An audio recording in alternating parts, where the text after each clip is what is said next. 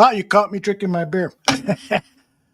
Welcome everyone to Bear Their Souls. My name is Aldo Gandia. And you know that music has me kind of in a FM radio mood, but that's not what the show is going to be about. At least I hope not. We are going to talk about the Chicago Bears offensive line. That's going to be my focus in the first hour, about 10, 15 minutes or so. Danny Shimon and I will interview offensive linemen from Sacramento State. Uh, um, Drawing a blank here. Should not smoke marijuana before you go on the air. Slater, Jackson Slater, who really started to take some attention, gather some attention at the Senior Bowl. And people who follow small school college football players, he's been on their radar for some time because this guy has had a splendid college career at Sacramento State. And so he just continues to build accolades. But people wanted to see him play against the top talent. And at the Senior Bowl, he had his chance and he really performed well, getting better and better every day. And so the reason for that interview is because the Bears need to find guys in day 3 of the draft. I think Slater will be there in day 3, and they need to find undrafted free agents who can help this offensive line because it is in crisis. So I'll start with that in a minute. Segment 2 of the show, Johnny Santucci will join us. Johnny Santucci, who will bring all of his knowledge about football and the porn industry with him, and so we should have some fun with the Tooch. His Bear State of Affairs. I don't know what he's going to be talking about, but I saw some of the graphics that he's loading. It should be fun. It should be a lot of fun. Hey, Vizlo. Hey, 3.5. Hey, Cliff. Hope you guys are all well. And segment 3 of the show, I think, is not. I hope you guys all stick around with it, particularly people who hated the halftime show. I brought in Ross Reed, who is one of the co-hosts of the Mac and Reed show. And if you've seen that show, you know that both he and his co-host, Evan McLean, really love hip hop music, and they're aficionados. I think of it, a handful of shows that I've seen where they're talking about that music genre. They really know their stuff, and in particular, Kendrick Lamar. Both of them are big fans, and so I needed somebody to help me interpret. Vizlo says halftime show was amazing. I'm glad you liked it. You know what? Because I needed somebody to interpret what was going on. I'm sitting there watching it and I'm saying, well, this is really pretty cool, but I don't know what he's singing. I don't know what the storylines are. And I know hip hop, particularly the great artists, weave great storytelling. And so I needed to know more. And then I read a couple of articles that intrigued me even more. So I called Ross and I said, Ross, let's come on for 30 minutes. So in the last 30 minutes, it's a pre-recorded interview, just like the interview with Slater is. But I want you guys to hopefully listen to the point of view defending the art form, defending the performance, and explaining it. And also, I think the big question, and I would love your opinion, people who have joined us live in the chat and later watching this, say in the comments, do you think that the Super Bowl is obligated to book more mass appeal bands? So, for instance, the Who was on, right? U2 was on. Some of the global superstars, and Kendrick Lamar is a global superstar, but within the niche of hip hop music. And so, I would love to get your point of view. And Vizzo is from California, so he knows a little bit about the Compton life. So it's important, I think, for us to discuss this and discuss, if you don't like it, tell us why. And if those of us who were intrigued by it, like I was, didn't understand it fully, but the beat was good, the dancing was phenomenal, the theatrics were phenomenal, and now I want to learn more about the lyrics. And Ross is going to help us with that and some of the other topics about, that I mentioned. Cliff says, my understanding is Lamar and Drake have a beef with each other concerning who's the best. Lamar used the Super Bowl to one up Drake, soap opera stuff. Cliff, and that is a great point. To me, as I learned more about what was happening here, it did feel kind of petty. No, it was kind of petty, to take that platform and as opposed to using it to unite people, particularly when the Super Bowl is playing songs about, don't hate on people with Brady and Snoop Dogg, it seems kind of weird that the one of the main storytelling hooks is about disliking somebody. And so, thanks, Cliff. So it didn't feel like it was sending the right message. But take that aside, it's almost like when I've seen movies before that I was like super intrigued, but I was like, I need to fucking Google this movie to find out what the fuck I just saw to understand it better. I'm not shy about saying there's some great movies that I ended up loving after I learned more about it. And I think that's what's happening to me now with this Kendrick Lamar halftime show. I'm not totally there yet. The genre of hip hop, I was trying to explain this to my wife, and I said, "Why don't you listen to some of it?" And she goes, "No. I know I won't like it." And I go, "But you haven't seen it." She goes, "I don't like hip hop music." And so I can understand that there's a big audience out there that just doesn't like the music genre. But I have a problem with people going online and saying it's the worst fucking show ever. No, it's the worst fucking show ever, maybe for you, because you don't care to try to understand it. You don't care to try to open your mind on stuff. Now, the things that Cliff is saying about the petty rivalry stuff, hey, there's stuff in there that I would probably argue with too, just like there is stuff in great movies that I would say, I wish they would have changed this scene or that and so forth. But anyways, that's going to be segment 3. Let me get to the main focus of the first hour here, and that is the offensive line. In watching that Super Bowl game, I said to myself, we're fucked. Us Bears fans, we're fucked, man. Because we saw the Philadelphia Eagles offensive line completely dominate. They dominated on both sides. But what I'm worried about most right now, outside of my, family, health, and paying my taxes and stuff, it is the Bears offensive line, because we're not going to unlock the genius of Ben Johnson, the potential of Caleb Williams and Rome Odunze and Cole Kmet without an offensive line. And what I saw out of the Eagles offensive line is like, that's A plus, and the Bears are down at D minus, D. And I only give them a D because of the tackles. And hopefully just those two guys alone will start playing at a B or A level soon. Braxton, I have less hope for.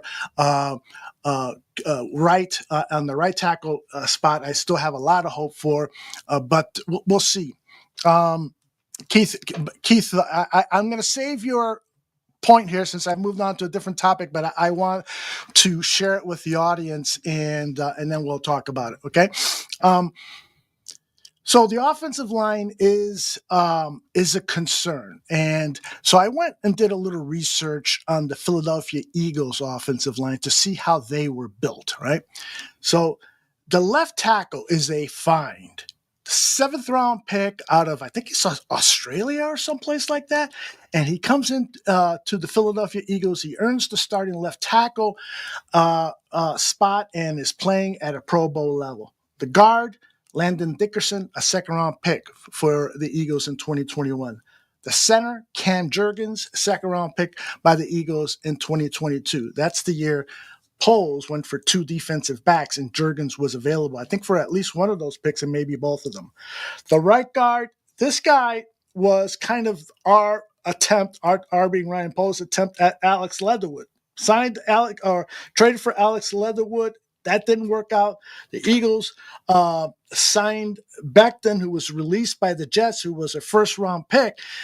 They pick up Becton and they coach him up, move him from right tackle to right guard, and he becomes a stud. And the right tackle was a 1st round pick by the Eagles in 2013. We need to find those gems like they did with the left tackle and right guard, and we need to draft early and often to get the kind of offensive line that this team needs to unlock its potential. So with that, by the way, and I've had this discussion with Swift over the chat room. Swift likes to point out that it's taking years for the Detroit Lions to build their offensive line, and he's right. But the question is what is taking Ryan Post so long? He's already 3 years into his tenure. The fact that he's only devoted one draft pick and has not made a big free agent signing on anywhere on the offensive line is the troubling thing to me. If you're inheriting a quarterback like Justin Fields, and you're then a year later drafting a quarterback, or 2 years later drafting a quarterback in Caleb Williams, what are you doing to help this guy settle in? When you're developing a quarterback, the first step, or maybe second step, is to develop an incredible offensive line around him, because you just cannot expect a quarterback to play at a high level and to play quickly at a high level if he doesn't have the protection. Even when I have seen the greats, the Bradys and the Mannings, when their offensive line was injured and they were being pressured, those guys were shitting bricks back there. They were scared. They were wincing before they were hit. And so with Brady, he got the ball off so quick that he helped the offensive line in many ways. But with Manning, who liked to hold the ball a bit, and Aaron Rodgers, I think his second year, he was sacked 60 plus times. So, we need to help these young quarterbacks. We need to help them because if we don't, we're going to be perpetually sending out there an offense that is going to fail. Cliff says, Bose has a long way to reach Howie Roseman level. You ain't kidding, man. You ain't kidding. And I want to, now that we know he's going to be here, because at the end of the season, I wasn't so convinced. Now that we know he's going to be here, it's time to make sure that he can indeed get the job done. And that's going to take, I hope that Ben Johnson jumps in there and really, really, really, explains to him the value of the offensive line, the value of taking risks, go against the plan. You don't want to spend that much money on an offensive lineman? Sorry, we're in a dire situation here. I've had some equipment breakdowns here. I can get it repaired, but then I would miss the show for the next week or two. No, I'm going to go and buy some new equipment and get this done. That's how Ryan Post has to think. I hate to throw money at a problem to fix it, but sometimes you have to do that. You have to do that, because if you don't, you're just going to live a miserable life. And Vizzo, you're right. Trenches, trenches, trenches. Tonight, we'll focus on the offensive line, and in the coming weeks, we'll talk about some of the other ways to help the offensive line, and we'll, of course, talk about the defensive line. But over the next few weeks, we're going to be talking to offensive linemen like the one we're talking to tonight, Jackson Slater, offensive lineman of Sacramento, because, man, wouldn't it be great if we had ourselves a guy like Jordan, 7th round pick. I'm not even going to attempt his last name. Jordan Mailata. I think I nailed it. Pick up somebody like that, and who knows? Jackson Slater. Some scouting reports have him going in day 2, and others have him as an undrafted free agent. So there's still a lot of people kind of learning about him and disagreeing. His combine is going to be huge for him. Let me go to that interview. It is, I think it's about half hour long, and Danny and I talk a little bit afterwards. This is Jackson Slater. Let me run it from this machine here, because I think it'll be better quality. And please listen carefully to this guy, because during the interview, guy reminded me of Jason Kelce. He really did. But here it is. played baseball, football, and basketball. All right, as promised, Danny, Shimon and I are here to talk with Jackson Slater, interior offensive lineman of Sacramento State. Jackson, thanks very much for making time with us. How are you doing? Doing well, yeah. Thanks for having me. Great. Listen, I told you, I'll tell the audience, Danny and I are doing this we have our dream jobs. I'm the general manager of the Chicago Bears. I finally get to screw things up the way I want to screw them up. And Danny works professionally as a scout, but he's pretending now that he's working for the Chicago Bears. So we'll do 15, 20 minutes, and then maybe at the end you can tell us we were terrible or lie to us and say we were really good. How's that? Okay, sounds good. All right. So I'm going to start with the first question. Jackson, tell us just a little bit about yourself so that we can get to know you as a person. Yeah, so I'm originally from Bellevue, Washington, born and raised there by my mom and dad. I got a little brother as well who is a preferred walk-on at Sac State right now. Sounds like he's doing well with the new staff there. Went to Newport High School, growing up, played baseball, football, and basketball. Played baseball and basketball till my sophomore year of high school, and then did track and field as a senior, and then obviously played football all the way through. And then, Sacramento State was my only full ride scholarship. Pretty under-recruited kid in high school, partly due to COVID, I think, partly due to just kind of being a late bloomer type of guy. Had some, non-scholarship offers and, the Ivy League and the Pioneer League, and had a couple preferred walk-on opportunities. But, and then I also had a partial offer in Washington.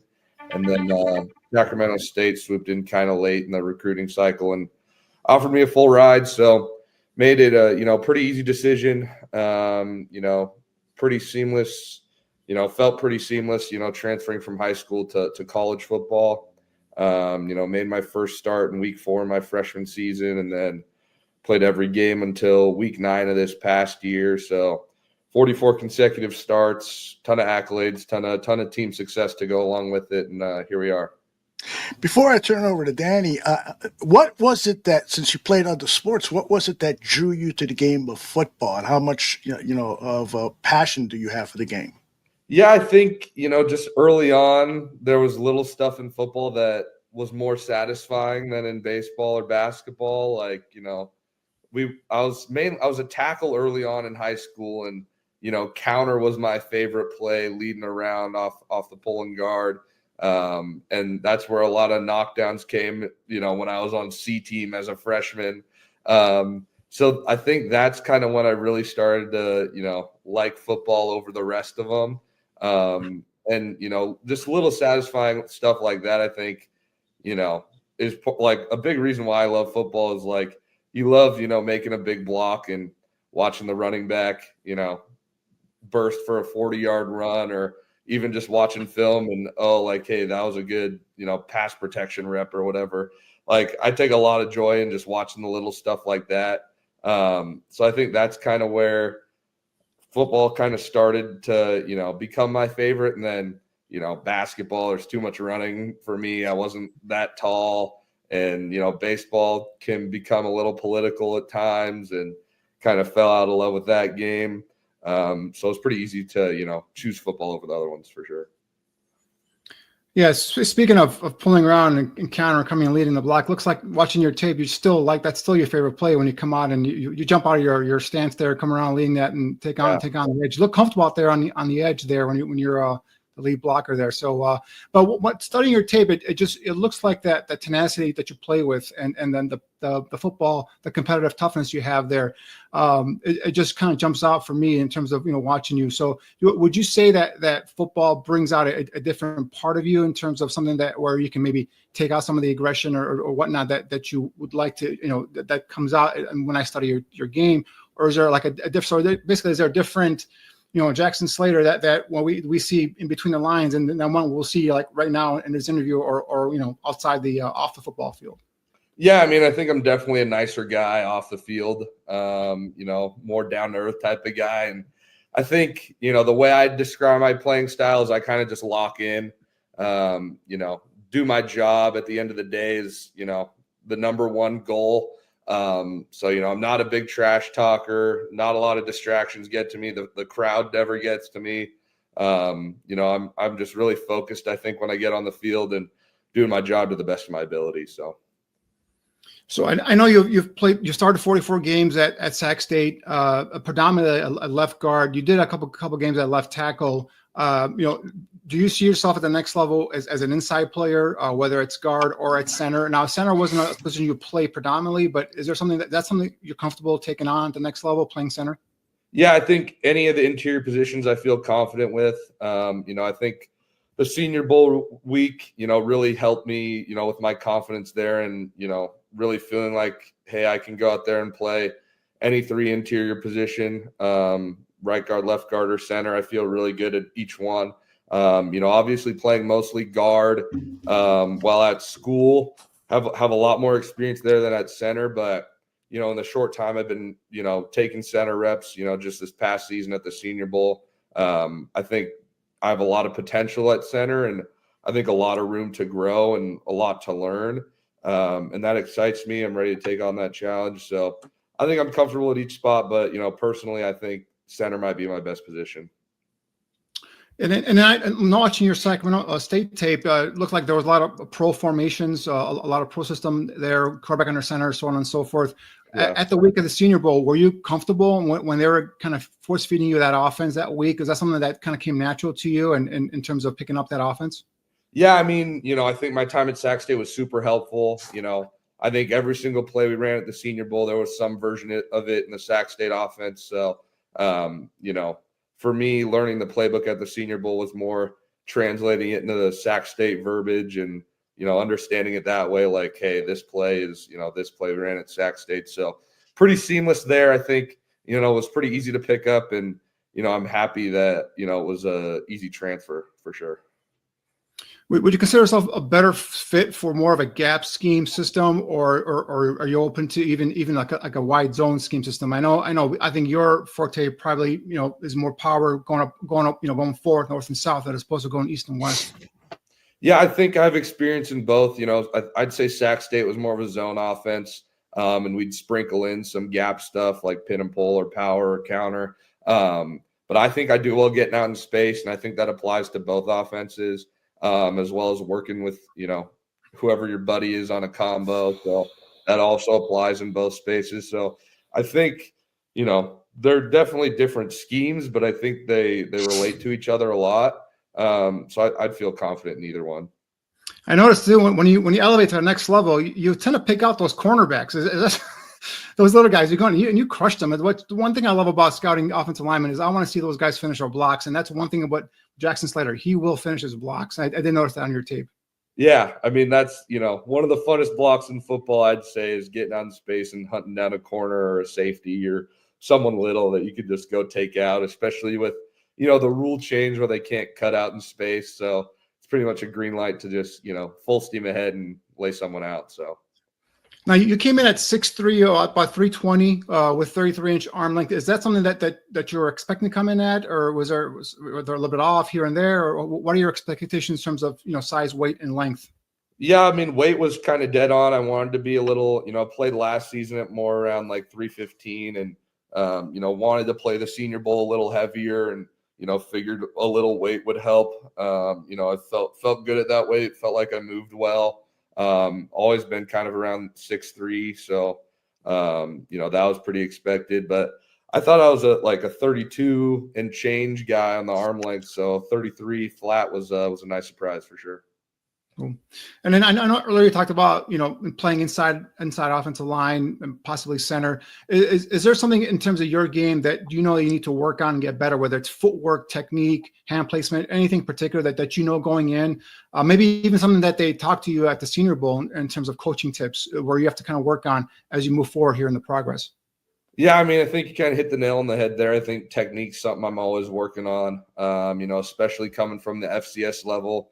I think I got away with stuff at times, whether it be bad hand placement on a rep, or I took a bad angle and maybe saved myself just due to, my athleticism and size, comparatively at that level, where I think, I was still able to find success sometimes even without perfect technique. So, you know, that's something I'm trying to refine and fix, is just, you know, the little things, you know, having consistent pass sets, you know, getting to your spot, having the right depth, you know, just moving well in general. That's something I'm always working on for sure. And then going over the practice tape over at the Senior Bowl, I mean, there are a couple of nice reps you had, one of those one-on-ones. That is my favorite you know, moment in terms of every practice is the offensive defensive line one-on-one. And a couple of them, one against Walter Nolan, and then another one against R.J. Oben from Notre Dame. I think you did a really nice job. Did you find yourself gaining more and more confidence as the week went on, going up against these, you know, FBS guys or these, you know, Division I guys, and just seeing that, hey, man, I can stack with these guys? Yeah, for sure. I mean, you know, going into it, you know, was kind of unsure of how it was going to go, just not really seeing this level of football at a consistent basis, you know, in my time in college. So I'd say early, like kind of halfway through day one was really when I felt like, you know, yeah, I belong with this group. You know, my name, you know, belongs with all these guys. And I think, you know, my confidence kept growing throughout the week, kept stacking days, improving on the things from the day before. So, you know, I think, you know, I showed a lot of people that I belong, and, you know, I think I proved to myself I belong too. I knew you were getting cocky or not cocky, I should say. I know you were getting confident on that third day when you brought the crop top jersey. Oh yeah. You know, when I see that, typically, you know, we've seen guys in the past, Quinn Miners, who's from Wisconsin Whitewater, went to the Broncos, good career. You know, Cody Mock, North Dakota State.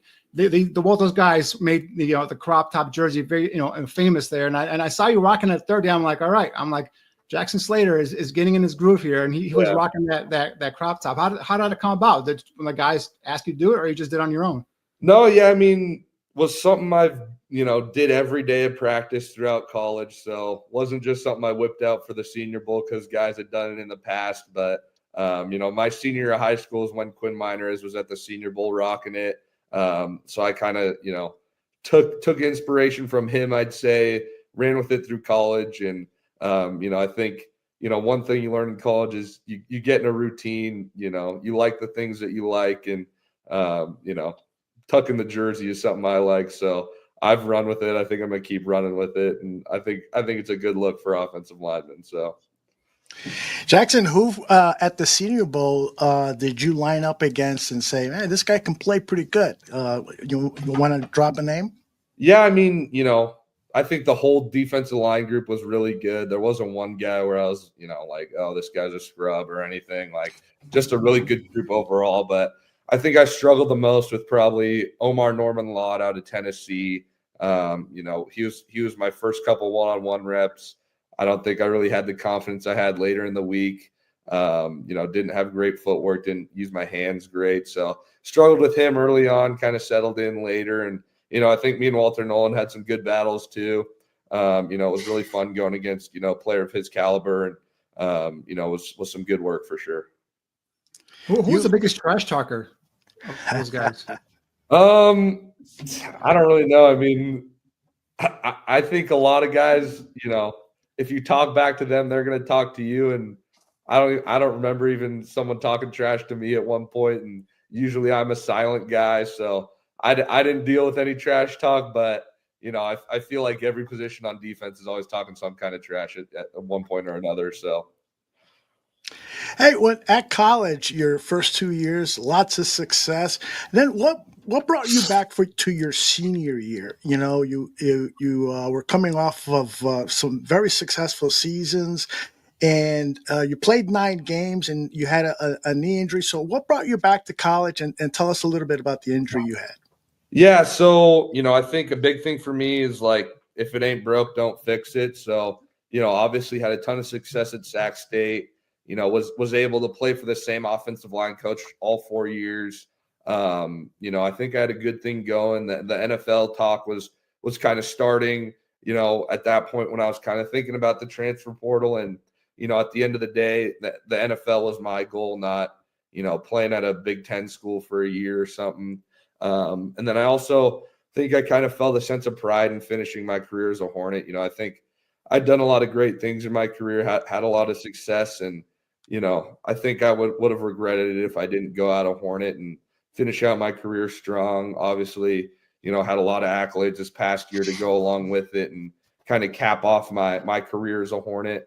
And then, yeah, towards the end of the year, week 9, had an MCL injury. So I think they classified it as a grade 2, but it was closer to a grade 3 than a grade 2. So pretty close to a full tear, but, got super lucky. My meniscus was fine. Patellar tendon was fine. And, MCL injuries are usually non-surgical. So there's enough blood flow in that area, I guess, to where it like reattaches itself and usually fully heals on its own. And, I was worried about being able to play in an all-star game, but felt healthy, probably since early January. Felt healthy at the game. I think, there was nothing that hindered my performance there. So, I feel confident in it moving forward. But yeah, I mean, unfortunate way to end my career for sure. Is there an offensive lineman currently in NFL or past, that you've kind of watched tape, you've watched their technique and you kind of, if you, I don't want to say mirror, but that's the kind of player you're looking to kind of become at the next level? Yeah, I mean, Jason Kelsey's one that comes to mind. I feel like he's a bit of like an anomaly though. So the one I've watched the most, it was, watched his senior year of college, was Mason McCormick, was a 4th round guy last year to Pittsburgh. Played a lot this past season as well. But yeah, I mean, just another guy from the small school level that, had success in an all-star game, had a good draft process. And, as a guy I kind of looked up to moving forward into my senior year and throughout this process. So watched a ton of him before playing my senior year because I was like, hey, this guy, probably did 1 or 2 things right if he's going in the 4th round from a smaller school. So watched every game of South Dakota State we had. Just, a really vicious player, I'd say, always looking for work, has a lot of great blocks on the move. And I think that's kind of what I tried to emulate this past year. And, I think I did it well. So I concur. Mason McCormick was a guy I loved coming out last year. South Dakota, State, Jack Rabbit, like you mentioned, a guy like to finish his blocks. I talked about earlier. You like to finish your blocks. Again, like a guy who's physical at the point of attack. Same thing I see with you as well. That's a great comparison.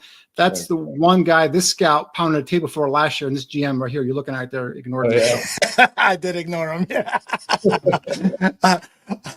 It's funny that you say JC because visually you look a bit like him and body type and so forth. And then when I saw this video that you posted on your X channel, let's take a look at it. It's 15 seconds long. I said, guy reminds me of JC Kelsey.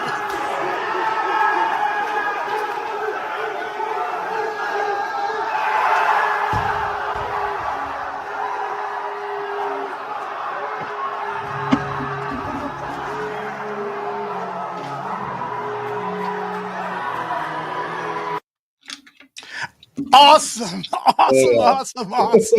I'm fired up. Right there. Yes, exactly. I mean, I expected you to grab a couple cans of beer and just spray them all over yourself as you're walking out. That was good. Tell us what was going on there and why that was a special moment for you. Yeah, so that was me power cleaning 405. Had been chasing it for, probably a couple of years until that point. And, that was the challenge. My strength coach, Coach Morris, he gave me that challenge going into, spring workouts was, you got to hit 405. I think you can do it. And, that was probably definitely, the pride of my, weightlifting, I would say. And, I think if you can power clean a lot, you're probably a pretty good football player too. So, just was super excited. I get pretty pumped when I achieve a goal. So that was, on display right there for sure. Absolutely. What do you like to do in your free time? Yeah, so I'm kind of like a nerdy guy in my free time. So I collect sports cards. I build, Star Wars Legos. Awesome. I'm a, Marvel, Star Wars, DC fan.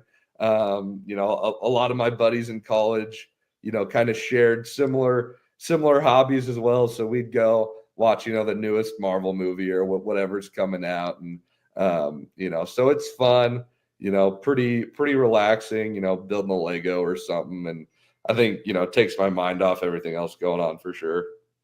No riding on the hood with machine guns in the car and stuff like that. None of that. Okay. We'll forgive you for that. I saw in a news report that you are training in Arizona at a place called Exos. Tell us a little bit about your training there, what your schedule is, the combine coming up, all that stuff. Yeah, so I mean, it's been a really good experience. Been here since early January. They've been helping me recover my knee as well as prepare for everything. Combine, prepared for the Senior Bowl.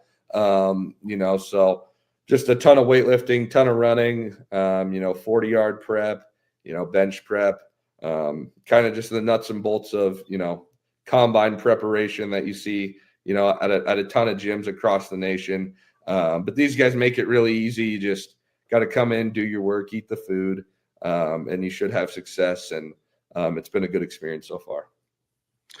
It is about 25 degrees here in Chicago. I think we're going to get 6 inches at the end of the night. Could you deal with cold weather and playing a football game on the frozen tundra and dealing with the environment? Yeah, I think I play my best football in the cold, to be honest, from Washington originally. So it can still get pretty cold out there as well. And I think some of my best games in college were when it was, colder rather than hotter. I think I've had experience in all kinds of weather and never played a snow game, but, hoping that comes at some point for sure. Cool. Talking about you may possibly moving inside of playing center. Have you ever snapped before and even out of shotgun either as well? Yeah, so did at the Senior Bowl. And then, this whole past season was essentially the second string center for Sac State, dealt with some injuries early on. And, there was talks that I might move to center full time. But, I think the kind of consensus was I, did a lot for the offense, getting out in space and stuff at guard. So was best to keep me there. But, still came with, taking center reps like a second string center as well. So, was doing it every practice before every game as much as I could while, still being able to play guard at a high level. So I've had a lot of experience there. I have a lot of confidence in my snapping ability. I think, for me, it's more just getting comfortable with, the timing and the body position stuff that's different at center compared to guard. So, Ben Johnson couldn't be here, so we'll send them the tape of this interview. But he is, of course, the new head coach of the Chicago Bears. What do you know about him, the offense that he ran with the Detroit Lions as offensive coordinator the last 2-3 seasons? What do you know about him, and how would you like to play for a guy like Ben Johnson? Yeah, honestly, don't know a ton. Haven't done a whole lot of research on, the different offenses different teams use, but obviously had a lot of success in Detroit. Obviously, there's a reason why he's getting a head coaching job. Wish the best for him and, hope he has success in Chicago as well, for sure. You ever thrown a pass in a game? No, but, I got an arm, played baseball. I was a pitcher. I can sling it for sure. So more importantly, have you ever caught a pass in a game? Never caught a pass in a game, but, when I started playing football, I did flag football and thought I was the next Rob Gronkowski. So, one final one for me would be just the protections at Sac State. Were you heavily involved in calling out, identifying the protections, or was it all done from the coaching staff, or how did that work there in college? Yeah, so it was generally done by the interior guys. I'd say our center had a lot of dictation over what we were doing, but I was just as much involved as our center was. Typically our coaches would call the protections, but we'd call it the points. We'd sort it out ourselves, obviously, and then depending on the look, usually we kind of had free reign to flip it if it was an empty protection versus a 6-man or a 7-man, and kind of flip the direction of the slide. But I wouldn't say it happened a ton this past year, and but yeah, so generally came from the coaches, but depending on the game plan or certain situations, we were able to flip the slide for sure. So, did you grow up rooting for the Seahawks? Yeah, grew up a Seahawks fan, but going into this process, I'm definitely very indifferent about everything. I'm excited to go play for whoever wants to play for them. So All writes the check, right? Yeah, right, for sure. Did you get 76 because of Steve Hutchinson? Is that why you wear 76? No, I wear 76. That's a good guess, but my dad wore 76 when he played. He played college football for Western Washington University, and he wore 76, so I wanted to wear 76 too. So awesome. Football in the bloodlines. I know a lot of scouts really like to see that in the prospects that they talk to. Listen, This has been fun getting to know you, sharing a little bit about you with our audience.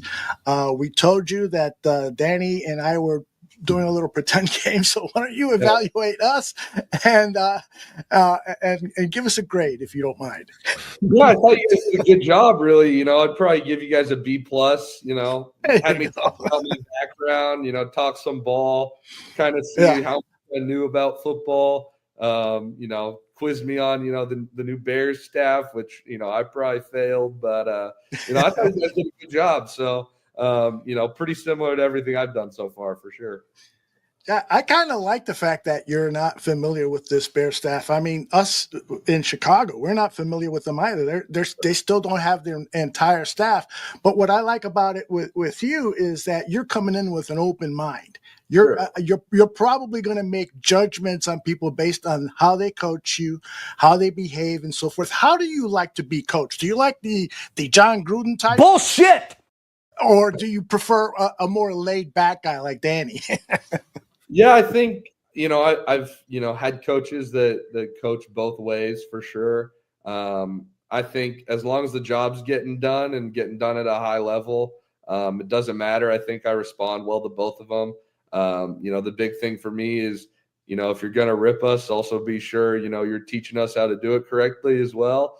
So, I'm ready to learn from anyone, and I think I can respond to any coaching style well. And I have in the past, and I don't think it's going to change. So he's an offensive lineman. He's used to F-bombs. I mean, that's how it rolls. Absolutely. Well, it's great to hear you say that, because we just came off a season where the offensive coordinator has been criticized during the season and now postseason as not kind of following through and letting players get away with things. And so the culture in the locker room wasn't what it should be and so forth. So if you do become a Chicago Bear, we'd be pulling for you every single day, and also hoping that you help to change the culture and be a mean SOB and get the job done. Yes, sir. That's the plan. Get the job done for sure. All right, Jackson, we'll let you go. Thank you very much for spending about a half hour with us. And again, good luck in the future, brother. Yeah, thank you guys. Good luck, man. So what do you think, Danny? Yeah, like I said, I put on his tape, and this is definitely a guy that at the Senior Bowl going in, I hadn't heard anything of him. I haven't been watching any Sacramento State tape, and then the first couple of days, like he mentioned, the early part of the week, there was a lot of getting used to the jump in talent. But man, that second and third day, you saw this kid pick up. Going up against some of these Division I guys, Walter Nolan, RJ Open, a couple of guys we just named here. And like I said, third day I saw him come out rocking that crop top, and that's that the guy's got confidence, right? And you could see it pick up in his play in the one-on-one drills that I love to watch, like I mentioned, and also in the team stuff where you see him getting up and elevating to the next level. Now at the Senior Bowl, he couldn't finish the blocks, but you see him in his ability to get out, elevate, and get to that run fit. But you put on a Sacramento State tape, you see the aggression, you see the physicality he plays with. I watching his tape, I do agree. I think center is probably the best position for him. I just didn't know if he had that background. It didn't look like he did, but he said he did have it with the backup center, and he's snapped before. So I think that's where you're going to be looking at Jackson Slater at the next level. Is going to be a center. And again, 6'3", 320. This guy is a guy that moves guys at the line of scrimmage. I think that's a perfect place for him at the next level. I think he fits nicely with what I assume is going to be a more, stout, more physical at the point of attack kind of offensive line that Ben Johnson will be bringing here to Chicago this season. So I think he fits in nicely. Yeah, prior to the interview, I did a little research and read some scouting reports on him. One actually has him potentially going in day 2, depending on what happens in the combine. That might be a little too rich, I think, especially for the Bears. But he's definitely going to get drafted, in my opinion, based on just the results at the Senior Bowl. And I think that as part of this broadcast, one of the main topics is that the Bears' offensive line is in disarray. It is in really bad shape. When you take into effect what we saw Sunday in the Super Bowl, and the offensive line for the Philadelphia Eagles and what they did for that run game and how they dominated the line on both sides, and you look at the Chicago Bears offensive line, the defensive line needs work, but the offensive line definitely needs work. So the solution is that you've got to hit big. You got to hit big on a day one pick or 2 day 2 picks. And then on day 3, you got to hit again. And if you can find a Slater in round 4, 5, 6, 7, whatever, and he comes in here and he shows that he's a great developmental player, or he can play immediately, that is going to be huge for this team. Yeah. Do you see him as a day 3 pick, or do you think he could jump into day 2? Right now, he's a day 3 pick for me. I think he took himself from a guy who might have been a priority free agent to now a guy that's going to probably go in the third, day 3. Like I said, I see more like a fifth round, 6th round, something like that. But we'll see how it goes. If he continues to impress at the next level at the combine, in his team meetings and all that stuff, I think you'll see this kid maybe jump up. But yeah, day 3 is where I got him at. But yeah, I mean, you're gonna want to bring in these young guys. And you talked about the offensive line at what the Eagles did. I mean, look at what the Chiefs offensive line didn't do for Mahomes, and it made him look like someone that looked like he was lost. He had his first half numbers were comparable to Rex Grossman Super Bowl numbers. That's how bad Patrick Mahomes. This is a guy that people comparing to Tom Brady as the GOAT, right? So that just goes to show you that no matter how great a quarterback or receiver or you have or tight ends, you need to have that foundation up front in the offensive line. And the Eagles just whooped the Chiefs offensive line badly and made Mahomes look immortal. Make look like a normal human being. Not like someone that's on a trajectory to go to the Hall of Fame. So that's how important it is to secure your offense and defensive lines. And I think that's where the Bears should concentrate. Both in free agency and the draft. And a young kid like Jackson Slater, I told you, is a guy, like you said, developmental prospect. Bring him in, develop him, get him stronger, get him bigger, and get him in your offensive line room. Groom him, and then eventually he could take over and become maybe a starter, or at the worst case scenario, he's a quality backup. There's one other thing in the scouting reports that I wanted to get your thought on. One of them offered this criticism of him, saying that his lateral quickness was not at that kind of NFL pro elite NFL level. Do you agree with that assessment? And if so, is that something that a player can train to improve that lateral quickness so that he can be better prepared to play in the NFL level? Yeah, I'm looking at my notes right now. Lateral agility is one of the things that stuck out to me, his lack of lateral agility. And that just means moving east and west. And that's why I see him more in a confined area like center.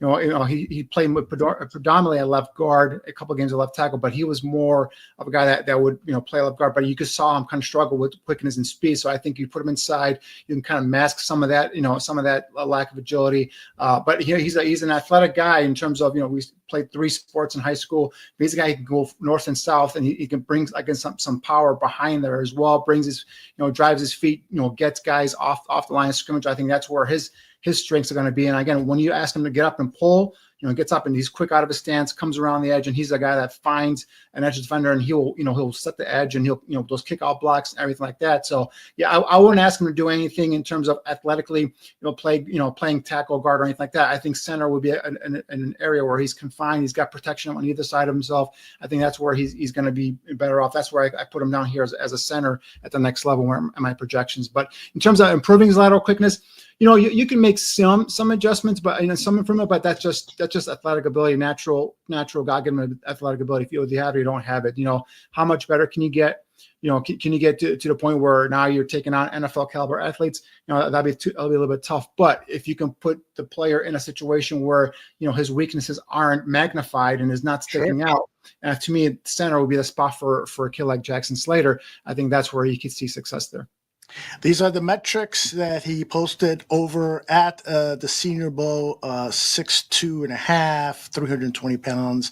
The hand, I was going to ask him to hold up his hands probably better than I didn't. 33-inch arms, and that wingspan is at 78. Anything stick out there that you want to comment on? No, I know he mentioned the arm length. He was a little bit shocked where that came out at 33, but yeah, I mean that for typically that's typically guard level arm length. But I think at center that's more than enough. Even if he's sub 33, I think at center that's more than enough. So I think we'll see what his actual measurements are at the combine, because those are the official ones that go into the record book. So we'll see how it comes out there. But yeah, I mean, in terms of that size, that length, I think that's perfect for inside. And we talked about, at least I've talked about, I think this next version of the offensive line under Ben Johnson is going to be more of that strong, move guys at the line of scrimmage, more physicality at the point of attack. We'll see some more pulling. We'll see some more traps, so on and so forth. We'll see inside zone. We see some outside zone as well. But I think as opposed to what we've seen previous years, the 270 pound to 290 pound, center, the lightweight athletic center, I think those days are gone. I think we're going to see guys, kind of like Jackson Slater, 6'3", 320 plus ability to move guys at the point of attack is what we're going to be kind of seeing here and featuring on this offensive line. At least that's what my, watching the Detroit Lions tape, that's what I'm projecting and looking forward and scouting for the Bears this upcoming draft. I know we've talked about this before, but I want to ask you again for this audience that's watching. The Bears have the number 10 overall slot. It doesn't seem like there's an offensive lineman who is really number 10 value. So would you look at trading down if you got an offer to go down to 14, 15, 16, thereabouts, so that you can stack up a third second rounder and really help to replenish the offensive and defensive line? I would. And unless there's a defensive guy, whether it's an edge guy or interior defensive lineman that sticks out to me, like Mason Graham or Michael Williams, someone like that, like that just is raves top 10. And do I go ahead and drop down and miss out on those guys where it fills a need? It's not the offensive line, but defensive tackle and edge guys are also needs here as well. And the other thing you got to take a look at, I've said it before, picks 20th or 70 is the meat of this draft, So I think interior offensive linemen are guys you can get in that second round, and I think as we go through the process here, there's a bunch of guys that I've already identified and have kind of marked down, and I'll be giving you guys scouting reports on some of these interior offensive linemen that they can get with those second round picks, maybe even a third round pick, then come in and fortify if you happen to pass on an offensive lineman at number 10, or if you trade down in this scenario and get a different player. One more, and I promise I'll let you go. Darnell Wright, right tackle. You've introduced the idea, and I haven't heard many people talk about this. In fact, I haven't heard anybody talk about it recently, about potentially moving Darnell Wright inside because you think that he will be better at the guard position. You were right about Tevin Jenkins. When he was drafted, you said absolutely not. He cannot play tackle. His best position is at guard. That was proven correct. So if you're right about Darnell Wright, what do you do at right tackle? Well, with right tackle, what you could do is you could either get a veteran, a stopgap veteran for a 1 year, 2 year deal, draft a guy in the second or third round, have him sit back there, develop, and you can plug him in next year or year after that, and then have him start a right tackle. Or because for me, if Tevin Jenkins, Darnell Wright is a good right tackle, right? I think he could be a Pro Bowl caliber right guard, and that's where I say I can say you can help solidify that spot. But the other thing is you don't want to take the right tackle and make it weak and then just to solidify right guard. So you're going to have options. So for me, if you bring in a veteran and he plays right tackle, you can kick in Darnell Wright to right guard. And now you have a nice formation there on the right side. But in the stopgap term, you can also go, hey, let's bring in a veteran, like I said, Kevin Zeitler, who's got experience with Detroit. He's up there in age. He's about 35 years old. Played right guard, played very well last year for Ben Johnson and the Lions. You could bring him in, plug him in at right guard, draft a developmental right tackle in the second or third round, have him sit for a year, and then when Zeitler's ready to leave after a year or two, kick Darnell right inside the guard, plug in your developmental right tackle, and now you're set there as well. So a number of different ways you can go and you can address this. But yeah, for me, Darnell Wright's a good right tackle, but I think he has a chance to be a Pro Bowl right guard. And that's what this team needs. This is what I've been preaching now for the past several months. We're in dire need of Pro Bowl, all pro caliber players. And if it takes a position change and then finding a remedy for that position that player is leaving, so be it. Want the absolute best out of the players. Danny, it's been fun. It's been fun getting to know Jackson Slater and fun talking to you. You and I will be back here in about 2 weeks. Is that correct? Yep, right before the combine starts. Preview the scouting combine. Looking forward to that.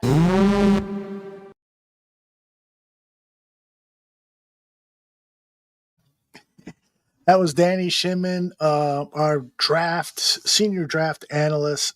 Danny puts the work in, man. He puts the work in, and he's already at work every spare moment that he gets. He is grinding the tape, and he and I are going to preview the combine in a couple of weeks, so I hope you will join us for that. And of course, we have Greg Gaber here, who has done tons of work on a lot of these players as he does stuff for agents, and that's in his blood. So we're blessed to have two very good evaluators of talent here at the Barroom. I think that one of the things that we have to do in order to move this offensive line, expedite its development. Unfortunately, this isn't the way you want to do it, but you're gonna have to pay for free agents. You're just gonna have to, because you have failed. You being Ryan Post, you have failed to invest the assets needed with the draft to build this offensive line to what it needs to be. So, like I said at the beginning of the show, let's invest money. Here's the list of centers. This is according, I think it was Pro Football Focus, PFF. This is their order of the top free agents. Drew Dahlman, we've been talking about him a lot here in the Barroom. His name consistently comes up as a viable, 2-3 year signing, could take care of that center position. And hopefully we get somebody in later rounds who could be the heir apparent. Ryan Kelly is somebody who is an interesting name that I really haven't heard a lot of. Austin Corbett, I met him down at the Senior Bowl, actually, and embarrassed myself because I asked, I wrote his incorrect name on a video I posted. But he's a solid player. He has played with the Panthers, Brady Christensen, and then they have Coleman Shelton as the 5th-ranked player ahead of Josh Myers from the Packers, Bradley Bozeman, Connor McGovern. And so you got to wonder, how bad was Coleman Shelton? I've been preaching this for many, many years here at the Barroom. Sometimes we look at the players that we have and grade them badly, but we're doing it in a vacuum. We don't know that other teams have worse centers, worse left tackles. That's one of the reasons I defended Charles Leno so much. Not because he was a Pro Bowl player, not because I thought he was headed to the Hall of Fame. No, he was an average left tackle in today's NFL. And, that's a fact. Anyway, here are the free agent offensive guards. Trey Smith, of course, is the prize. I'll talk to Tooch about a little in a few minutes about whether he thinks Trey is going to make it to free agency or the Chiefs.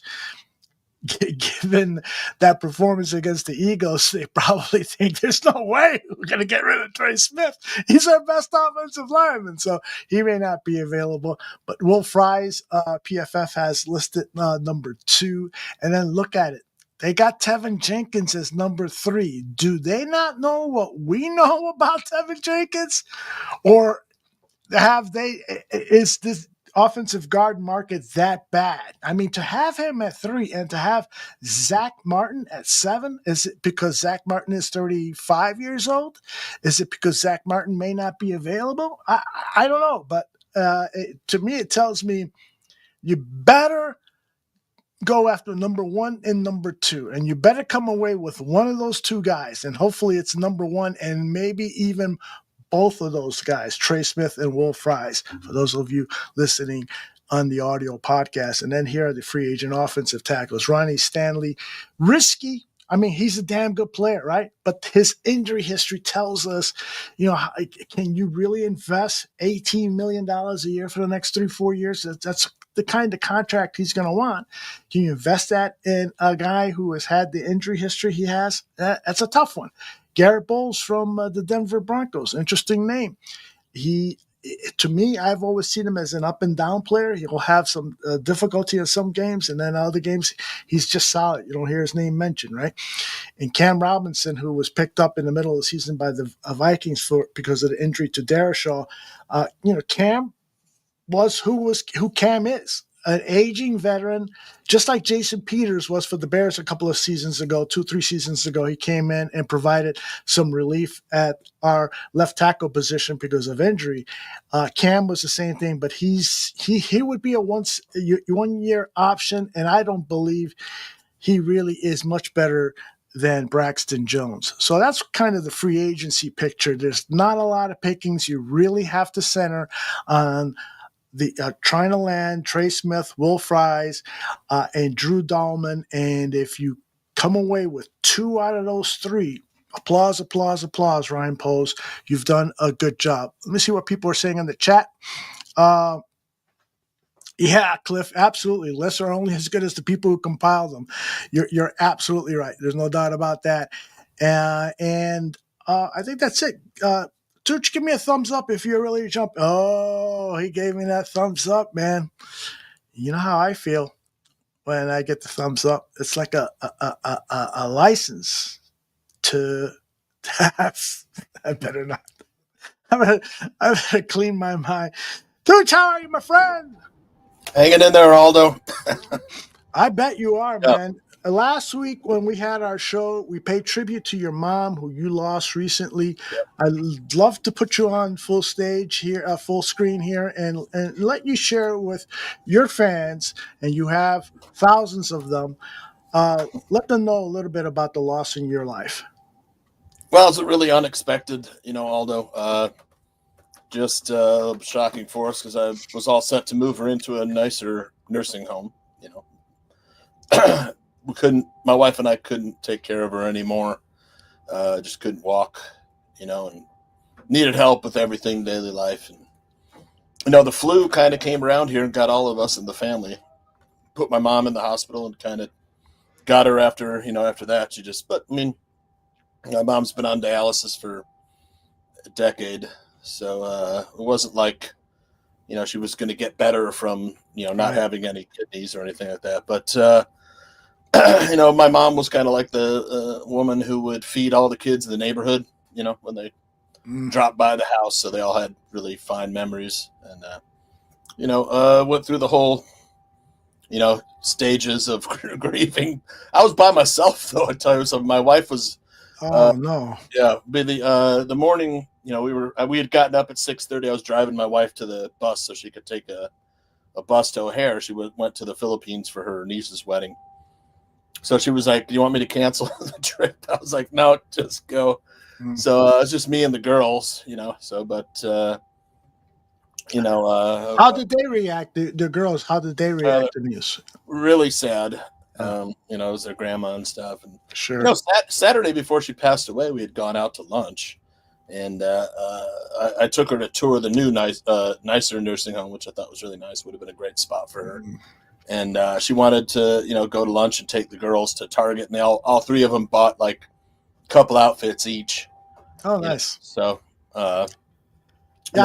it's rough with the whole nursing home thing, and I know you're not saying this, but there has been a problem in our country with the quality of care for seniors in nursing homes and so forth. And so you probably were looking for a better nursing home because you weren't confident with the kind of care that she was getting, huh?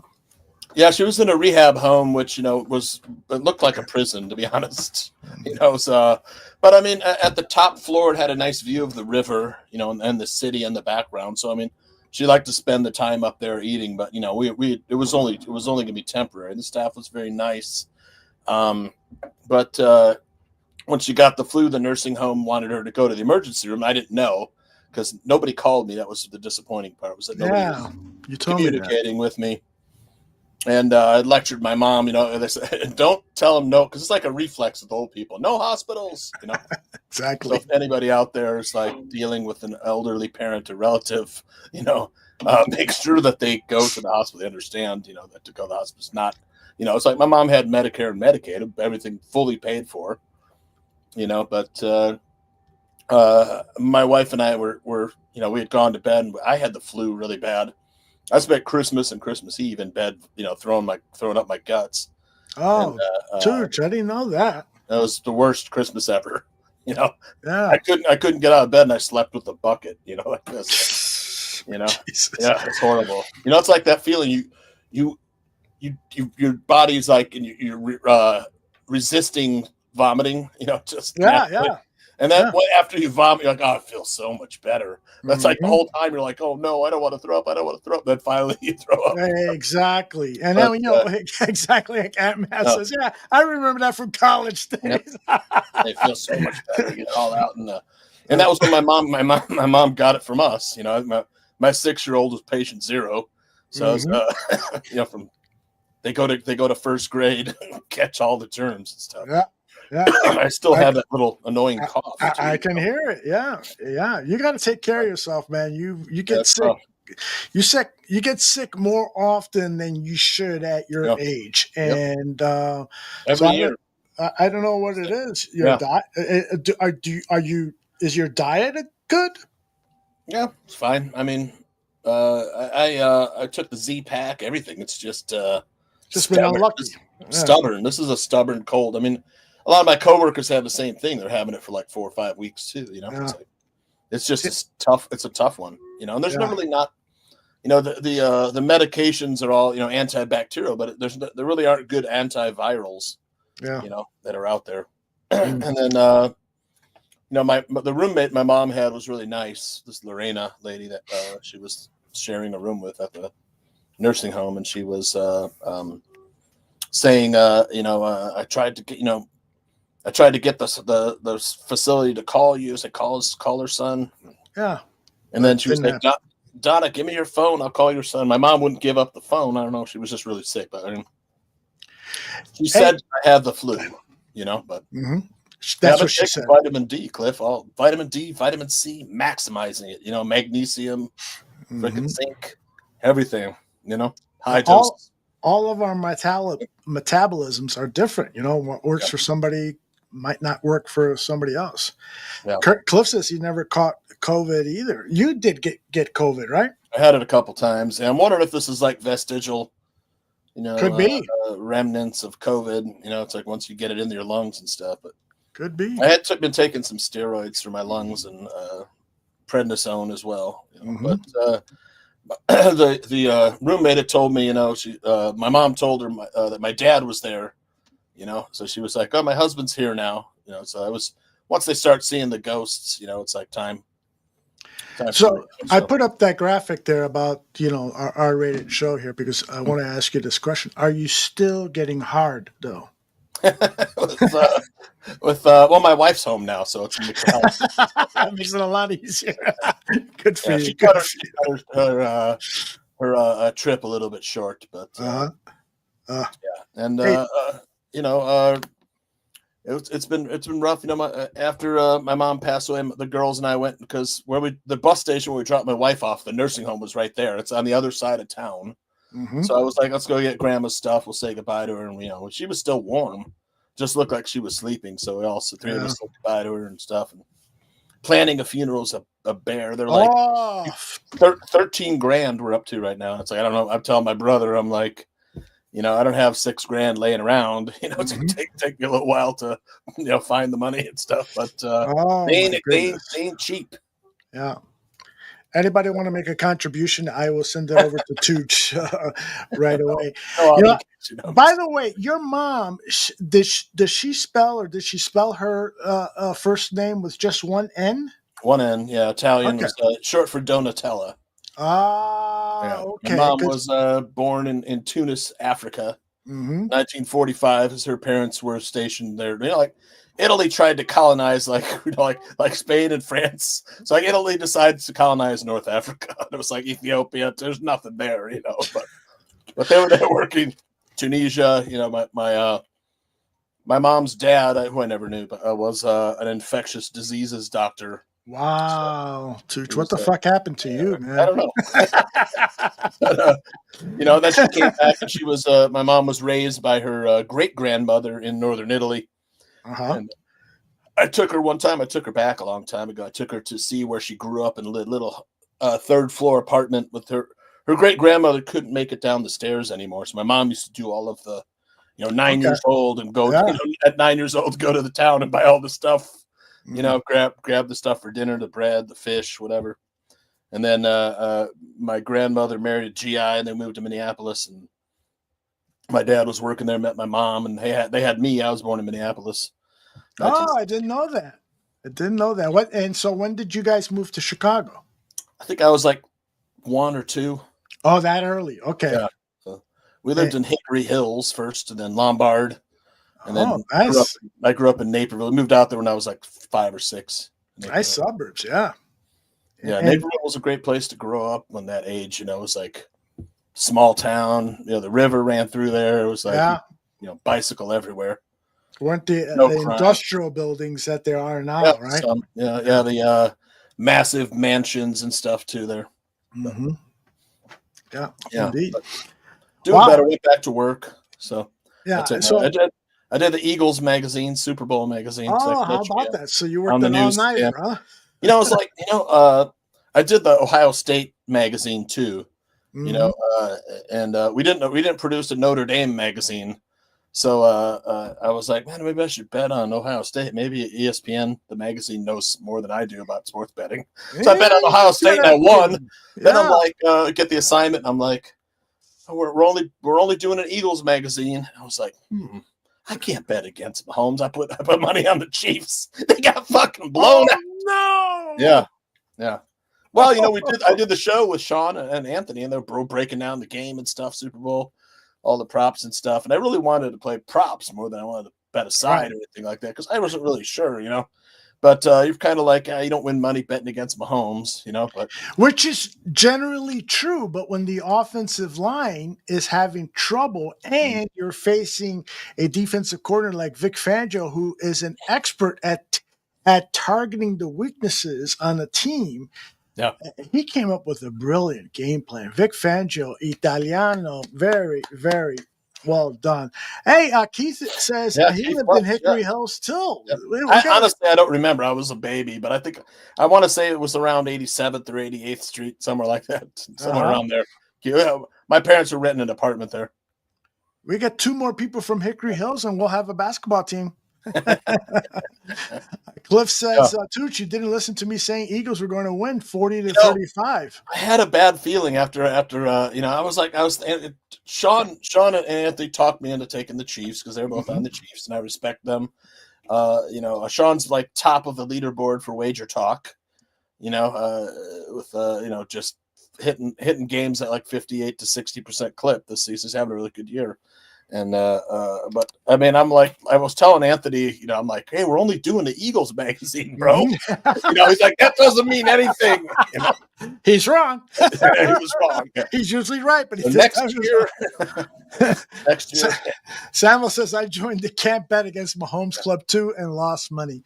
Hindsight is 2020. If we had realized, that the problems with the offensive line and really, started to think about what Vic Fangio can do when he gets 2 weeks of prep time, it was like, holy cow, amazing. Talk about that in Bear State of Affairs. Oh, good.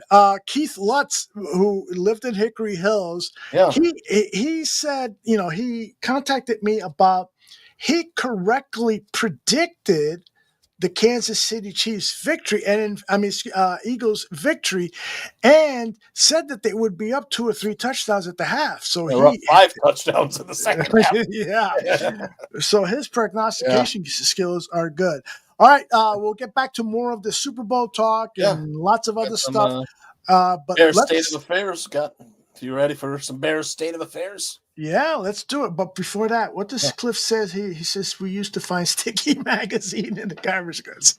Yeah, you should not have touched those unless you're wearing rubber gloves. All right, for those of you new to the show, this is Johnny Santucci's Spotlight. He does every show. He does a Bears State of Affairs, and it goes something like this.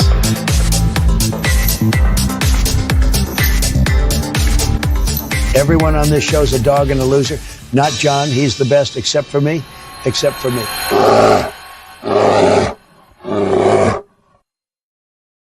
It's good to be back in Bears State of Affairs. Yeah. NFL off-season week 6. What's happening, Barflies? Well, Super Bowl 59 is done, and it was a blowout win for the Eagles. And Super Bowl 59 MVP Jalen Hurts as they beat up on the defending Super Bowl champs, the Chiefs. Yeah, it was a masterclass from former Bears defensive coordinator Vic Fangio.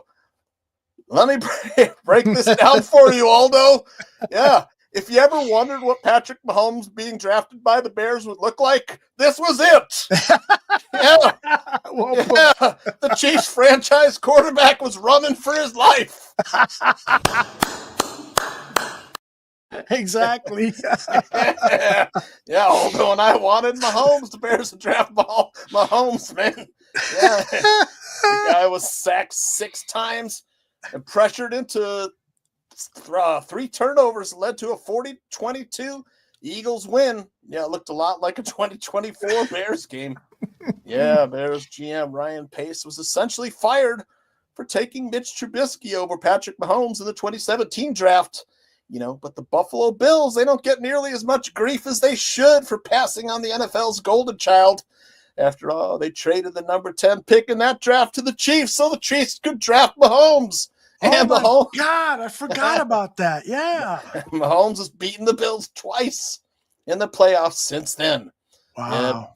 But this year, the Eagles end up taking home the Lombardi Trophy to their lovely fans. Yeah, the game wasn't really even that close, man. Yeah, Chiefs were down 24-0 at halftime.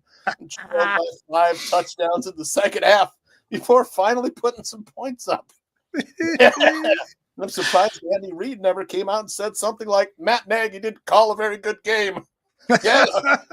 Or Bundle Rooski. Yeah. That would have been more appropriate because I know Nagy had something to do with that mess. Yeah.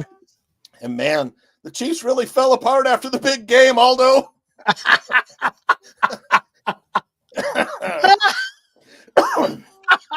I just realized who that was. Yeah.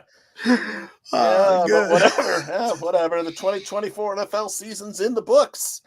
And we Bears fans can begin looking forward to the Ben Johnson era. Yeah. Because Bears have what they believe is a real coach now. Yeah. And shortly after hiring of Ben Johnson, Kevin Warren appeared on ESPN 1000 and said, Ben is real. It's not just a bunch of made-up words and sentences. Yeah, paging Matt Eberflus. Shots fired. Shots fired. That's good. I didn't know that. Yeah. Well, let's hope the hiring of Ben Johnson has changed the perception of the Bears around the league. They hired a head coach with a brain. Yeah, they conducted a thorough and competent coaching search and even added the well-respected Dennis Allen to lead the Bears defense. Yeah, the new competent Bears are kind of scaring me, Aldo. How about it? I thought they'd done so many things wrong that the law of averages meant they were bound to get it right at least once, sooner or later. I never thought about it that way. Yeah, maybe they turned a corner. Yeah, well, Ben Johnson filled out the rest of his coaching staff, hiring Declan Doyle as offensive coordinator and retaining Richard Hightower as special teams coach. And in sadder news, former Bears head coach Dick Duran passed away this past Saturday at the age of 74. Richard Manuel Duran, born October 7th, 1950 in Peoria, Illinois, was the head coach of the Bears from 1999 through 2003. He was also a star at Swampscott High School in Massachusetts and a Yale University legend. That's right. Yeah. I forgot about that. And it was also a standout defensive back in the NFL, playing from 1973 until 1980 with the Lions and the Bengals. His NFL coaching career spanned nearly 3 decades, from 1985 until 2012. You still got that little smile there, Aldo. He got the Dick Duran smirk. Yeah. That's right. Yeah, fans will remember the Bears initially wanted to hire Dave McGinnis after the firing of Dave Wanstead, but then Chairman Michael McCaskey made the mistake of announcing McGinnis as the new Bears head coach before getting McGinnis under contract. That's a problem. Yeah, forced the Bears to go with Dick Duran and to relieve Michael McCaskey of his chairman position. And while Duran wasn't the Bears' first choice, he went on to become the coach of the year for the Bears in 2001 after leading the team to a 13-3 record. Although that 13-3 team in 2001, that was an unexpected treat in Brian Urlacher's second year. Yeah. Yeah, Bears fans remember other players in that team like Jim Miller, Olin Kreutz, Marty Booker, Anthony A. Train Thomas, James Big Cat Williams. All of them had nicknames back then. Yeah. Ted Washington, Keith Traylor, Mike Brown, Roosevelt Colvin, Warwick Holdman, Walt Harris, R.W. McCorders, Tony Parrish, Philip Daniels, Brian Robinson, Jerry Azuma, and James Allen. That's a pretty good team, Aldo. Yeah, great memories. Unfortunately, the Bears would lose 33-19 in the playoffs to the Eagles and Andy Reid and Donovan McNabb. I remember that. That's painful. Following that magical season, Ted Phillips then submarined Giron and the Bears with a 16-game road schedule on a shitty playing surface in Champaign, while turning Soldier Field into a historic eyesore with fewer seats, all in the name of saving the Colonnades. Brilliant. Vic Giron was a good man, a smart guy, a solid defensive coach, and he deserved better. Yep, and not only did I lose Mama Santucci, but recently the Bears also lost their matriarch. Virginia McCaskey passed away on February 6th. Indeed. At the age of 102. Mrs. McCaskey was born January 5th, 1923, less than 3 years after her father, George Hallis, founded the Bears as the Decatur Staleys and helped create what would later become the NFL. And Mrs. McCaskey assumed control of the Bears in her 60s upon her father's passing in 1983. The team then won 5 straight NFC Central Division titles. Bullshit! They're that. Sorry. Yeah, 5 straight NFC Central Division titles, 84-88. Gave fans a magical 1985 season that ended with a 46-10 rout of the Patriots in Super Bowl 20. In a statement to Bears fans, the McCaskey family said, quote, "While we are sad, we are comforted knowing Virginia Hallis McCaskey lived a long, full, faith-filled life and is now with the love of her life. She guided the Bears for 4 decades and based every business decision on what was best for Bears players, coaches, and staff and fans. Except for when she shit-canned the Honey Bears. Yeah, that was definitely not for the fans, Aldo. Absolutely. That's a sin I will never forget. That's right, man. Forgive. Yeah, Aldo, if there's a light at the end of this tunnel, maybe now that dear Virginia has passed on to greener pastures, maybe, just maybe, cheerleaders might make a return to the sidelines in Chicago. That's Bears State of Affairs. Yeah, baby!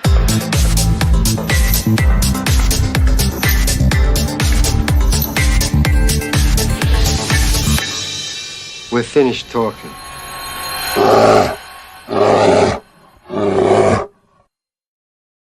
Nice job, Tooch, as always. There is no real documented proof that she was the one, or is it true? Legend has it. Legend has it. I guess that's a good way of putting it, but it has to be her, right? Yeah. I mean, even recently, I think I read a story that said that she was, got rid of the Honey Bears. Okay. Well, I'm with Donald and you. We got to bring back the Honey Bears. I mean, come on, especially once the new stadium is up. I love how Dallas does it, where they have certain areas of the stadium where there's a couple of the cheerleaders here, a couple there, and then they move to the sideline and so forth.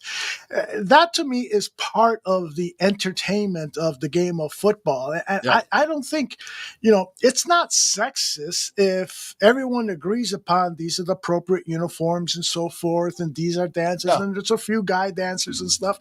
I think it's time to bring them back. I really do. Do you think it'll happen? I don't know. I would love it. I mean, I love competitive cheer. I mean, I want my girls to do it and stuff. And a lot of parents have their girls in cheerleading and stuff. And I love dance and stuff like that. And I mean, you're going to a ball game, getting into the whole atmosphere. It's only fun. Absolutely. And, I know there's been stories where the NFL cheerleaders were underpaid and so forth. Yeah. Do it the right way. Bring them on, give them good salaries or, good freelance contracts, and let them coach them to become really good and entertaining and be a part of the community, attend charitable events and so forth. I really would love to see that with the Chicago Bears. I got a feeling, though, Tooch, that it may not happen for at least a while. We don't have that kind of luck, Aldo. Yeah, right. But, I think that George McCaskey will not want to go against his mom's wishes. And so it might need to be the next generation of owners whenever or if ever that happens. So we'll see about it. Yep. But I wanted to talk to you about the Super Bowl game. And, you clearly shared your opinion on Bears state of affairs. I started off the show by saying that one of the biggest things I learned about that game is that the Chicago Bears offensive line is vastly inferior to what the Philadelphia Eagles have. And then Danny told me in the pre-interview, he reminded me, well, look at what happened to Mahomes. He's lost 2 Super Bowls because the offensive line couldn't. And that went without a penalty. That I don't want to dominate your segment here, but Dan Aguirre. I had that picture waiting. Dan Aguirre texts me and says, Patrick Mahomes getting all the calls, the Chiefs are getting all the calls. It's not true. At least it wasn't on Sunday, right? They weren't getting their calls. The first one, yes. But outside of that hand to the face of I'm glad Mahomes, you brought that up too. Yeah, please take it away. Yeah. I'm glad you brought that up because, it had gotten pretty bad with the referee and just the calls that the Chiefs always seem to get. So, there was even a story that said the referee crew that had the least favorable amount of calls for the Chiefs was going to be calling the Super Bowl.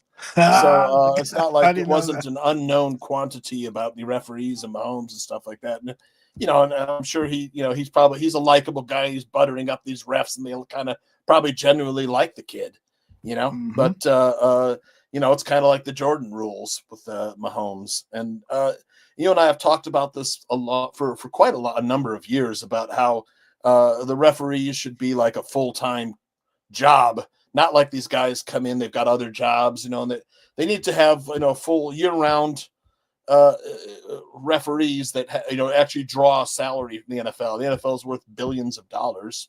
There's no reason why they can't have full-time referees, that are getting all the salary and benefits, and they can do it as a full-time job. Exactly. They have to commit to this because there's just too much money out there. There clearly is a reason for having full-time refs. A lot of people are saying, well, what are they going to do, on the other days when they're not refereeing a game? There's plenty to do. You watch tape. You watch for tendencies.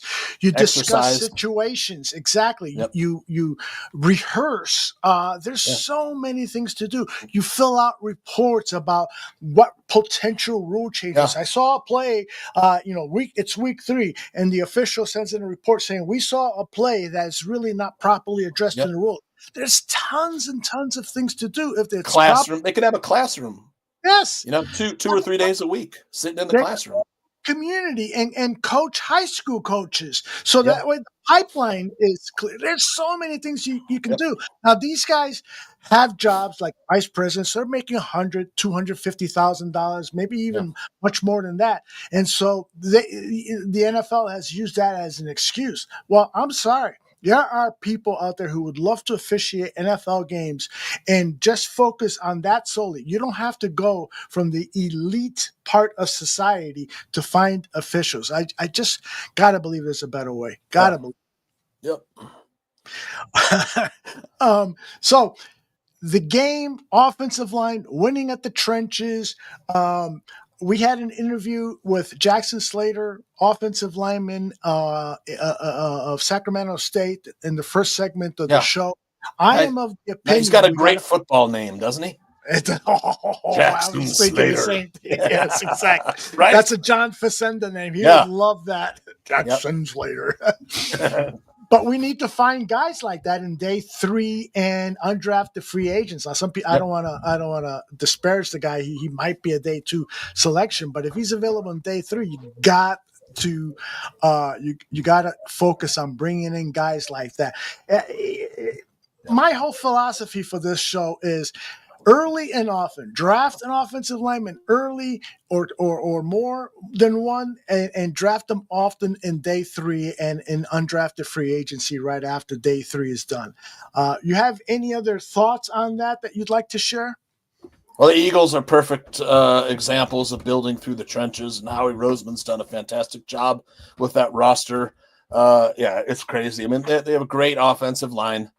They were number one running the ball too. You know, the whole two for first-round all year draft long. picks, 2 first-round draft picks, 2 second-round draft picks, and they lucked into that 7th-round pick, a kid from Australia. So yeah, you got to invest. And I frankly don't know much at all about the new offensive linemen. So I'm hoping, through Greg and other sources, I'll learn more about them. But I hope they got a good one. Because that's so important, man. It really effing is. When we had on our guest Slater, he one of the things that really stuck out was he wants a coaching staff that will correct him and tell him why when he does things poorly, and he wants to be taught correctly. It almost seemed like in the past he had a coach scream at him about something, and his reply back, or his thought back, was, yeah, well, you never taught me that. And I sensed that was happening with the Chicago Bears coaching staff a lot. Did you hear the story about Shane Waldron not sitting down and watching film with Caleb Williams? It's like, oh my gosh, only in Chicago. Do you remember the story of Brian Urlacher saying that he didn't know how to read film, and Greg Blosh was embarrassed by the whole thing? You remember that years ago? It's like, this is ridiculous. Why are you running a mom and pop operation? A lot of times you just got to teach the coaches how to coach. It's that simple. When I was in corporate America, we had courses for the leaders of departments. I had to sit there and learn how to, cheer on this employee and smack that employee and crap like that. And it's got to be the same in the NFL. You got to teach people how to lead. Cliff says, and it's why Bears fans have lost so much confidence. Yeah, exactly. Because we just have not had that leadership. From your days of following the Bears, who were coaches that you really thought were great leaders and teachers? Oh man. Stumped you, huh? I don't really know. I wasn't really behind there. I know Olin Kreutz talks about one offensive line coach, but I can't remember his name. Is it Harry? It was Harry Houston. Yeah, and he came back under Nagy, but they didn't get along. Right. They didn't get along, yeah. And Waldron, that was a disaster. I wasn't sure about him either, and the whole Matt Eberflus hiring was, that was a cock up from the beginning. Just nobody had ever heard of the guy. I don't even know. Finally, though, at least we feel like we have a good coach. And by all accounts, from what other Lions players have said, that he's a great coach, a great teacher. Did you get a chance to read Brad Bigg's story on Ben Johnson in the Chicago Tribune? It was part of a Sunday story. It was like almost the length of a book. Really went to his hometown, talked to family and stuff. And all along in this guy's upbringing in school, high school, college, and his post-college career, everybody considered him to be like somewhat of a genius. There's a photograph in the article on ChicagoTribune.com that shows one of his spiral binders, and he would write numbers 1, 2, 3, 4, 5, 6 in one column, and then continue in the second column, the third column, next page, the same thing. It's almost like he was autistic writing down these numbers, but he was fascinated by analytics and numbers and so forth, and he was able to grow that type of thinking, and he incorporates that so much in his coaching style, but yet he has the ability to lead men. I'm excited about Ben Johnson. I really am. Yeah, me too. Expect to see a lot more play action. I know they ran play action at the highest rate. The Lions did, and Jared Goff had his best years, and the highest percentage of his yardage came on play action, passing yardage came on play action. So, and Caleb Williams is pretty deft with the play fake. So I imagine it'll be pretty good. And I love Caleb's ability to extend plays, his escapability and all that. I think it'll be, an exciting combination, Ben Johnson and Caleb Williams. Looking forward to it. What do you think about utilizing the draft or free agency, but primarily the draft? Because there's at least 30 guys that are going to get drafted at the running back position in this draft. What do you think about that the Bears should do? Should they target a running back on let's not say day one, day two, or should they look for somebody on day three that can help the current crop of running backs they have? Plenty of running backs on day three. Yeah, right. It is so deep. Same with like tight end. Like the draft is weak. There's not that many great wide receivers in this draft. I mean, there's some decent players. There's a few players that are really with Ben Johnson. He's going to want someone that could take the top off the defense. We don't have a player like that. So I know Danny mentioned Tez Johnson of Oregon, who was uncoverable at the Senior Bowl. And, guys like on Texas has a couple speedsters, Isaiah Bond and Matthew Golden. Those guys, Golden's rising up the board super fast, and you'd have to spend a first-round pick to get him. Yeah.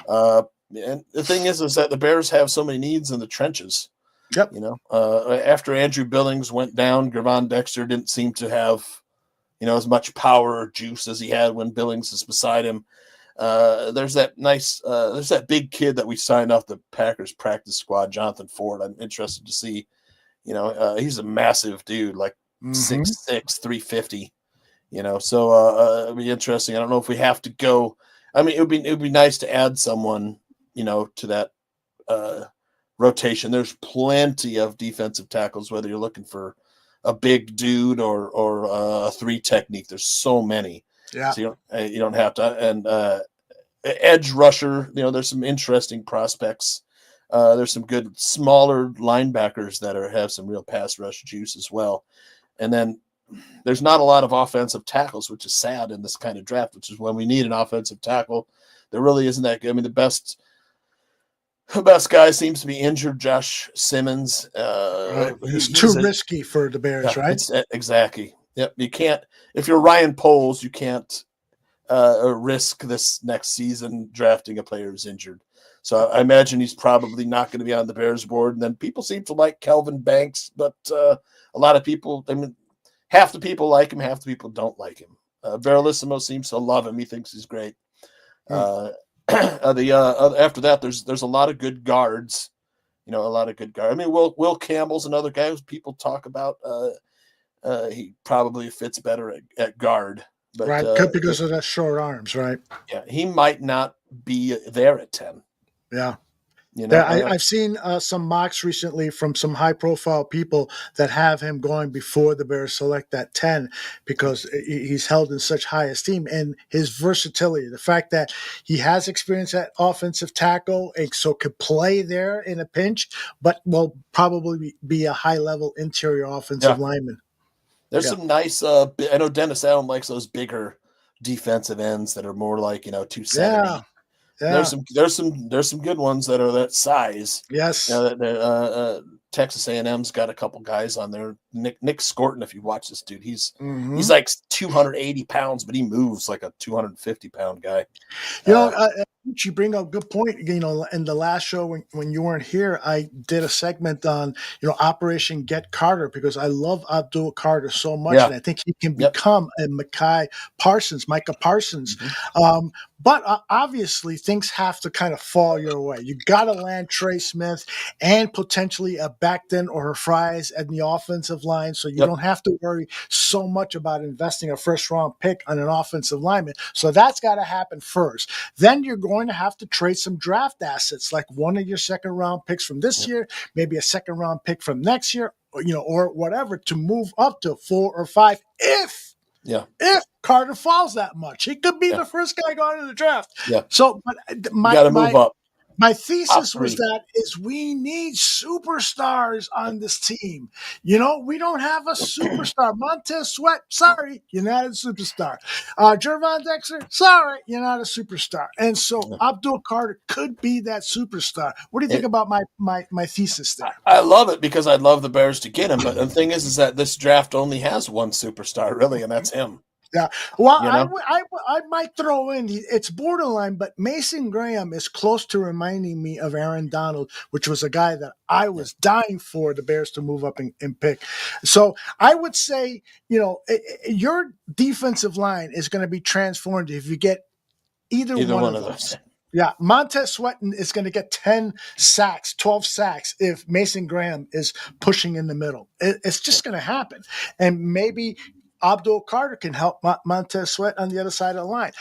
I don't know for sure, but I love to entertain scenarios like that to help build our roster. And right now, talking about offensive linemen, we have to be looking for those gems at the small schools and so forth. So I know you love dabbling in the draft. So when you come up with names that we should highlight and profile, please let me know. Okay. Oh yeah. I like a lot of, I mean, look, offensive line there. It's a thin draft for tackles, especially left tackles. I mean, there's some dudes later on in the draft that have some promise that are projects. That could maybe could play some, left tackle. But for the most part, I think there's some really good guards and some really good centers, in this draft. So if the thing is, like I said, there's not a lot of free agent tackles. It's just a bad year for the Bears to be looking for a tackle. But I mean, at 10, I mean, that's why people like Danny and Greg Gabriel are talking about we can get by another year with Braxton Jones, which is like, the last thing that Bears fans want to hear, because the next bull rush that Braxton Jones comes up against that walks him back into Caleb Williams, we're going to be saying, why did we stick with Braxton Jones? But there's there's Kelvin Banks and Will Campbell, and then, not a lot else. Cameron. No, I agree with you. The offensive tackles, there is no superstar at the offensive tackle, and certainly not one that you're going to find at number 10. The interior offensive lineman. Now, Samo says that people are sleeping on Oregon offensive tackle Josh Connerly Jr. He's going to be able to play offensive tackle in the NFL. But Samo, you're not saying that he should be drafted at number 10. I don't see Connerly as a number 10. No, you would trade back, or maybe he's there in the second round, but. The thing is that Connerly got eaten up by that Marshall defensive end, Mike Green. But he looked really good. I was surprised at how good Green looked. I shouldn't have been, but I frankly was. I'd like to see him get like what's the Ohio State guard? I forget his name. Cooper? Alaric. Oh, I thought you were mentioning Alaric Jenkins. No, that's in the draft. Yeah. Okay. What is his name? There's also Donovan Jackson too. Donovan Jackson, who was I was thinking Tyler Booker. Tyler Booker. Oh my goodness! That's like isn't he Alabama? Alabama. I'm sorry. Yeah. Okay. Or Georgia? Was he Alabama or Georgia? No, I'm pretty sure he's Alabama. Correct us. Donovan Jackson is Ohio State. Yeah, Donovan Jackson is Ohio State. That guy's plug and play too. But I do think that there could be this transition of going from those athletic, small size offensive linemen to the bigger guys, and Tyler Booker from Alabama. He's massive. He's like 330 pounds. Yep. He would be, I think, an excellent. I'm starting to believe that at number 10, Booker could be a really good pick. I've got to study that more. Let me know your opinions. Guys like Samo and others, Donald, who studied the draft, let me know if you think Booker would be a good pick at number 10. What do you think, Tooch? I wouldn't mind it at all. I mean, look, like you said, pressure these days in the NFL, a lot of it's coming up the middle. So you want to be strong at those three interior line positions. We had Coleman Shelton, who's a smaller dude at center. I mean, he did an okay job. It wasn't terrible. It wasn't great. Exactly. And then our guards were, for the most part, either injured or missing in action. Nate Davis was a bust. The guy, I don't know, he played less than 10 games, I think, for all that money we paid for him. And then Tevin Jenkins was injured, most of the season or half the season. And then we ended up going with guys like Bill Murray and Matt Pryor at guard, and we definitely have to get better at guard. That's why if they do sign Trey Smith, that'll allow the Bears to have a little more flexibility in the draft, of course. But, Tyler Booker is going to be a plug-and-play player, Samo. Yep. And Donald says Booker has limited athleticism, which is true. Taking him at 10 would be a reach. I prefer a trade back if he's the target. I would love to be able to trade back, to 15, 16, 17 and get Booker, which is, I think he could last that long. Yeah. The question is, do you want to go for some pass rush juice that high? Yeah, because there's definitely some good pass rushers that high that are worth the number 10 pick. Yeah. Danny's really high on Jalen Walker. He's a smaller guy, but that guy he's like Micah Parsons. Similar build, maybe 6'2", 6'3", 250 pounds.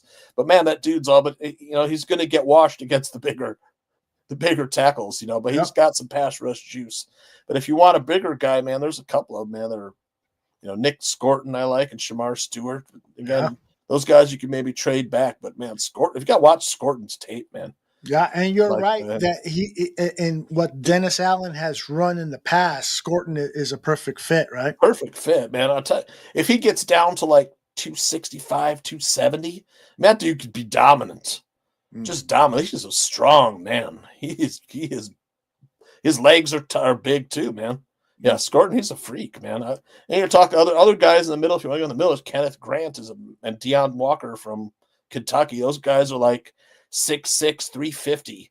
And they move. Walker and Kenneth Grant. Walker has nice length too. I think I got his numbers somewhere, but so that's something to think about. So if you were to get Walker, and I've seen him go as late as round 3. If you were to get Walker, what would you do with Gervon Dexter? Are you going to have both of them playing and maybe get off of playing? Walker's going to eat those double teams and single up Dexter. Yeah, I love that. I would love to have one of those big guys plugging up the middle for the run too. Yeah. Like Kenneth Grant or Deion Walker. One of those guys is big. I mean, if that's the way they want to go. The Bears had great success when we had Keith Traylor and Ted Washington in the middle. Nobody could run on us. Remember back then, it was like those two fatties plugged up the middle. And which allowed the offensive lineman to stay off of Brian Urlacher because Urlacher had trouble getting off of blocks. And so those big fat asses up in front, he really owns a piece of that Hall of Fame trophy to them. I'm looking for, I think I got, Scorton. I know Gooch says Scorton's been dropping, but man, the mock drafts I've seen, he's like risen all the way up to 12. Yeah, I don't know if he's been dropping. I haven't seen that myself, but maybe. Yeah. Another guy's like that. What's his name? What's his name? Michael Williams. The Georgia defensive end, Michael Walker, Michael Williams. What is? Let me see. I'm looking at my list here. I'm not seeing him. Michael. Oh, I'm looking at my Senior Bowl list. Was he at the Senior Bowl? Michael Williams, Georgia, 6'5", 265. He's another one of those guys that's like larger defensive end. Both those guys, Scorton and Stewart on Texas A&M, man. Those guys are like 285, 290 pounds. And they're, 4'7", 40. Yeah, Harmon's a nice player too, Samo. Samuel says he's not sold on Michael Williams. I think Danny's a big fan of Michael Williams. Danny loves Jalen Walker on. Yeah, he does. Indeed. He is that guy's a speed demon, but he's a smaller player, but definitely has the pass rush juice. Yep. He's going to be like that Micah Parsons type. And then if you're talking tackles, I mean, there's some later round guys. I mean, for as far as like tackles, it's like there's some big guys that like 6'8", 6'7" at tackle you could get later on. They're projects, but eventually, they might pan out. There's these are late. These are probably day 2, day 3 guys. There's a Ozzie Trapilo on Boston College. The guy's 6'8", 315 pounds. Yeah. And Holland Pierce on Rutgers. That guy's 6'8", 350. Jack Nelson on Wisconsin was a decent player. Wisconsin had a good offensive line, 6'7". And then there's a kid on Florida that played like 3 or 4 years at left tackle. What is his name? I can't remember his name. Anyways, he's on Florida. What is his name? Some people said Emory Jones on the other LSU tackle that plays LSU. And then Georgia has another big dude that's they had him at guard. He's like 6'7". Mm-hmm. But you got to, the Bears will have to decide where they want to be at, whether they're going pass rush or tackle, guard, or offense or defensive tackle. Well, let's take a look at the free agency list that I have for edge players to see if that could help. Would you entertain the idea of bringing Khalil Mack back at a 1-year contract, knowing that he's probably going to be a specialist at the pass rush position and likely to deliver under 10 sacks, probably more in the area of 6 or 7? What do you think about Mack as a possibility? How old is he now? Just out of curiosity. I think he's 34. And with pass rushers, we've seen elite pass rushers play into their late 30s. So, Reddick is about that same age too, right? I think Reddick is younger. I do think he's. What worries me about Reddick is just the fact that he had that nasty holdout after he agreed to a contract with the Jets. Yeah, he seems like he could be a nuisance type of player. The pass rush or the edge rusher free agent list isn't exciting at all, although. But the best guy really is Josh Sweat, but he's not going to be available. There's no way that he's going to be available in free agency. The Eagles, I figure, have to sign him somehow, some way. And then Chase Young from the Saints, he's probably not going to be available either. I don't know. Maybe he will be. He's kind of an enigma. So edge rusher, pass rusher, I don't see, unless you're going to take a chance on a guy like Mack or Reddick. I don't think Khalil Mack on a 1-year deal might be all right. That might be kind of cool to see him back with lower expectations than we had before. Were you disappointed with his first go around with the Bears? His only go around? That first year, man, he was amazing. Ooh.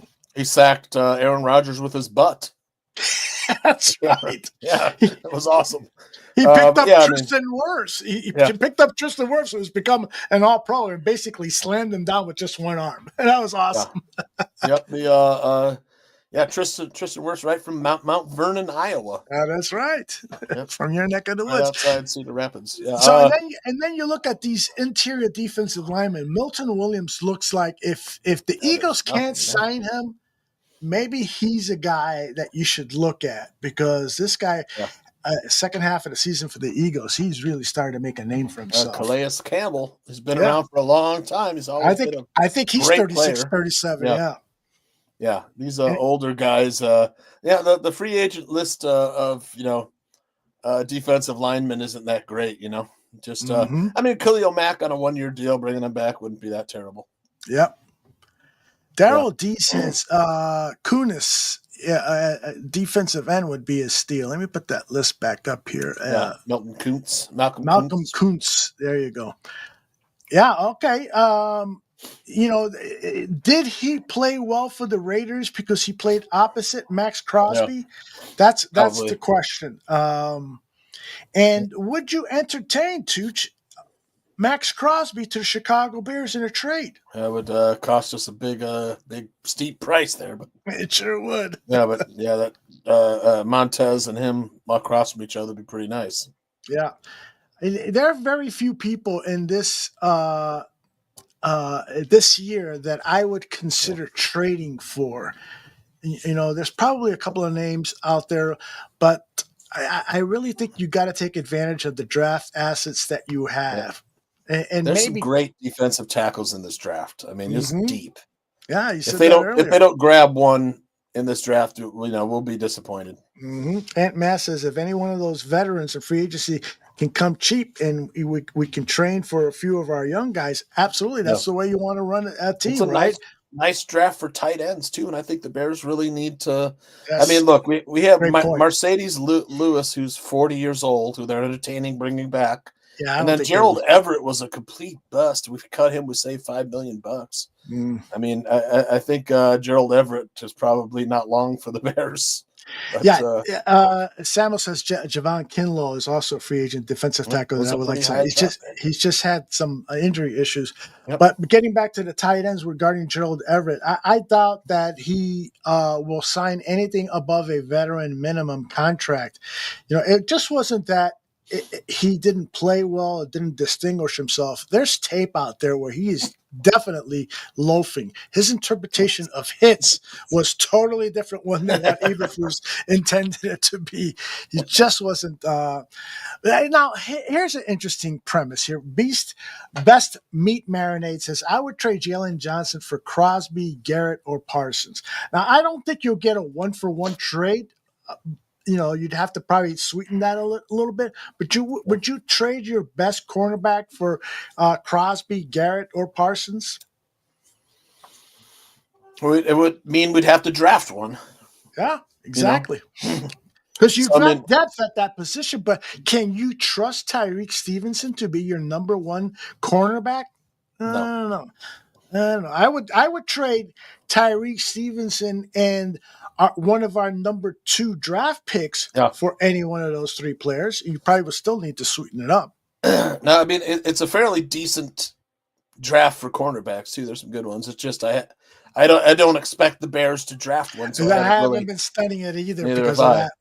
Yeah, I do think they need to draft a safety though, and there's some good late round safeties that you could get. Yeah, it's going to be interesting. Best, I want to say beast mode for some reason. Best Meat Marinade. Best Meat Marinade says release Tremaine Edmonds. But it's going to be interesting to see if Dennis Allen can resurrect his career. Well, now, I mean, Allen wants more thumpers, and Edmonds is certainly not that. He's more of a Brian Urlacher style. Finesse. And can roam the field sideline to sideline. And he's still so young, and he's been in the league like 5 years. He's like 24, 25 years old. Yep, indeed. Yeah, Donald, you're worrying me. Now I'm going to have to start studying cornerbacks as well. I know. Samuel says, I agree with you, Tooch. We need a young free safety. You can't count on Jaquan Brisker. Mm-hmm. Yeah. Unless he just hated Eberflus so much, he was like, I can't play anymore, coach.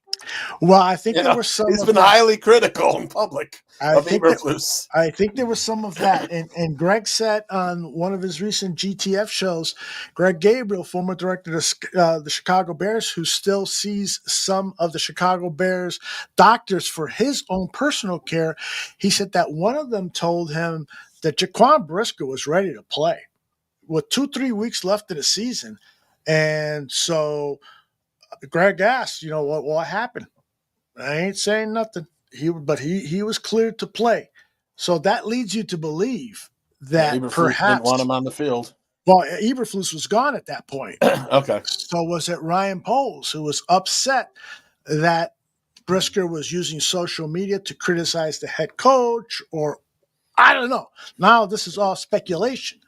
But Greg has said that he had a source and that source told him he could have played the last 2-3 weeks of the season. Yeah, it seems you and I talked about how this guy's been out forever, what the hell's going on? Is he ever going to play again? Yeah, I hope he does because he's a very good player. But I was definitely, Brisker pissed off somebody. I think that's what happened, Cliff. And I do think that, I am a little bit concerned that the players went public. Cole Kmet, Jaquan Brisker, Jalen Johnson had his own show. Yeah. And, you shouldn't do that. You just shouldn't do that. So hopefully Ben Johnson knows that he and Ant Mass, it could be just simple as this. Hold him out.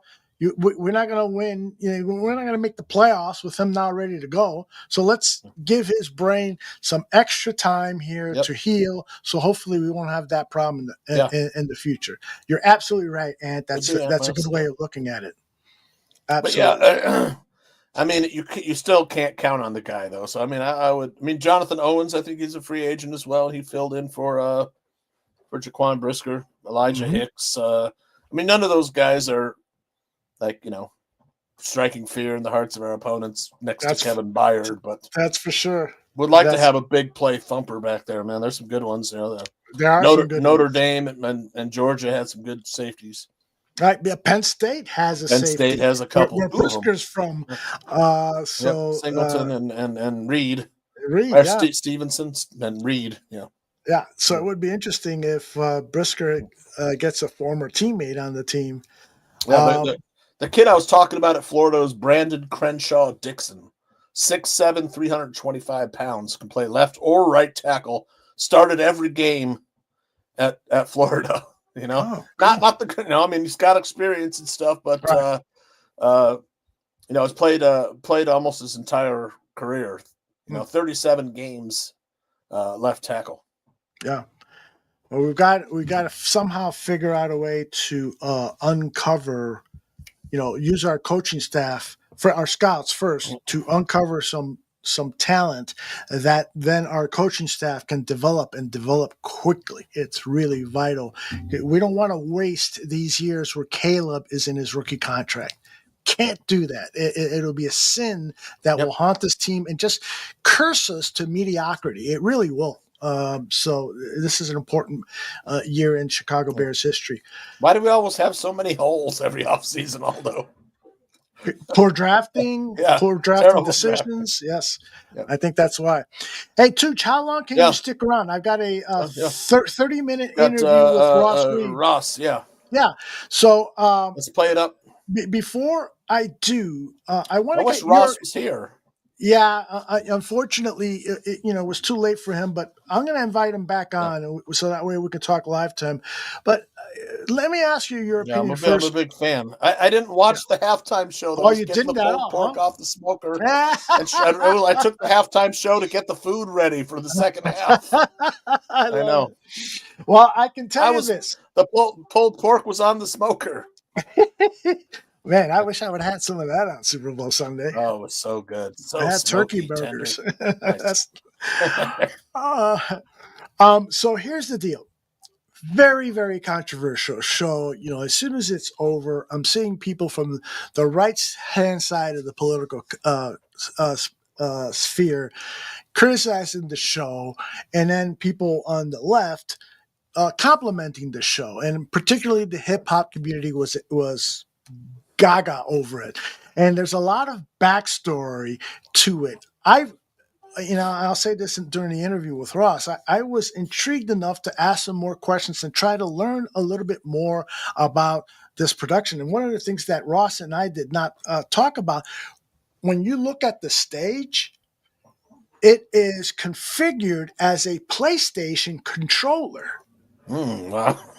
Which is a Sony product, and Sony has Kendrick Lamar under contract, and he's part of their record deal. So there's little things like that, a lot of Easter eggs to uncover.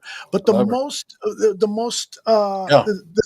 three things that I thought were biggest was the controversial political statements that Kendrick said, and a lot of people, because they couldn't understand the lyrics, never got an opportunity to try to understand.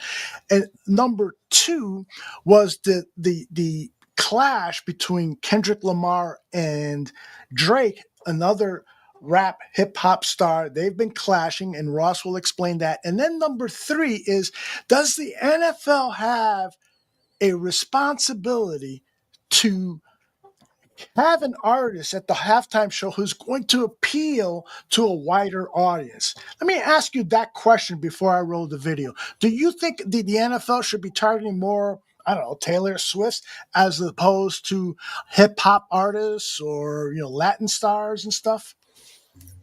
I think they should go with whoever, I don't care. It's music. It's music. Okay. And do you have a problem, if an artist uses that platform for political statements? Not really. Like, for instance, Keith, I think I started, Keith early in the show said, Aldo, when I watch sports, I want fun, not a political lecture about race relations. I was in a packed bar during the Super Bowl. None, including Kendrick, liked the show. Well, and I can tell you that that's an isolated incident, Keith. There probably were lots of other packed bars that loved the show, and if you follow social media, it's not difficult to find.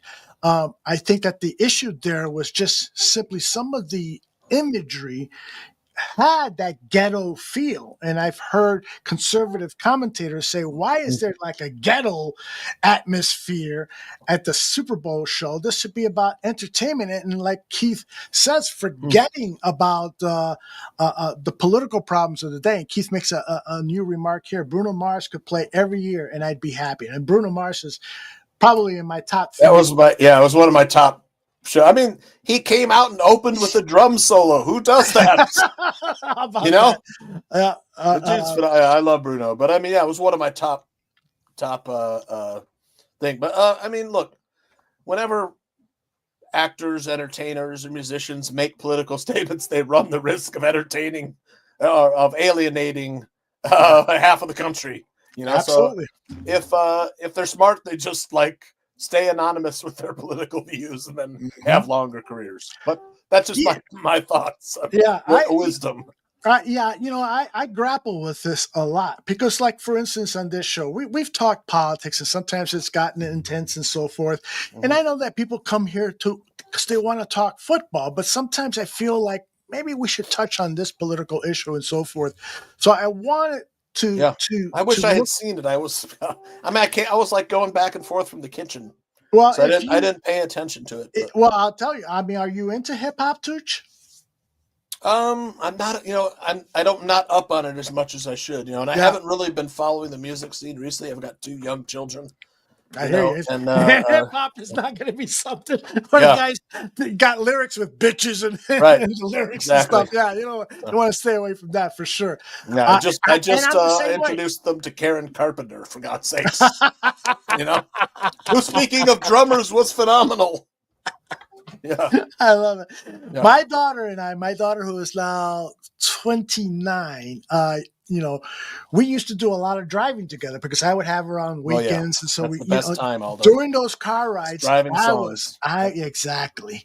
Have you ever heard this? Yeah, exactly. And so it really warmed my heart a lot when she bought tickets for her and I to go see Paul Simon in his last tour, because I played Paul Simon tunes for her and they really made an impression to her.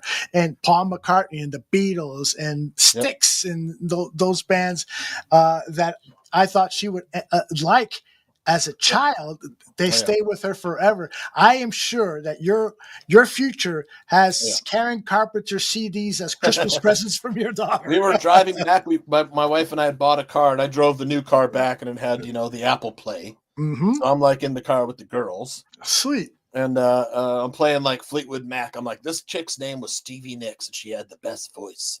Telling them, man, I was just like blowing through some Stevie Nicks stuff, and love it. Steve Miller Band, or we're singing "Take the Money and Run." The kids were getting into it, And then I've got a few CDs that are like, what are those guys' names? The Bare Naked Ladies has a kids album. Oh, I didn't know that. And then They Might Be Giants also has a kids album. Yeah. So I had those in the car. I played those for them and stuff. Keith says entertainment is for entertainment. Imagine Sinatra singing a political song. Groups in the 60s such as Crosby, Stills, Nash and Young sung political songs, but they had a beat everyone liked. Well, I got to tell you, there is something called I wrote it down here because I didn't want to forget. Ostinato. And when I was working in corporate America, I was a producer and I got to hire a lot of musicians and so forth. And one of the musicians I sat with started to explain to me ostinato. And it is this repetitive beat that people start shaking their heads to. This has existed since the beginning of time, when guys were taking sticks and beating rocks to create music. Ostinato is this repetitive nature. And if you listen to Kendrick Lamar and most hip hop music, is this repetitive nature. Yes, it's the beats.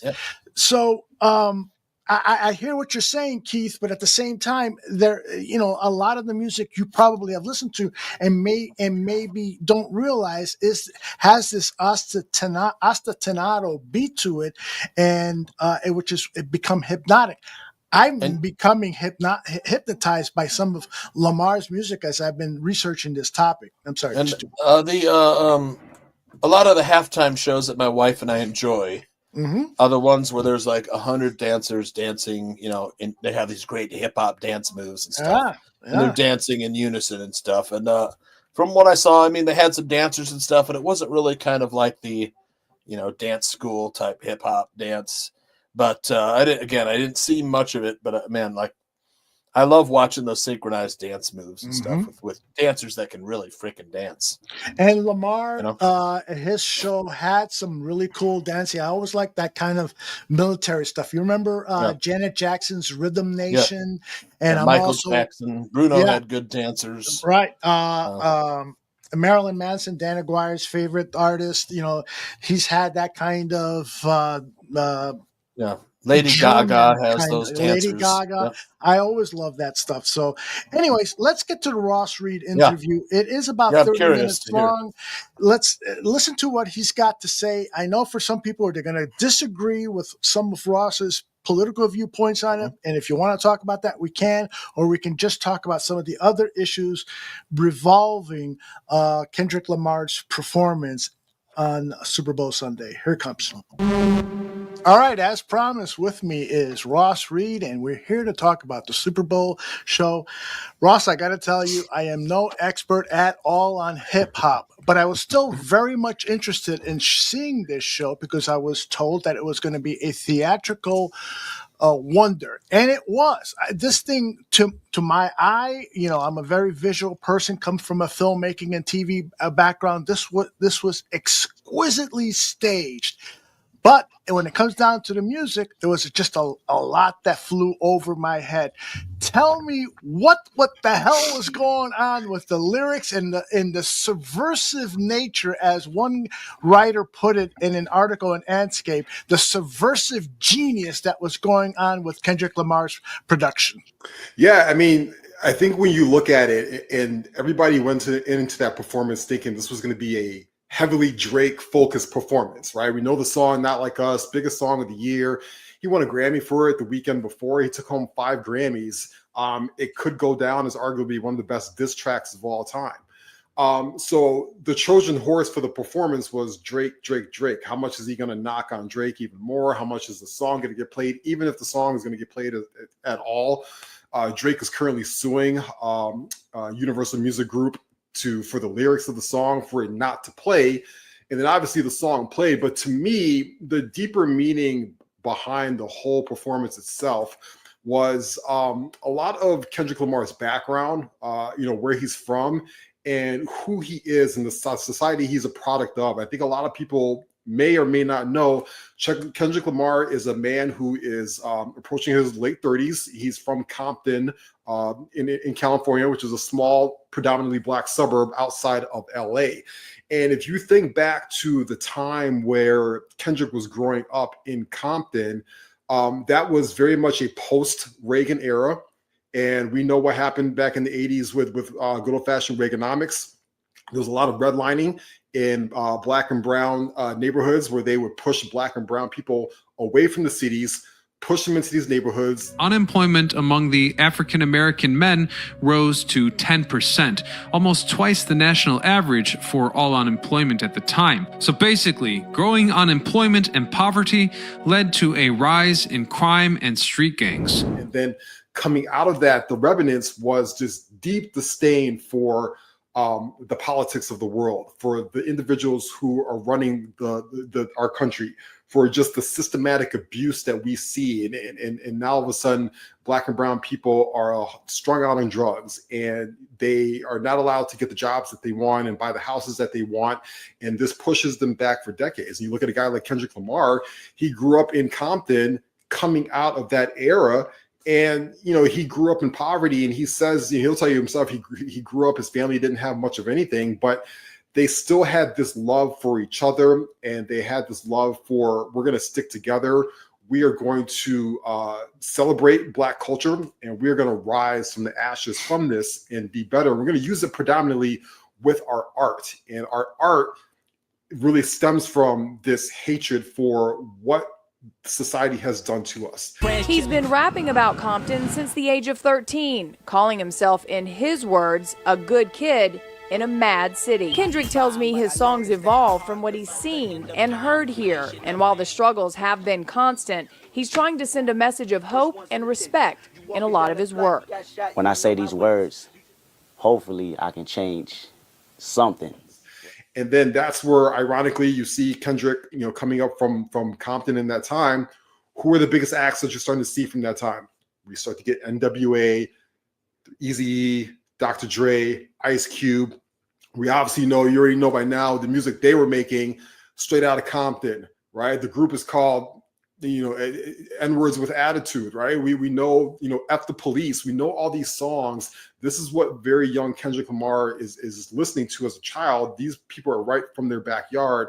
And then I think that just spirals and really sparks his interest as he gets older and really cultivates his hip hop style and song. So, and I think when you look at today, we're almost going back to where we were in the 80s.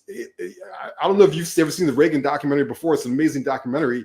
But in the documentary, the phrase "Make America Great Again" is said for the first time. So there's no secret. This show looked very much like it did with the man that was upstairs, who's the president of in the United States right now, who's up in a skybox, potentially watching this. And I think he wanted to send the message saying, listen, we are kind of reverting back to what we had in the early to mid 80s, but we're not going to allow this to happen anymore. We are going to rise up. We are going to push back, and we're going to do it with our voices. And we're going to let you know you may have the presidency right now and things are going on right now, but this is still a very much a pro-Black movement. And I want to show you, I want people to be uncomfortable. And that's what he made. He made a lot of people uncomfortable on Sunday. And I said, good, because some people need to feel uncomfortable right now. If I go through any 2 minutes on Twitter, X, whatever you want to call it, I mean, the phrase DEI is being thrown around these days like it's a slur. Like it's a replacement for another nasty word. So I think Kendrick came out and said, I'm going to use this Drake thing as a Trojan horse. And there's some Drake factors to that because Drake grew up from a affluent, for the most part, area, not in the United States. He's not like us, right? He grew up with a little bit of not quite a silver spoon, but he was better off. He was on a TV show as a kid, and his path through hip hop was kind of a gravy train a little bit, a nice yellow brick road.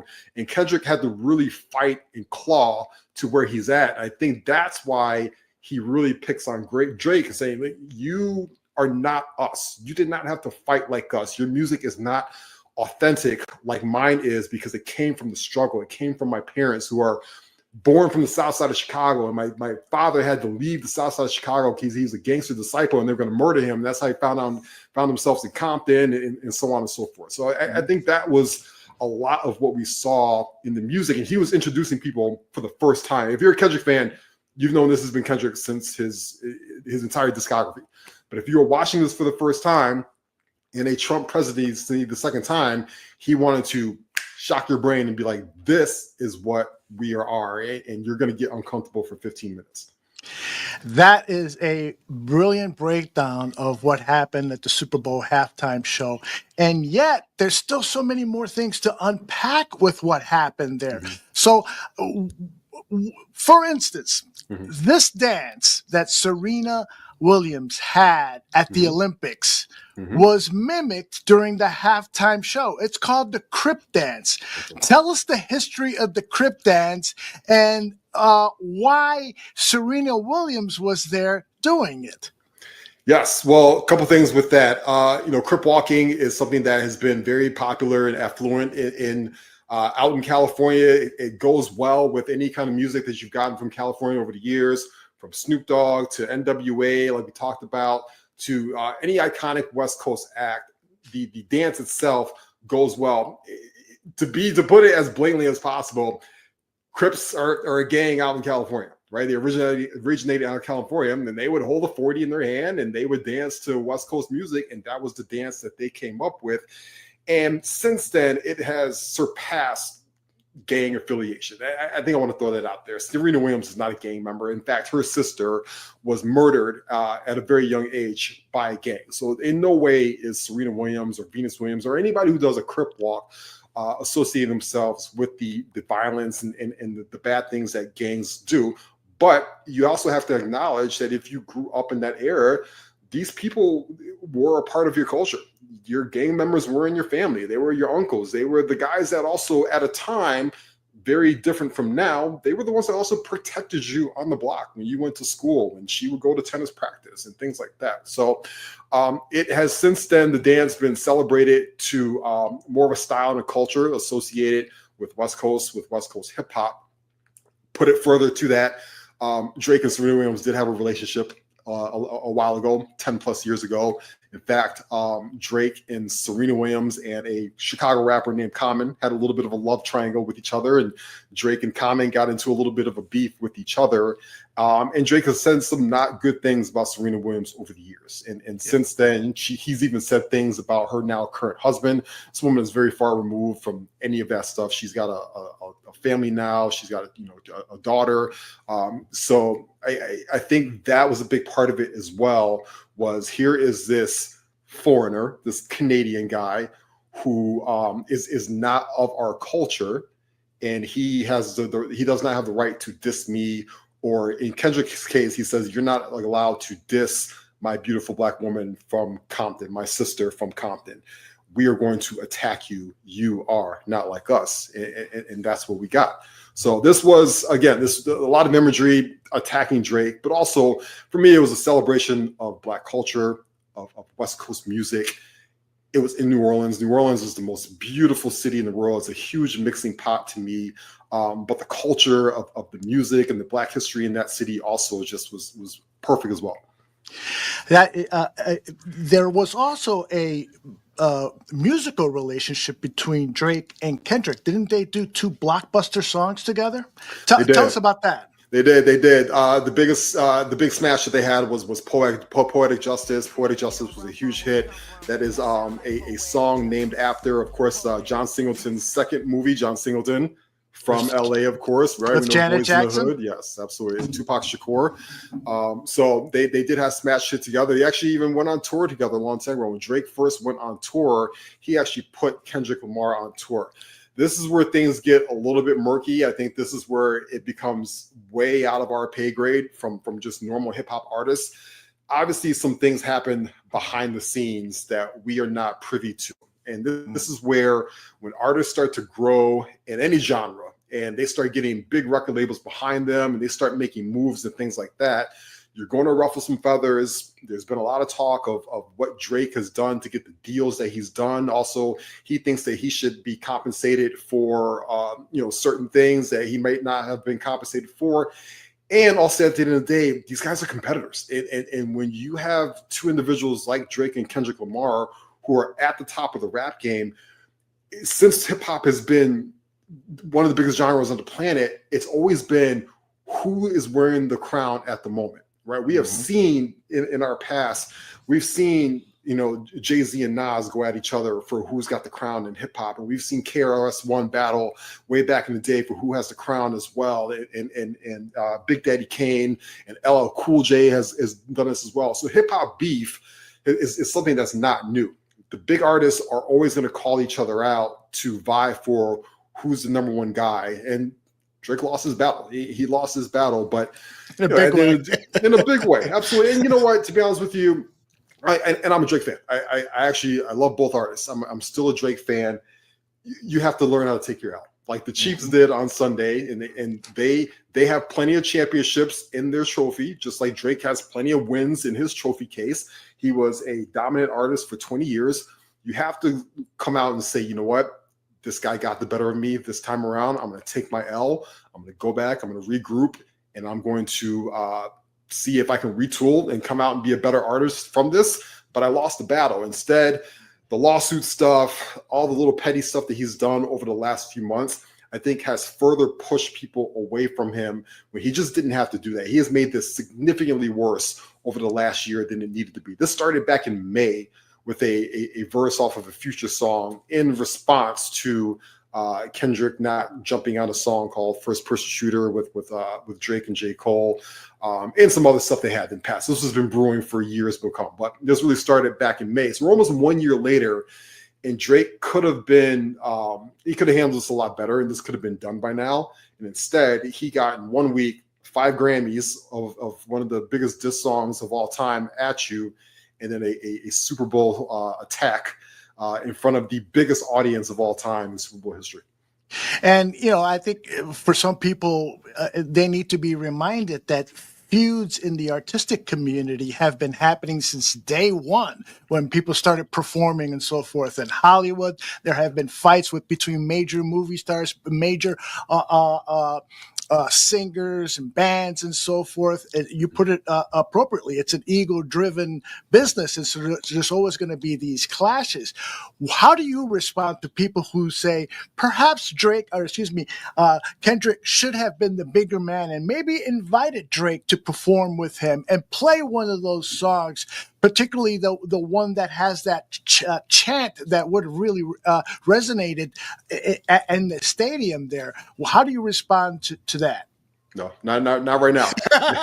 Not right now. Not when you had one of the biggest years in hip hop history, and Kendrick did. This is like 1998 DMX, like 1992, Notorious Big. Like, this is like one of the biggest years ever. And I also genuinely think Kendrick just does not like the guy. I think he does not like the way he moves in the industry, out of the industry. I don't like the things that he does to people like Serena Williams and things of that nature. Drake has a reputation in the industry, and he has a reputation out of the industry for not being the best guy. And I think he said, this guy needs to take his medicine once, and he's going to take it come hell or high water. He needs to take his lumps this time around. Do I think something could change down the line? Yes. I think none of this stuff ever lingers for too long. And I think we could be talking 8, 9, 10 years from now, and these two guys might have patched it up, or at least said, we may not love each other, or we may not be the best of friends, but we're going to let bygones be bygones at some point. And they may even come back and do a song together or do a tour together. Nothing is ever off the table, in my opinion, when it comes to that. But right now, right in this moment, when it's still fresh, those two guys do not like each other. Actually, I don't think this is done. Like, I don't think this little beef is done. I think the head-to-head attacks that we saw last summer are probably done.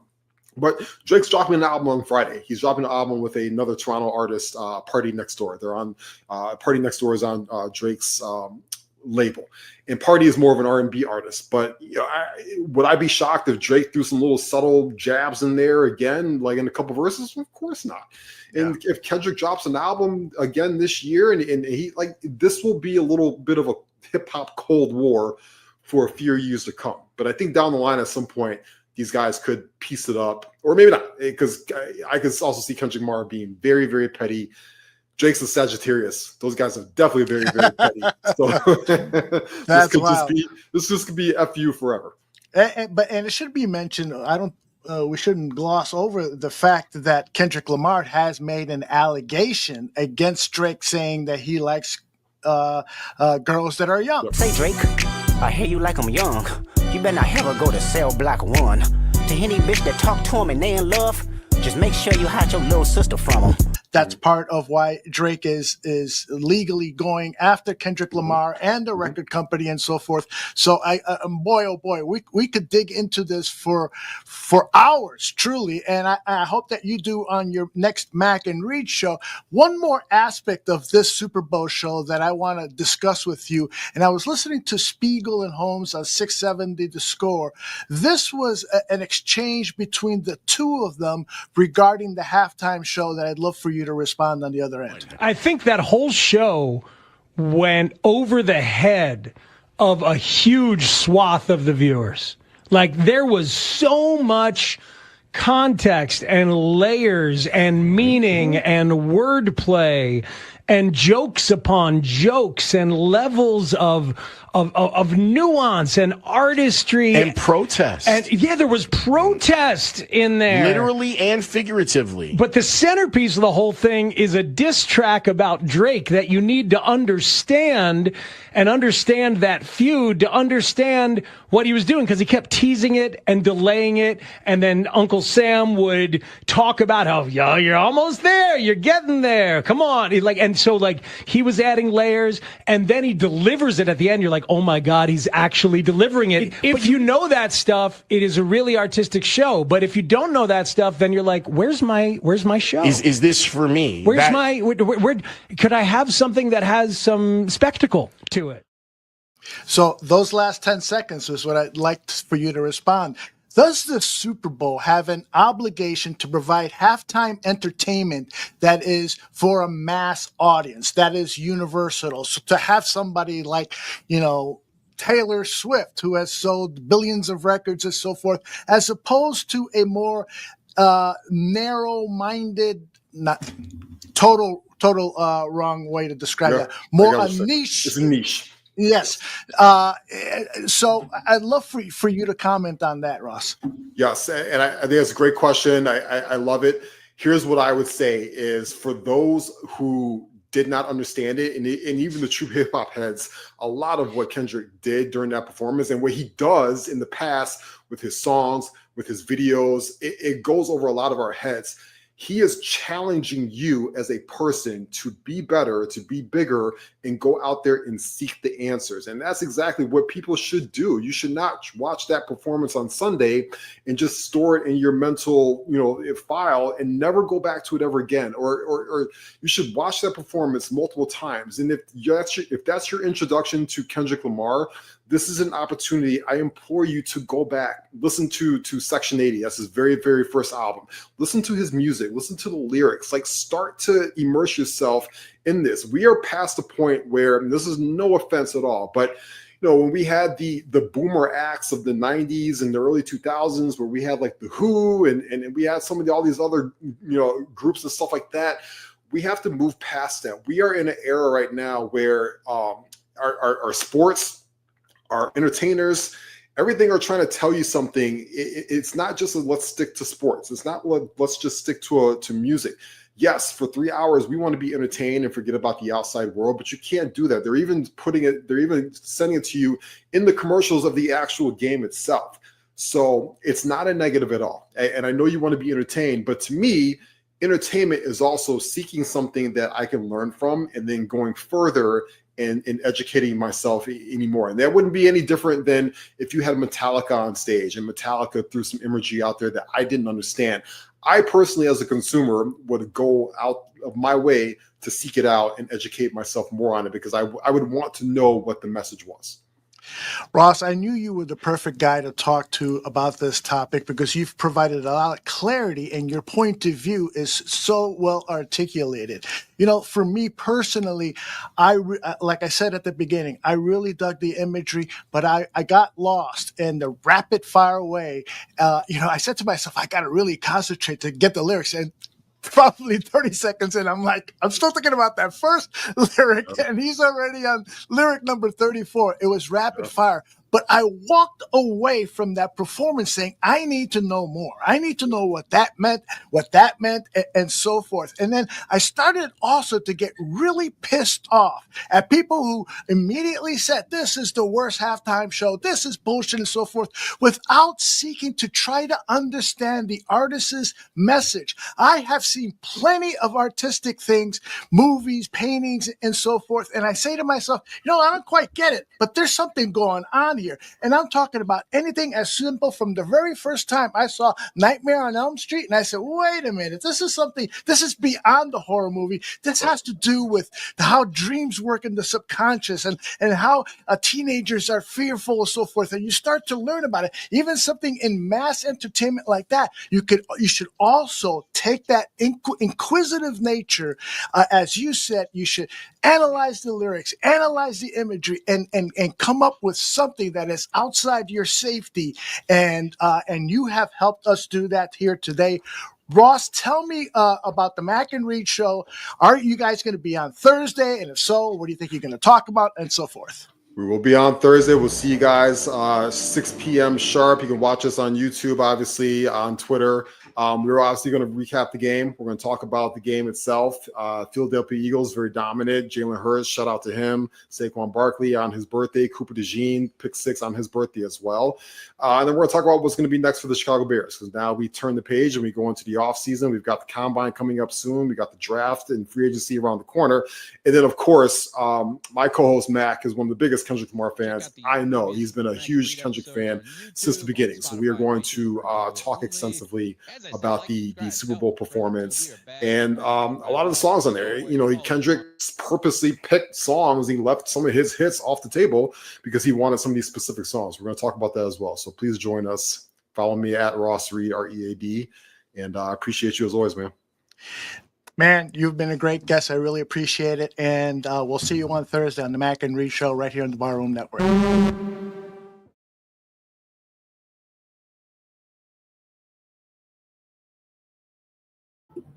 Aldo, I think you're muted.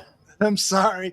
I can't wait. It looked like it was going to be a good comment, though. Yeah, I was into it. I was really rolling, but I was saying I can't wait for Thursday's Mac and Reed show. You got two guys, one who is white, one who is black, but both who are big Kendrick Lamar fans, and it's going to be interesting to see how they talk about that. And I hope that they spend time talking about what I think was the major one topic. There were a lot of things in the chat room going on, but I think that the number one thing that I got out of what was being said is that, hey, Kendrick can do whatever he wants musically, but the Super Bowl has an obligation to provide something entertaining that is not controversial, that is not political, that is more universal. Tooch, I'm interested in your point of view on that. I don't think it has any obligation to its audience. Oh, tell me more. There's no, I mean, is it good to have something, that appeals to all audiences? Sure. But I don't think that should be under any obligation. I think providing or having a show that challenges people's absolutely fine.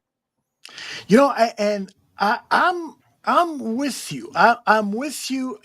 I have a liberal stance on most issues, but I do think that this discussion, I think, is really, really important because it's important for the NFL to have a role in making people aware of social injustices. But the halftime show, is that the place to have that discussion? Should we allow that to happen for a year, every 3, 4, 5 years? And if you do, then where does it stop? Do you have a band, a musical group that is against transsexuals, for instance, and have them sing about their beliefs? So it's a very difficult thing to juggle. So I'm having a problem with that. I have to preface this. This performance has me hypnotized. I want to hear all these songs. I want to study these lyrics. That beat on Not Like Us. Not Like Us. It's playing in my mind right now. And so I'm transfixed by this whole thing, but I'm interested, Tooch, in your opinion, that the NFL has no obligation to worry about the political stuff. It's a show. Go out there, enjoy it. If you don't enjoy it, go have a beer, go take a long shit or whatever. Tell me more. Thank you, Keith. I really appreciate that. $5 donation to the barroom from Keith, a former police officer in the Chicago area who now writes about politics and the world at large. Follow Keith Lutz on Twitter. Keith, put up your Twitter handle and I'll share it with our audience. I'm sorry, Tooch, go ahead. I kind of was when I had read a little bit about the halftime show, having not really watched much of it because of my getting the food ready for the second half. And sure. Me, a lot of Super Bowl, not just about the game, but about whoever I go to the party or I have people over, whatever, it's all about the food. Yeah. We had like sliders, and pulled pork and chicken wings. you know, and getting that stuff. And then, of course, I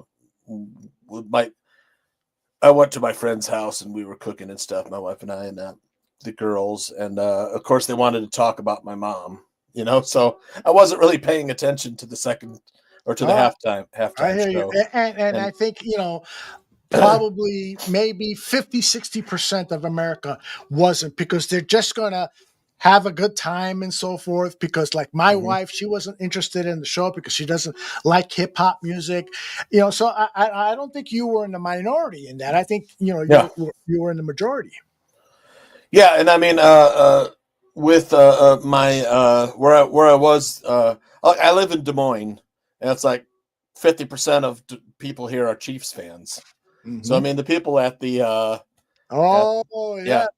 yes. the people at the people at this party were like, I can't believe we're down 5 touchdowns. We can't score. We're shut out. You know. So I mean, they weren't really focused on the halftime show. Yeah, they were like, can Mahomes rally and stuff? You know, Kelsey has 0 catches. You know. I will say, from a business standpoint, while I don't think, if I was part of the NFL committee and I'm listening to Jay-Z, because he's the guy that presents these acts to the NFL, I would have pushed back and say, hey, you know, there's a right time and a right place. Is this the right time and the right place? Well, I mean, he just swept the Grammys. Yes. Kendrick Lamar. So I mean, he's like, so he's hot. Yeah. He's hot, and the ratings show that the ratings for this NFL are among the highest of all time. Yep. But it's still that from a business perspective. I worked in corporate America, so I know that side of the story really, really well. I also have lived in communities that were, you know, that predominantly Hispanic, which I am, and Black and so forth. So I know that side of the story too. So sometimes my mind is clashing with what's the right thing to do. If it was Bruno Mars, who's half Filipino and half Puerto Rican, I mean, you and my wife probably would have been glued to the fucking TV. Hey, I was just far away from the TV when Bruno was on. I was like, I get it, brother. Right. Yeah. And I mean, that that's one of my top Super Bowl performances of all time was Bruno. You know, go back, I think, you know, Michael Jackson, of course, Janet Jackson. And then, you know, the Rolling Stones and the Who all played. Red Hot Chili Peppers, I think, played once. They wore just socks on their dicks. Yeah. You know, right? I mean, hard to forget, but yeah, I mean, that took some balls, huh? Yeah, that did. I don't have balls big enough for. Yeah, but I mean, yeah, I wasn't really paying attention tonight. You know, I read. Excuse me. It was kind of had that, you know, like Ross said, the beef between two artists. You know, and of course, Serena Williams was Drake's former gal. Yeah, that's right. So there was a lot of like personal stuff that, you know, I didn't really know. That's the other thing that I will argue against. You know, a major theme of that was not the political stuff. It was his beef with Drake. I didn't get the political stuff, but yeah, I mean, it went over my head, I guess. But yeah, we'll gloss over that, because what I want to say is, okay, so I guess diss music, you know, is become very, very popular with young people, and I have a problem with that. I'm old, and so I think that the arts should be used to uplift people and not sing about fuck this person, fuck that person. Now, you know, I'm not going to say it's like Will Smith slapping Chris Rock. Yeah, it's sort of like that. You know, this is a time, you know, but I also understand the appeal of it. I'd like to do a diss track on a bunch of people who have fucked me over the years. So I understand the appeal of it, and so I can understand. But you know, being a father and now a grandfather, you know, there's, like Donald says, you know, no personal stuff in a Super Bowl show. I tend to agree more with Donald in that. But I'll tell you something. That diss track, man, has me memorized, like I said earlier. I do have where was it? I see. Damn, I sound like an idiot here. Okay. Keith. sent us a $5 donation and has been Yeah. very generous on previous shows. He has listed his X account. I urge you to follow Keith. Yeah, I follow him, I think, too, don't I? Yeah, I'm pretty sure I do. He's got great bear stuff. He's got Mhm. great opinions on things. And you can agree or disagree with him, whatever. I think one of the things, and there's been several people who have complimented what we're talking about here, because there's a lot of disagreement, but we can do it civilly. And that is so important this day and age. Tucci and I are opposite end of the spectrums politically. He's a conservative. But you're kind of conservative, right? I kind of like Aaron Mikulski and I would talk a lot. Like we're raging centrists. Oh, I love it. And look, I voted for Democrats all my life until Trump. But Democrats have been in power for 12 of the last 16 years, and the country hasn't really been that great off.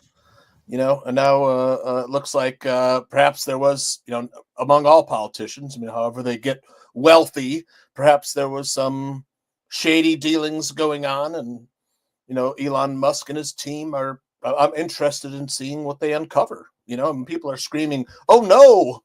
Those are the people who did things wrong. Maybe the people who are screaming the loudest.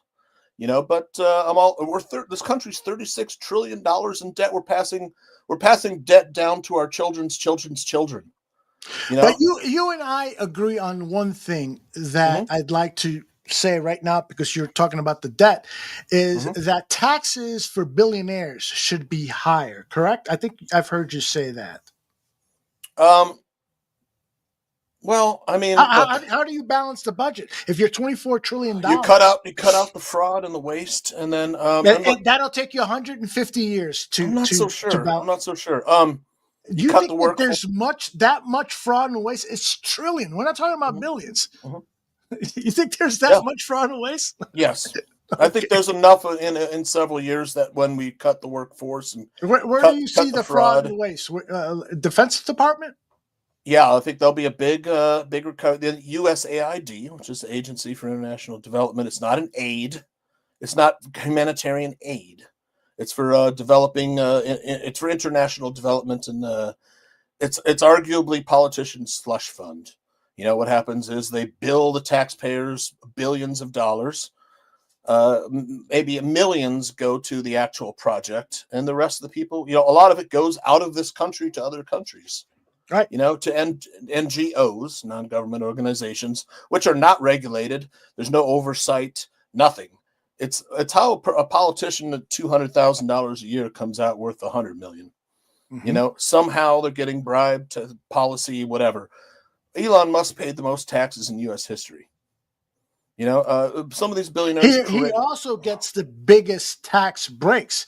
Tesla and SpaceX. He's got the biggest contract, and he also creates a lot of job. And with his presence, the U.S. is now the leader in space development, aerospace engineering. We're the world leader in aerospace engineering. So already he's creating value. Hold on a second, because he has benefited from the tax dollars that we have paid NASA to do all this work. A lot of people forget that our tax dollars, when the government uses it for research and development, they then give that for free to these corporations that are run by the Elon Musk in the world. And so I think that there's too much of an emphasis put on what they do, when it is you and me and Trapkeeper and Cliff and Donald and everyone else, Keith, that we're paying taxes to help elevate the Elon Musk. And so when he is allowed to look at where government fraud is, do you trust that Elon Musk is going to do the right thing for the United States people, or he is going to do the right thing for the corporations like Tesla and SpaceX that he heads? Time will tell. He's already gotten screwed out of his bonus. He took no money. The shareholders, someone sued a guy who had like one share of Tesla, sued, and he said he would raise the stock prices. He would take, cut and whatever a proportion of his award based on stock value. If he raised the stock to a certain level, he would get paid. And there was a lawsuit. He didn't get anything. And the guy's working for zero. Trump didn't take any salary either. This guy's sleeping on the floor of government buildings and, looking for fraud, looking for waste. Why does the richest man in the world need to benefit anymore? Exactly. So, why is he doing this? Because richness is power. You really think that the fact that he is not being paid anything is something that we shouldn't be suspicious about? Or he doesn't need any more money. I think the things we should be suspicious about is where's all this money going. And I think that transparency, which is what we're supposed to be getting from Elon and Trump, right? And we're not. We are, or well, we're getting. We should be getting it, and it'll come out. But right now, we're being told, that hey, the Biden administration spent a lot of taxpayer money making the rest of the world gay, with programs and all these other whatever transgender operas in other countries, sex change operations in the Middle East. I don't know, but the Biden administration was the gayest administration in history. It was gay. There was a lot of Zoomers who were gay. They wanted to push this gay agenda, and I'm fine with it. Fine, but I don't want it in my face. I'm fine. People can do what they want to do. It's a free country. But I don't want to know about it. Keep your bedroom in the bedroom. Bedroom stuff in the bedroom, unless we're talking like Dan's sex life, then it's fine. No, but I mean, yeah. What I want to know is there's no way that these dollars, some of these dollars are not going for things that benefit programs that I personally feel like homeless veterans. I don't think we should have been doing transgender operations in other countries when homeless veterans are sleeping on the streets.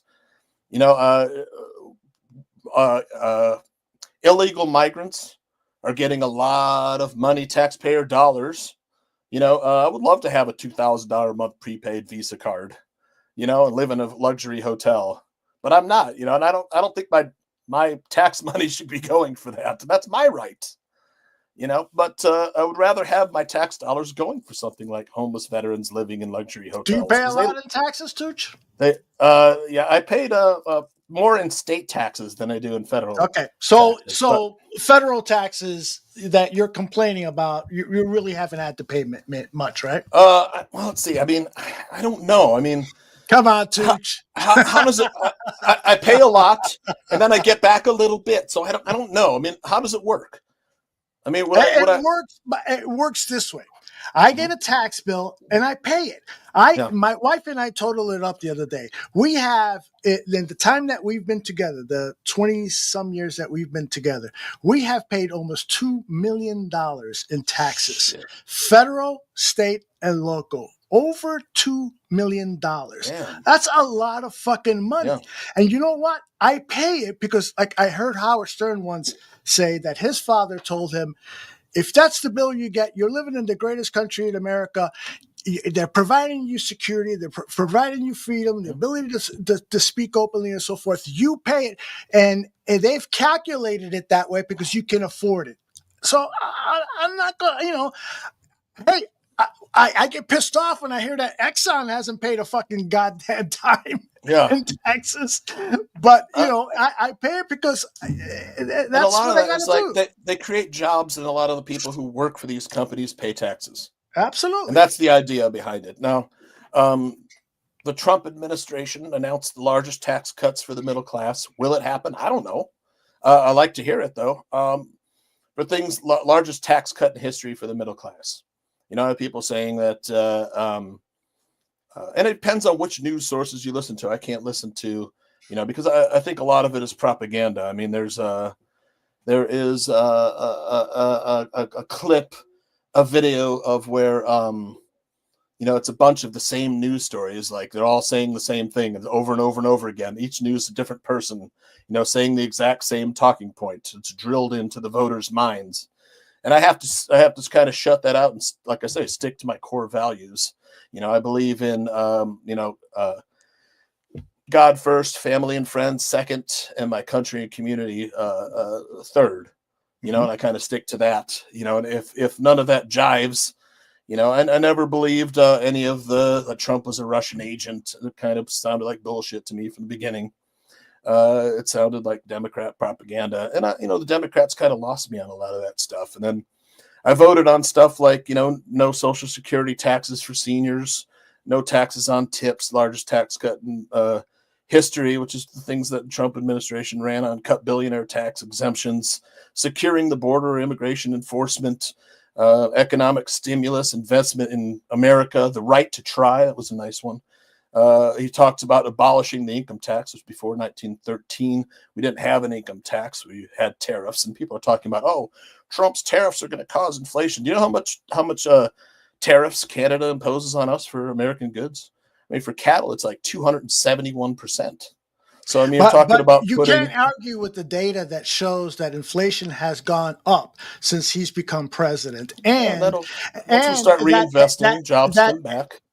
Eggs, the price of eggs, which he said he would bring down immediately on day one, those have gone up almost Biden administration official cold. No. Let's talk about the Trump administration. I live because here it's always in Iowa. What about this guy? What about that guy? But that's why the egg prices are high. It's not because of Trump. Oh, okay. It's because they culled 1 million birds because of an H5N1 bird flu scare that turned out to not be true. So that's why the egg prices you can apply that argument to this situation, but we can't apply the argument of the economy under Biden regarding COVID and what had to happen during those early years. Inflation was high under COVID. COVID. And so that's what Biden inherited from Trump, right? Not necessarily. Look, tell me why. Tell me why not necessarily. Because they kept printing money during an inflationary period. Well, and who started that? Who started that? Those big checks every family got with the big Donald Trump signature. Who started that? Right, that was a start. Donald Trump. I mean, you don't keep printing more money because that's going to cause inflation. I mean, Democrats have never been good at economics. But there were a lot of people hurting during that time. Yeah. Did you accept the money that Biden gave you? Mm-hmm. And did you need it? I don't know. I didn't get any money, I don't think, under Biden. It was under Trump. No, see, a lot of people don't know this. Because Trump elected to send actual checks, people realized that they got that money. But because of the tax cuts, you didn't see that money that you were getting back from the government because it was the money withheld. that we were getting, we paid back in taxes. And it wasn't like we were getting free money. But you're paying less. So yes, it is free money. I think one of the issues that I have with conservatives is that they feel like there should be no tax obligation. Who pays for the roads that we drive in, for the security that we have, both locally, state and nationally, and so forth? Who should pay for research that is helping to fight cancer? Who should pay for military security, not only for our borders, but around the world? Who should pay for How did we pay it before the income tax? We didn't. Yeah, we did. We had tariffs. Well, see, but the thing is tariffs. But there's too many people now to do that. There's too many people in the country. But we could lower taxes. Tariffs work if you get the business community together and you say, we're going to start implementing gradual tariffs on things. That's going to give you an opportunity to start building factories in America that are going to produce these goods that we're going to eventually put 100% tariffs. We can make shoes as well as the Italians. Stop importing. So let's do it. But you can't do it overnight. You can't do it overnight. I could pull tons of videos of people who are MAGA people, Republicans, conservatives, saying, this is going way too fast. It's hurting me. I'm going to lose my farm. The USAID stuff. I was getting stuff to help my business here, because now we're not manufacturing stuff that was going to other countries and so forth. There's going to be, and the signs are already there and the data, that economically we're headed towards a massive turn down, massive, because Trump, just like his businesses, is going to fail economically in this country. And I think he did in his first 4 years, but people have been slow to realize it. I don't know. I think you hate Trump so much. If the guy cured cancer, you'd still hate him and he would get zero credit. Most people are like that. That's not true. I think time will tell whether or not the economy bounced back, because I think the economy was pretty strong when Trump, and then he got hit with COVID. And now it looks like USAID funded So you funded think COVID research. so what credit does Biden get when you say you think the economy is kind of strong? You think I that don't give Trump Biden a lot of immediately? credit because I don't So think you he think was Trump completely there. immediately changed the economy, and now it's great, as you just said. 2 weeks into office, Biden had nothing to do with this great economy. The economy isn't great right now. Well, you just said it was. No, I didn't. I said it was great under his first term. I made more money in under his first term than I ever made in my life. Okay. Well, maybe it's because you had a job. It could have been other situations. I have a job now, too. But look, I don't think there's anything that Trump could do that could make a lot of hardcore Democrat partisans happy. Because I think they've been propagandized so hard. I mean, you heard Russia, Russia, Russia. I mean, there's a lot of hoaxes out there. The Very Fine People hoax, which they cut, wasn't the full quote. And then, the whole Russian collusion, he was colluding. There was never any evidence. I mean, and then, of course, there was evidence. Did you read the Mueller report? At least the abstract portion of it? There was at least 20 things there that he could have. There should have been committees formed to investigate further. The whole Russian hoax thing. Yeah, there were calls from the White House to suspicious people. To me, it was Democrat dirty politics. I never believed it. I'm sorry. It just didn't pass my smell. You smell. have to apologize. That's how. It didn't pass my smell test. I mean, before that, it was Steve B is in another country, so who knows what kind of news sources he gets over there. But I cannot watch CNN or MSNBC. Those are Democrat news outlets, strictly Democrat. You'll never hear anything good if anybody does anything on the right. If you don't watch those news agencies, then how can you say that? Well, I mean, you don't watch. I watch. How do you know? And I don't watch Fox News either. I don't watch any where do you news. get your news? We've had this argument before. Yeah, Where do you get your news? I get it on the leading news source in the world, which is X. What are they posting on X? It's not like they have community notes. This works better. This works better if we don't interrupt each other. Okay. Elon Musk is the head of X. He's the owner. He's the owner, right? Yep. And so he makes the rules and so forth. So how does the news that gets on X, how is that regulated and moderated? News is news. All information, freedom of speech is presented, and then the community can write notes that say, "Hey, this is bullshit." It's called community notes, and say, "Hey, this is incorrect." And then they have another. They can post something below it that actually will disprove or prove the veracity of whatever was posted. And that I kind of like. I kind of agree with that. So what about the algorithms involved? Well, the algorithms, you have two. You have one feed that is all people that you follow. You can kind of disconnect from, the actual hardcore news and just go with people that you follow, which is like, for me, it'd be like entertainment, sports. And then the other one for you, and it'll be like things that you clicked on or read, and then that will show up in your feed. Okay. So it follows like things that you like, and of course you can modify your interests, by saying I like food and wine or travel or politics or whatever, and it'll or people that you follow, your feed gets based on that. But there have been allegations leveled against Elon Musk that a lot of the algorithms are sending you to conservative-based messages, so that when you're scrolling through Twitter, X, you're seeing many people are seeing more conservative messages than liberal messages. Do you think that's a possibility that might be going on? Well, under Jack Dorsey, it was the opposite. In fact, conservative voices were censored. In fact, the Biden White House was pushing Twitter to censor conservative voices. I don't agree with censorship, and that's one strike against the Democrats for me. I think they're a bit more totalitarian or authoritarian than I like. I believe more in freedom and freedom of speech. I mean, you saw Ayanna Pressley today talking about, I will back anybody who's for censoring Americans, and that's a Democrat leader. Totally against that. I didn't see that. Who was this that said that? Congresswoman Ayanna Pressley said she supports whoever will censor America. I don't believe in censorship. Mm-hmm.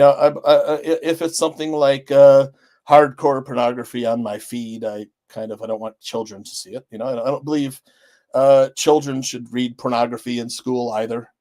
I think that sort of those kind of books and stuff. I mean, recently was a story that I read today that broke about someone whose kindergartner brought home a book that was like naked people, pornography book came home, and they went to a school board meeting, and the school board walked out when they complained about the kindergartners being able to access pornography or, just adult subject matter books in their school library. So, I mean, I think that parents should be the sole arbiter. I mean, I'm sure you agree. You don't want I totally agree, but I don't. I feel like all books should be allowed to exist in our library. It is then our responsibility as parents to tell our child you can or cannot read that book. And in the school system, I think, that's what the PTA is for, and that the school library can have the books. But there has to be an age restricted section. Well, sure, absolutely. Yeah. You don't want that's not what's happening though. Yeah, in a lot of these schools. All right. Well, that's an interesting thing. We could talk about that in the future. It's not really that relevant. Yeah, but it's relevant to me since I have small children. Yeah, and me too. I mean, my grandchild. Yeah, and hopefully we'll have more soon. But I really, really appreciate us having this discussion. I think that there are thoughts on both sides. I mean, look. I want to let me give you an example about how the left has switched. Robert F. Kennedy Jr., who is a Kennedy Democrat, is running for Secretary of Health and Human Services on the program of Make America Healthy Again, which I think is great. I want to get things like chemical additives, which they don't have in Europe. If you travel to Europe, the Fanta orange actually looks like orange juice. It's totally agree. Yeah, totally agree. Yes. And who's fighting against it? The Democrats. They don't want Americans to be healthy, or opposed. Hold on a second. They're opposed. Look, Democrats, normally in the past, Democrats would be the ones who'd be fighting for this. Correct. And they're not. They're fighting against Robert F. Kennedy Jr.'s appointment. That is correct. They're not fighting against the issues. They are fighting against him because of his stance on vaccine and other healthcare issues that he is propagating. But the CDC and other healthcare professionals say that he's taking a very dangerous approach. You allow kid with measles in a school district and all to go to school, and all of a sudden you can have an outbreak against that. What happened to Michelle Obama? And that's more kind of hold on a second. What happened to Michelle Obama when she started the garden at the White House to help promote the idea that we should grow our own fruits and vegetables in our own yards? She was ridiculed by the conservative media. She was ridiculed by conservative politicians. Grow our own vegetables. Well, why wasn't there support on the right for her initiative? And now I don't know. The things I don't remember that, but I agree. I would agree with her. Yeah. But Robert F. Kennedy Jr. is not against measles vaccines. That's ridiculous. What he is against is giving one-day-old babies 22 vaccines when their young little bodies can't handle it. That doesn't happen. That's a fallacy. There is no baby that gets 21 vaccines. Well, I don't know the exact number, but they do get around a series of vaccines, at least 3 of them. I remember when Camilla was a baby, we had the MMRV, and it's given to them within the first week of their life. Do they need to have it that early? Did you discuss that with your caregiver, and what did they tell you? I didn't discuss it with any professional. I discussed it with my wife. Okay, but at the time, it's accepted. Were you forced to do that? So it was your decision. It was you and your wife. I don't know whether we were. Actually, schools actually require you to have these vaccines to attend school. So you are, in a sense, forced. In fact, I was forced to take the COVID vaccine at my job or be fired. I didn't really want my body to fight the COVID itself, but I had 2 of them, and I had 1 and 2. I was required to take 2 of them. And I don't know if any permanent damage is done. I'm not going to claim that. That's kind of a conspiracy theory as well. But hell, man, a lot of conspiracy theories have come true, man. Now, give me one. Well, I mean, I don't have them off the top of my head, but if I did, let me see. Maybe I do have them written down somewhere, but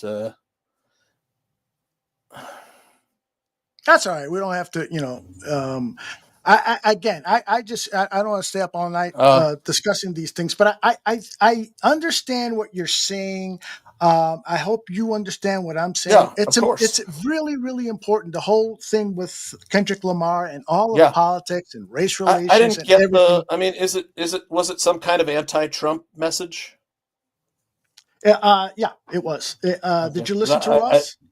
Yeah, but I mean, I didn't get that from any of the music or performance that they were attacking Trump. You said you didn't listen to it, so yeah, I didn't. But I mean, what was the protest? What are people protesting? I don't understand. I mean, Trump was president for 4 years, and your lives weren't really affected negatively, were they?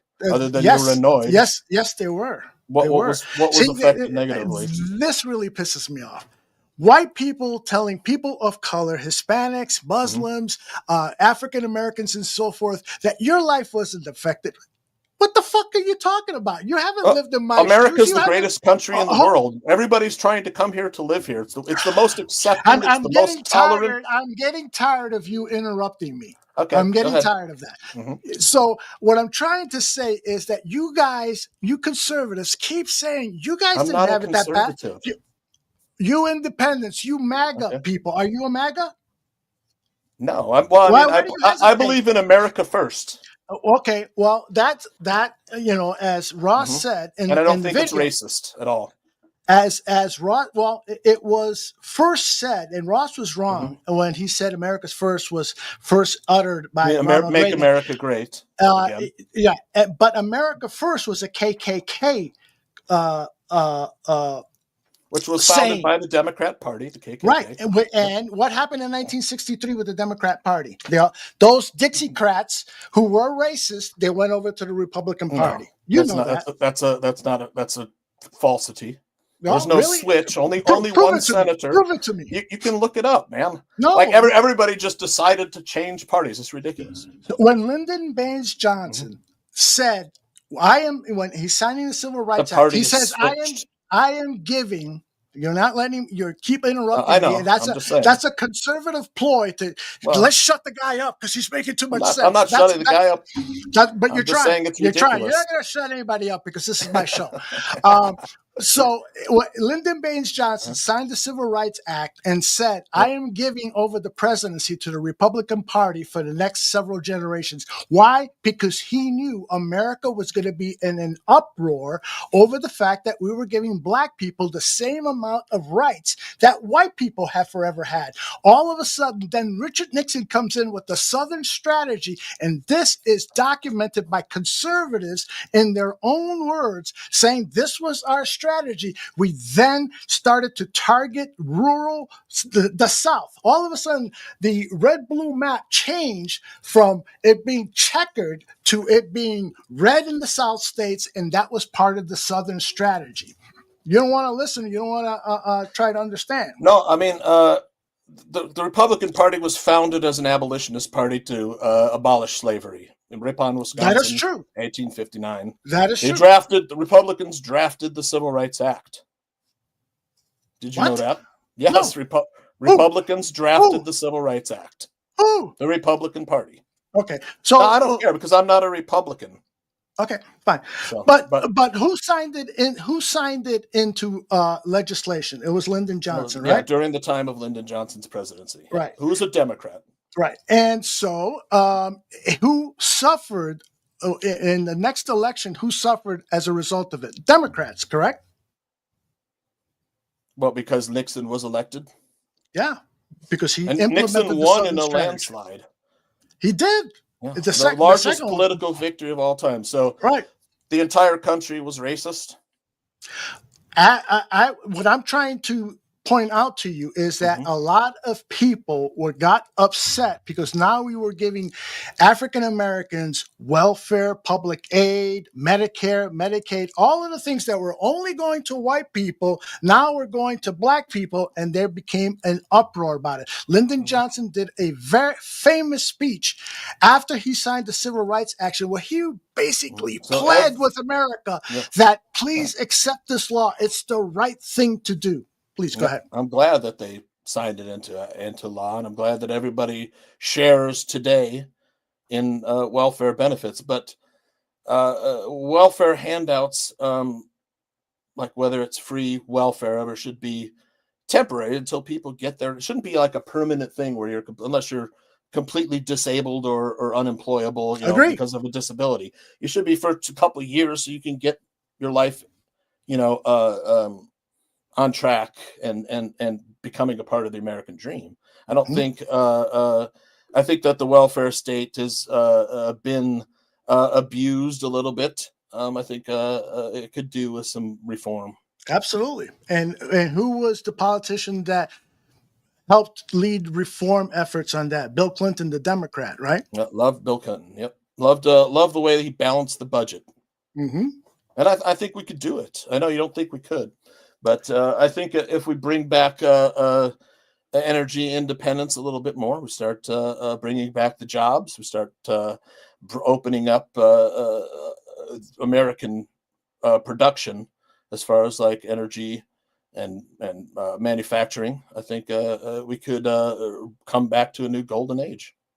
I think it's the only way, really. We have to become whether it's self-reliant, self-sufficient, or completely self-sufficient, it's the only way for the dollar to continue having the purchasing value around the world. D. Starren wants to know, can Lyndon J. Johnson fix Caleb? Lyndon Ben Johnson? Yeah. Yeah, I mean, I don't want to make everything about race. I'm kind of tired of it. I think America is the greatest country in the world. If you don't like it, you can leave. No, I don't. No. I No. Hold on. Yeah. I disagree with that, because here's the thing. I am tired. It's the most welcoming. It's the least racist country in the world. That's what I'm trying to say. But the borders are being closed. Yeah, good for brown people. But no, for people who don't want to follow the law. You don't want to follow. We have laws, Aldo. I believe in following law and order. You don't want to follow law. I'm not saying that. My wife immigrated the correct way. Don't put words in my mouth. Okay. Donald Trump is inviting Afrikaners to the United States, white Afrikaners who are being displaced by the black majority government. Okay.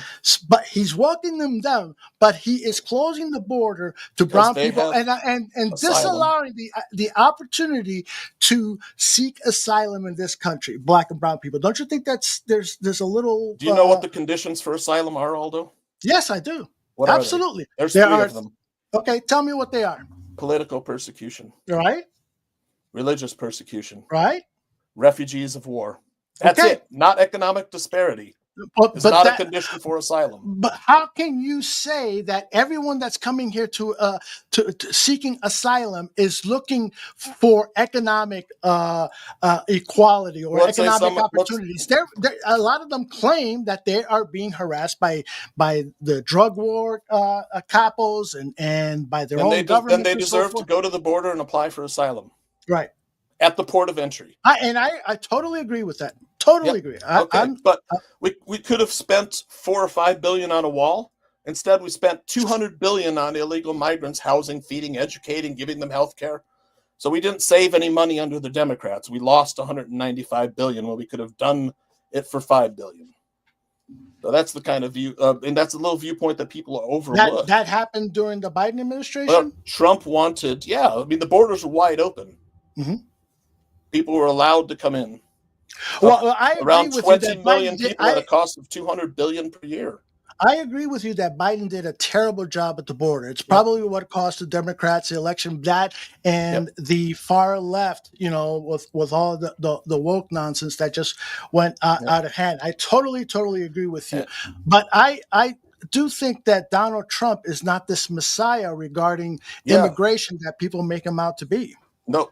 I don't think so either. And I think I know people laughed when he said he wanted to build the Gaza Strip, and I kind of thought it was ridiculous at first. But then I thought about it a little bit more, and I thought, how do you get two people who've been warring with each other for centuries to stop fighting each other? You take away their toy, take away what they're fighting with, and toy. Yeah, it's a religious land. They're home. That's not a toy. Take it away and develop it and make it for everybody, the entire world. Nobody will fight over it anymore. No. Okay, so let's do that to Iowa. Why don't we do that to Iowa? You're fine. home. Well, Iowa doesn't have war. They're not fighting. They're not killing each other. Yeah, it's not a land of rubble. Let them handle that. Let them handle. They haven't handled it in centuries, in 1,000 years. So, do you think displacing people is going to settle that? Absolutely not. People are going to stay there and fight, just like the Iraqis did when we invaded that country for no reason at all. You had school teachers getting. It's a plan that nobody's had a plan. Nobody's had a plan. A bad plan is still a bad plan. I don't know. I mean, it's like, to me, it's like, I look at it as like, okay, if I want to, do I ever want to visit the Holy Land? Maybe, yeah. I'd kind of like to see it, but it's too dangerous. Mm-hmm. But if it were built into like hotels, beaches, resorts, creating jobs, and then people could take a safe tour from here to Jerusalem or the Wailing Wall or whatever it is, I'm fine with relocating Palestinians to Iowa. What about locating to East Palestine, Ohio, where there was a huge natural disaster was averted? In fact, the Biden administration offered victims of the Palisades fire $750 or $2,000, whatever it is. Meanwhile, $2,000 a month are going towards people to live in luxury hotels in New York. I mean, the priorities to me aren't. This is why, kind of what I feel about America first. I think homeless veterans. I think Americans first should all benefit first. Like the people who were displaced in Western North Carolina and Tennessee from the hurricane. They were forced to sleep on their lawn or displaced from their lawn. Then Biden and Harris gave them $750 checks. What's that going to do? I mean, there should have been there and taking care of these Americans in Western North Carolina and the Palisades and LA from the fires. I just think that the priorities were out of proportion.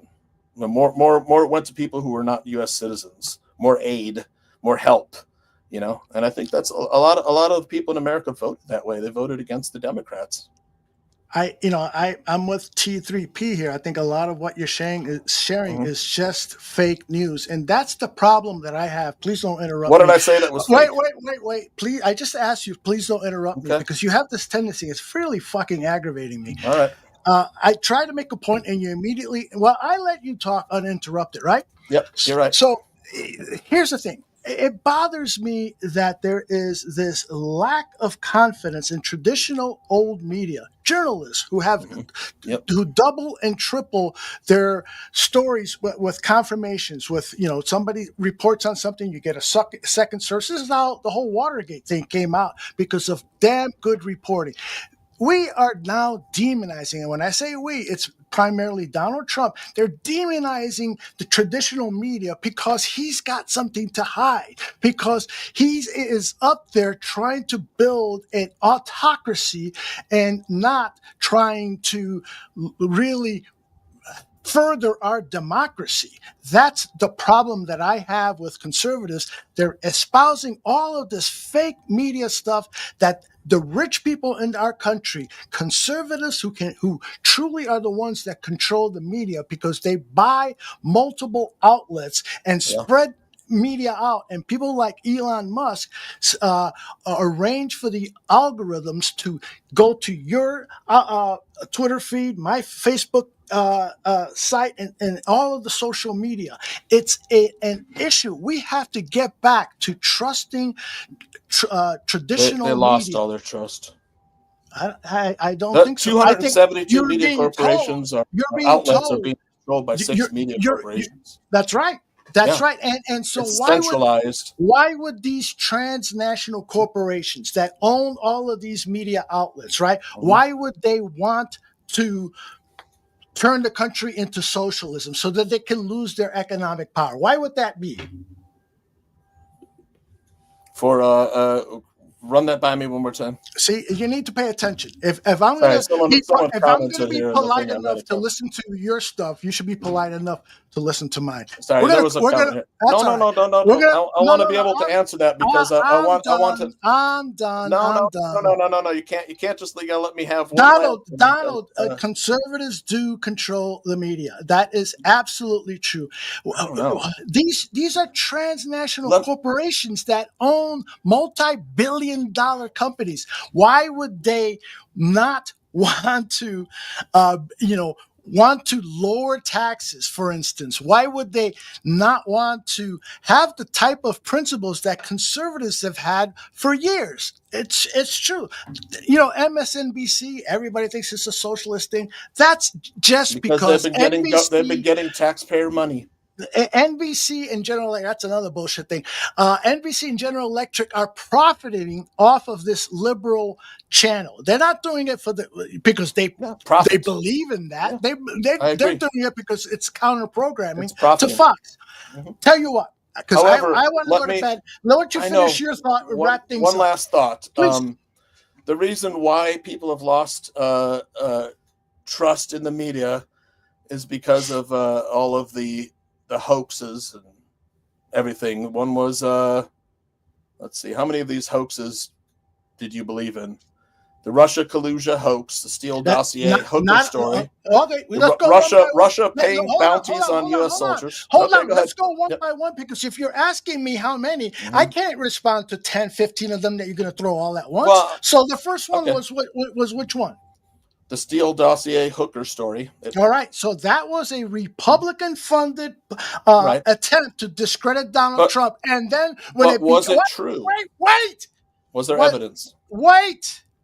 When it became clear that Trump was going to win the nomination, then Hillary Clinton took over the payments of that. Now, some of the things in that dossier, it was a working document. It was never the final report that this agent was going to send to his boss.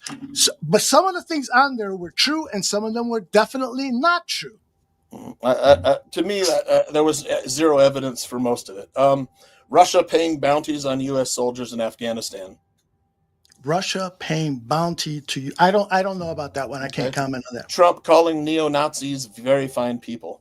He did say that. I heard it with my 2 ears. But you didn't hear the full quote, because he said the neo-Nazis should be condemned, and the news cut it short. He said the neo-Nazis should be condemned to the entire press conference, so I'm not listening to edited clips. I heard the unedited, and that's one reason why I stopped following the mainstream media.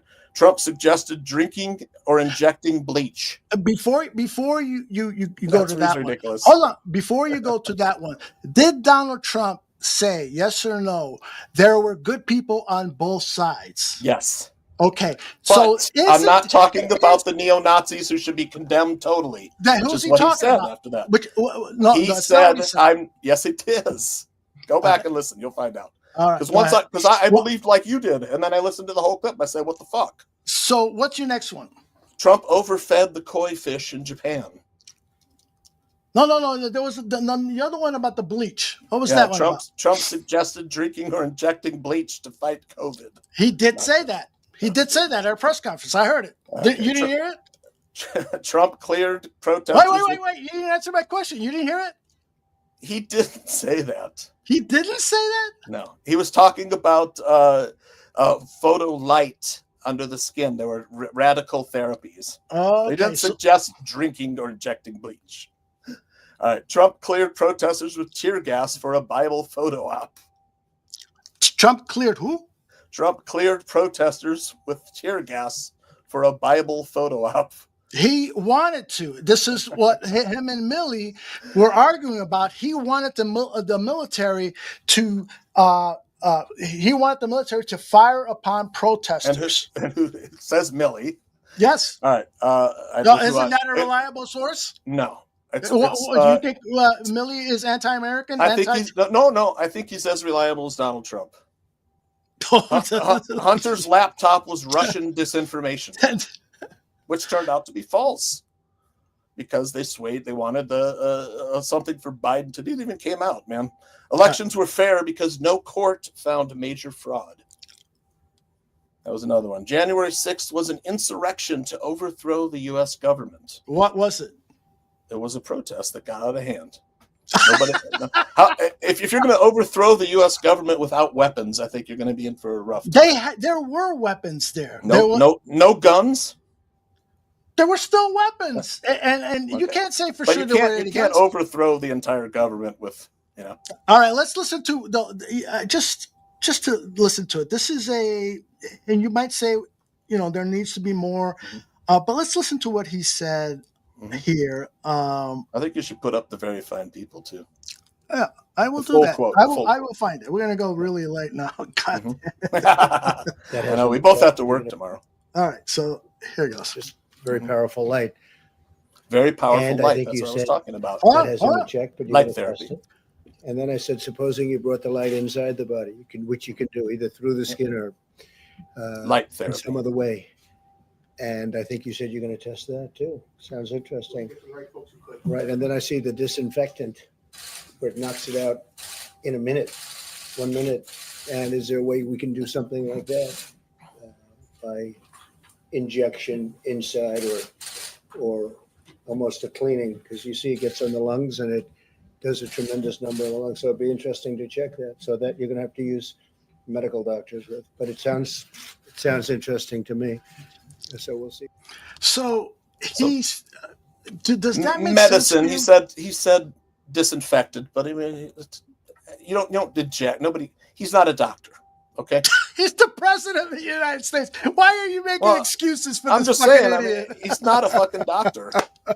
Yes. Like if somebody so comes up to you and says, "Hey, what doctors are telling there's some him. kind of lung spray to disinfect the lungs with virus," okay. It's not bleach. Anyways. All right, some type of disinfectant. Yeah, let's do the light therapy. This guy is and by the way, he was surrounded by a bunch of Looney Tunes who were telling him that. And so he would go out there and say that, where the real medical professionals were saying, this is the way to handle it. This is what he knows about things, doesn't verbalize them clearly. Right. That's all fine. Yeah, well, he's the president. Maybe he should learn how to verbalize them clearly. Communication is important. Presidents also have to think on their feet. Yeah, and he's not good at that either. I don't know. I kind of like the policies that have been presented, but whether they go, the politicians make promises all the time. Yeah. Well, listen, I think I remember Cliff right after the election. He put up in the chat. I think that people will see the effects of his policies really, really quickly, and that they will be positive. I'm paraphrasing that, Cliff. Unless you're a Democrat. But I saw that I saw that you put that there, and I didn't comment on it, but I said to myself, let's see. We're now 2 weeks into the presidency. Egg prices are up. Inflation is heading back up. These tariffs, and Trump has now admitted, he didn't say that in the campaign trail. He has now admitted that there's going to be some sacrifice and pain by Americans. I don't think anybody is going to feel positive effects unless they're millionaires and billionaires in this country. I also think that we have to be a little bit more concerned, as Christians, as people who have lived by the word of God and Jesus Christ. We have to be a little bit more concerned about how they're going to go into schools and take children away from their parents and separate them. That's not what this country is about. That's not the country that I want to live in. And fuck you, John Santucci, or anyone else that tells me to leave. I ain't going nowhere. I'm just going into schools separating children from their parents. That's the plan, and we have seen for what, deportation? Yes, and for whatever it is, that should not be how we, in our hearts, should be treating other people. Well, then change the law. Well, change the laws. We are trying to do that, but the Republicans don't. They're using this as a wedge issue, and that's the other thing that really bothers me about all this is that these are wedge issues that make us complain and bitch and moan about that, while in the meantime they're dipping their Democrats and Republicans are dipping their hands into our pockets and stealing money away from us, the average guy, and making the rich richer in this country. I think if people want to immigrate, they go through the process like my wife did. You fill out the visa forms, you pay the fee, and then you wait, and then when your case is heard, you don't just like storm across the border. You don't break into someone's house. If I have guests over, I expect them to ring the doorbell, not crawl in through the window. Tooch, again, I'm going to get pissed off here because you're using that as an example of the right way. Now, talk to us about how you have not met your tax obligations as a citizen of the United States. Well, I don't know how much. I'll probably pay. We pay what, 40% of our salary. How many times have you filed for bankruptcy because you didn't pay your taxes, Tooch? Because I didn't pay my taxes? Yes, that's what you told me. You didn't pay your taxes, and you had to file for bankruptcy. No. Oh, okay. So that didn't happen? I didn't have tax debt. You didn't have tax. You told me you hadn't paid taxes in 2 or 3 years. No, I hadn't paid my mortgage in 2 or 3 years because I had renters who weren't paying mortgage. Did you file for bankruptcy? And foreclosure on my condo, yeah. Yeah. Okay. So when we talk about self-responsibility, you yourself have not met your responsibilities, correct? Well, I mean, when your tenants destroy your condo, didn't pay any rent, I mean, I didn't have any choice, really. I couldn't sell it. I had to. It wasn't worth what the mortgage was. They destroyed my apartment, my condo. On advice of attorney, it was the best move for me. Then I couldn't pay both the mortgage there was a moratorium in Illinois. They didn't have to pay any rent. And then when they were finally evicted, they destroyed the condo, and I couldn't fix it enough to sell it for what it was worth. I just feel like, and that's the second time you filed for bankruptcy. No, one time. Okay, you told me it was your second time, but maybe I misheard. I never told you second time. All right, maybe I misheard. And maybe I misheard. I've only filed for bankruptcy one time. And then when I remember you telling me you had not filed your taxes, and I scolded you. I scolded you. I've always filed my taxes. Okay, so I apologize for getting personal, but you opened the door when you talked about your wife properly entering this country. When I feel that you, as a citizen of the United States, have not done the proper thing yourself. What, pay taxes? I mean, 40 to 50% of my check goes to taxes, Social Security, Medicare, Medicaid tax, all of it, income tax, state income tax. People are saying I'm getting too personal, and I apologize for that. No, you don't have to apologize. Definitely not. I'll tell you exactly when my first child was born. It was a difficult pregnancy, and the hospital charged us over $100,000 for 7 days and a very long labor. This is and all the whatever surgery to deliver the baby, and I was left with a $27,500 hospital bill, and then the foreclosure of my condo. It was the best move I could make. I had to. I'm sorry that you went through that, but it's fine.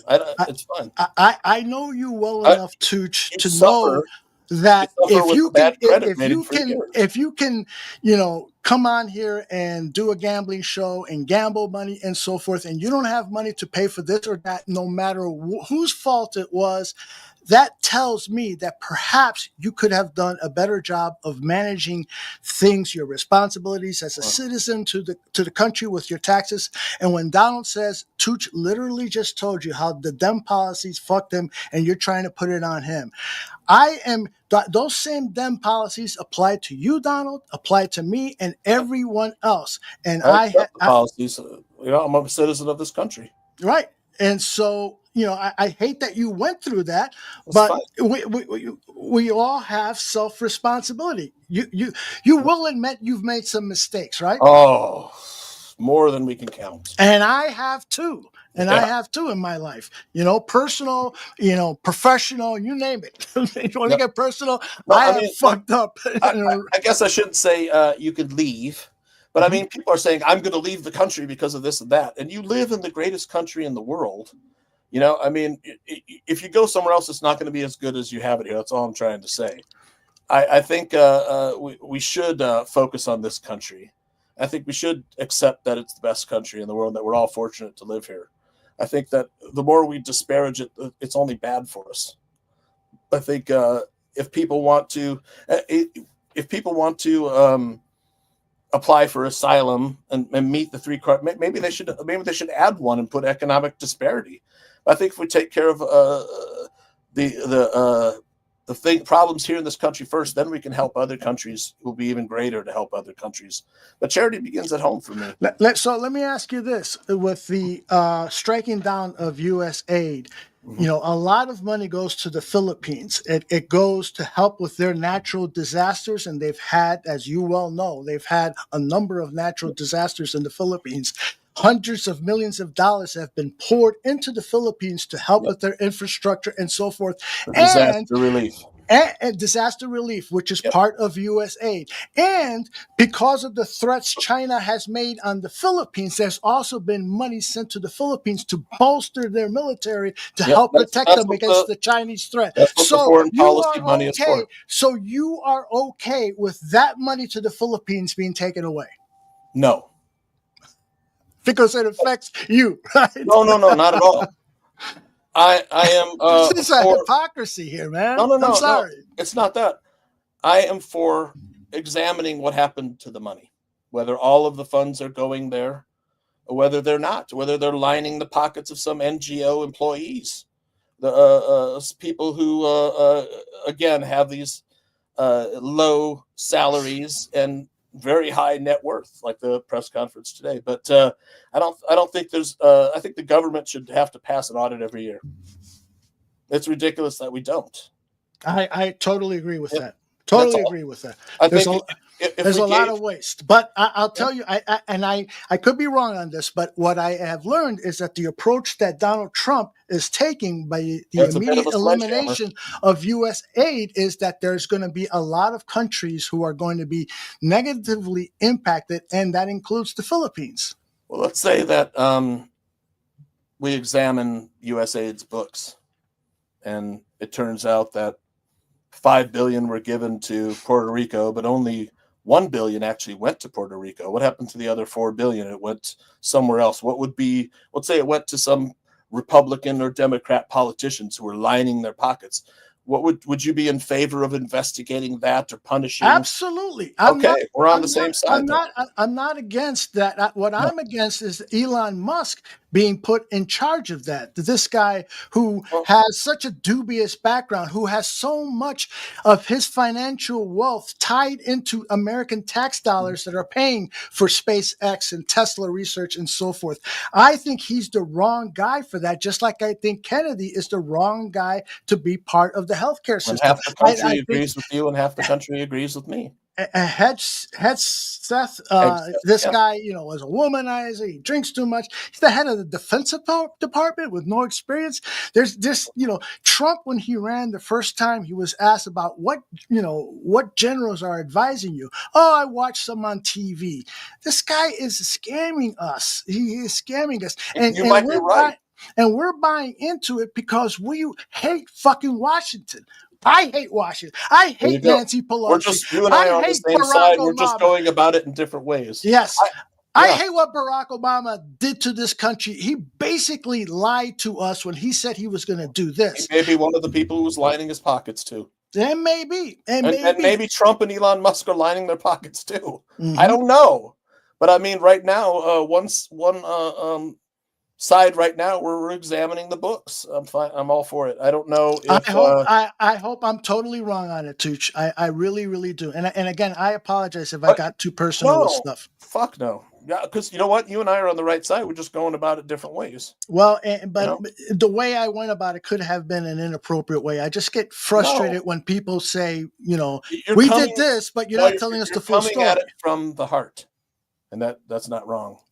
So, I mean, I voted Democrat my whole life. I just became disillusioned. I couldn't take the movement of the party. I mean, and you are not. And I don't even know if I like the Republican Party. Yeah. I know. So I mean, right now that seems to be like to me. I don't think without law and order, I'm kind of, I believe that we should follow the laws. And if we don't like the laws, we should go about changing them. And I know it's hard because we only have two parties and they always fight each other. And, that's not the best thing. But I think term limits might go towards battling some of that. We get these people out of here. Initially, politicians were only supposed to serve a term of 8 years maximum. It comes into these people are here for 40 years. They accomplish jack shit. In fact, they line their pockets possibly. It's looking more and more like these programs are, have no oversight. They're shady, and people are profiting off of the American taxpayer. And I think that's wrong. So I would like to get to the bottom of it. And if like all other things, we don't get to the bottom of it, we're going to be just as disappointed as we were under previous presidencies from when you and I were babies. I know. I don't know. I can only go about it one way, and that's to follow the law and follow your core values, which is this. You and I have the same basic core values: family, or God, family, community. Absolutely. And what I have a problem with is, like Cliff is asking me, why would Musk scam us? Why wouldn't he? I mean, he's got a history of questionable business practices. I just don't think he's the right guy for this job. There are other better suited people that I think both parties would have agreed. Now, I agree with that. I agree. I totally agree. I want to make this clear. I have disdain for the Democrats about as much as I do for the Republicans, a little less so, which is why I vote Democrat. But the problem have you with always Nancy, voted Democrat? I voted for John Anderson when he ran as an independent. You remember good old John Anderson? But never Republican. Never Republican. Okay, so who would I vote for? Who would I vote for? Donald J. Trump. Can't do it. See, I know about Trump's history. I've read biographies about his history. Is he really a Republican, though? He's not. He used to be a Democrat. Yeah, right. I think he's more kind of just like, I mean, for me, it's like I voted for someone who isn't a politician because I'm sick of fucking politicians. So, I mean, Trump happened to be that guy. If he does good and we experience some new golden age, like I would love the sovereign wealth fund, which was one of his proposals. Norway has a sovereign wealth fund they use in times of trouble to balance the budget for social programs. It's basically money and profit from their oil industry, and it's called the sovereign wealth fund. And Trump has proposed having one for America, and that would be a step in the right direction. But I think a lot of a focus has to be on America first, and I would love to see the inner cities focus on the inner city development. Where much of poverty is in America. Indeed.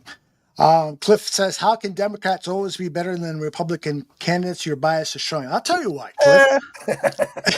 No, I'll tell you why. Because Ronald Reagan was first and foremost bad for the economy. So here's another one. He's not a convicted rapist, Stephen. He's not. He was found liable in a civil case, right, for defamation and sexual battery, I think. Right, but we're mincing words here. He's not a criminal rapist. Under testimony, this woman said that she took him into a room and he forced himself on him. Right. It was a plot of a TV show. Okay, and the dress that she presented had two times her jury believed her, but a jury in New York, in a liberal capital, where they brought the case, But I mean, look, the lady's a little nutsy. All right, let's blame the victim here. But I want to get back. I want to get back to what Cliff accused me of. All right, so Ronald Reagan was, in my opinion, a racist. When he was governor of California, he enacted a number of racist policies. He was against signing for Martin Luther King. The Republicans forced him to do so because they said overwhelmingly America thought that we should have a day for Martin Luther King. He held his speech to announce that he was running for president in Philadelphia, Mississippi, which is where 3 white Jewish activists were murdered by the KKK. This was a dog whistle to the South that he was going to enact a states' right type of campaign and presidency. So Ronald Reagan, I was in college at the time. I was like, no fucking way will I vote for this guy. Plus, some of the policies by Democrats, more liberal policies, are what I believe in. I believe that there should be heavy taxation. During the period of Franklin Delano Roosevelt, billionaires, millionaires. He gave us Social Security. He gave us Social Security, a socialist program, by the way. Thank God. Exactly. And right now it's in danger of going away because the Republican Party has been against these so-called entitlement programs.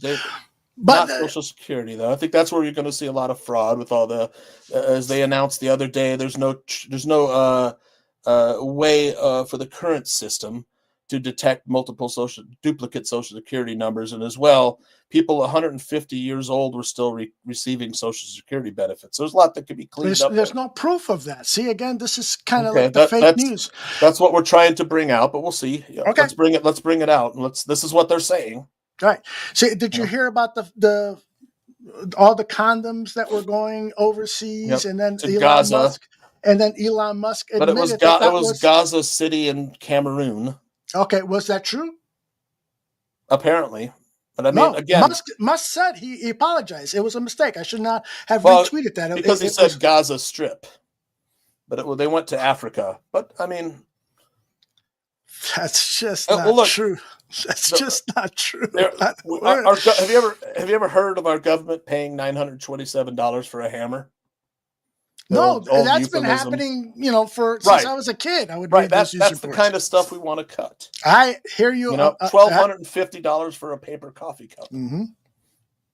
So that's the type of stuff that there's this theory, too. You probably heard it. That all of that extra money they pay for that hammer, that's going to what's that place in Nevada called? Area 54. Area 51. That's right. They're 51. So they're pouring all that money there. I don't doubt it. Research the aliens that have come. I'm not going to doubt it. I'm saying, yeah. I mean, well, I would like to see the class of things like JFK files, which of course you got to knock Trump on. He didn't release them the first term. Why? So, I mean, apparently we're going to see it. Musk said he was going to make. Musk said he's going to make mistakes. Yeah. And so, if when Biden makes mistakes, let's just say he's a terrible president. No, I mean, I don't think we should say that either. I mean. Did he perhaps have some kind of kickback system in place? Maybe. Yeah. There's no evidence of it right now. J2K has a question for you. He says, curious, why didn't Trump find office the first time he was president? I don't know. Maybe he didn't know what he was doing when he got in there the first time. And that was pretty obvious.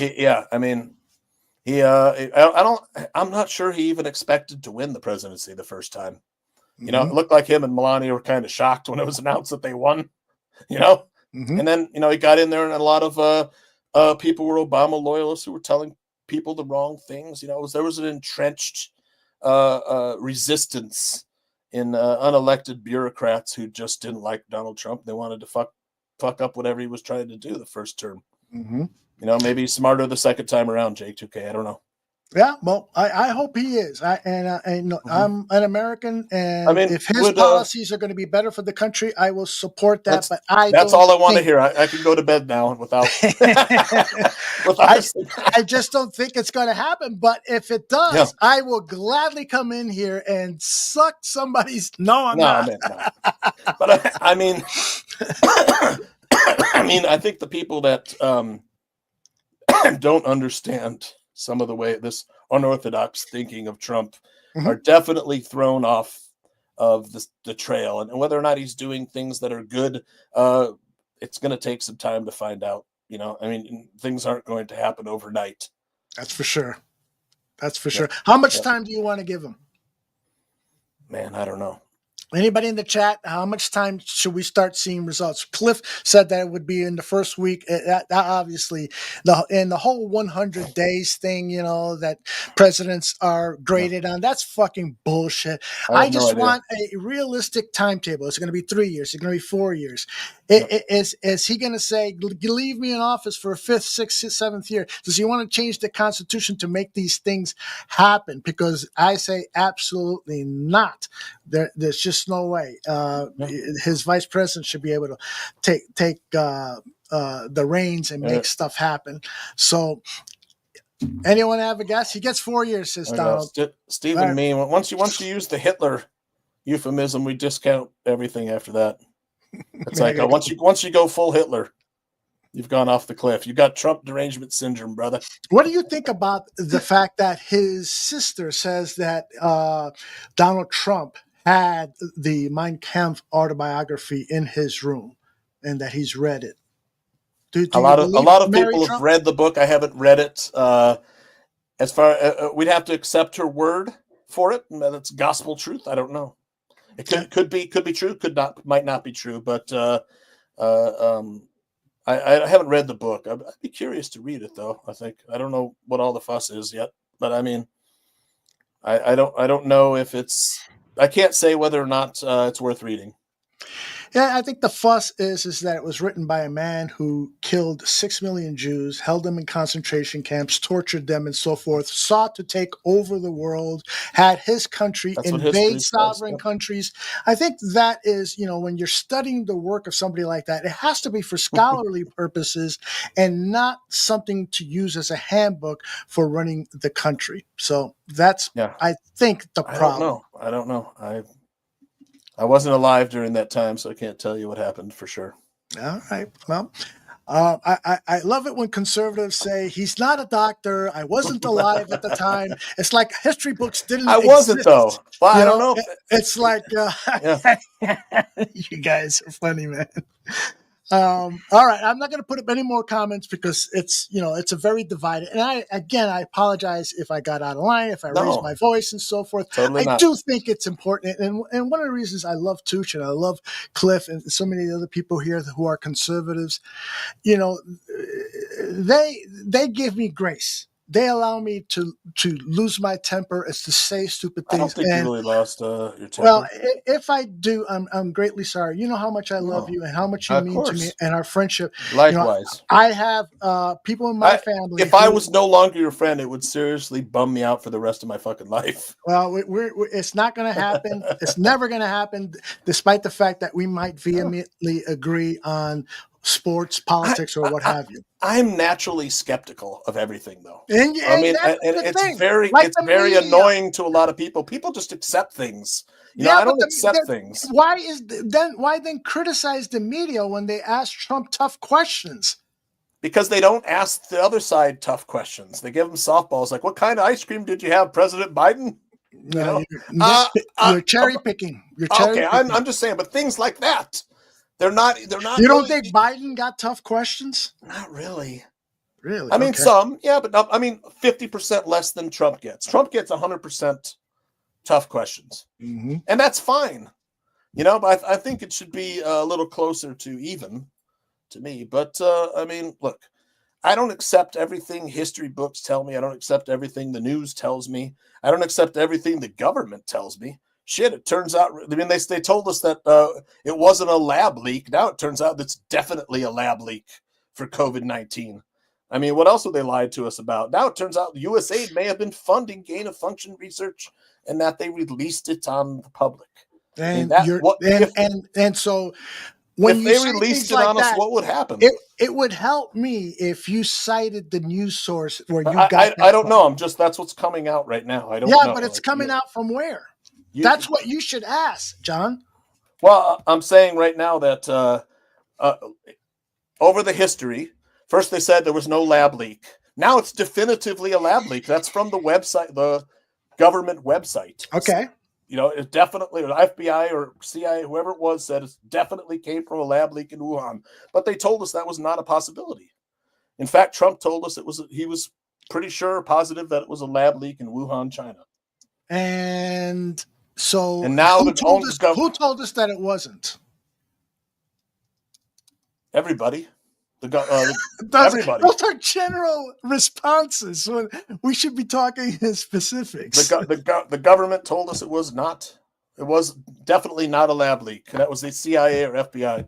Okay, so CBS News is saying CIA now says COVID most likely originated from a lab leak, but has low confidence in its assessment.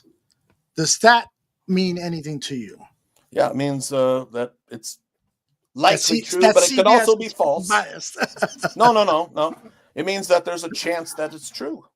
Yeah, or a chance that it's low false. confidence. All right. So the thing is we don't know. We just don't know. Right. And I will say this about Trump during his presidency, and I wish that he could have handled it better by being more honest. But this thing was a neurovirus. We didn't know what it could do. We didn't know how to properly treat it. Fauci didn't have all the answers. Fauci at first says, don't wear a mask. Then he says to wear the mask and so forth. And Trump should have been transparent. We don't know what the fuck we're doing. We got to. Yeah, I agree. He relied on too many people who. But he also gave false confidence to the American people. Yep. And then in a recorded interview with Bob Woodward said this thing is deadly. It just travels through the air and so forth. So it's like, dude, and then he tears up the playbook for how to handle infectious diseases that the Obama administration handled. So I don't know. It just feels like this guy is fairly incompetent. Our government under multiple administrations failed us under COVID. But look, absolutely. I don't accept everything that Trump and Elon are telling me. I'm saying that it's worth investigating. Mm-hmm. Is that fair enough? Yeah. I absolutely. I think it's worth investigating. Mm-hmm. Donald says, although it starts in Wuhan, China, with a biolab right next door doing exactly that kind of research, but we needed to shut down folks who pointed at the lab and say shut up because they did that. It was censored, but I mean, look, maybe they didn't want to start a global panic, with the American people because too late. It got out of hand anyways, But yeah, I mean, it's funny. Like T3P says Trump can do no wrong. That's not true. I'm fine with criticizing a lot of stuff, but right now it's I like the policies proposals. Well, so I would love to continue this dialogue. Can we do it like every 5-6 weeks? When we have a show. That's a great idea. And then just, like pick a topic as opposed to us going all over the place. You could pick the topic one show, and then I'll pick a topic, and we'll have a civil discussion. I promise to be civil. I apologize again if I overstep my bounds. Nope, you're totally fine. I love Johnny Santucci. He's my he's like a brother to me. I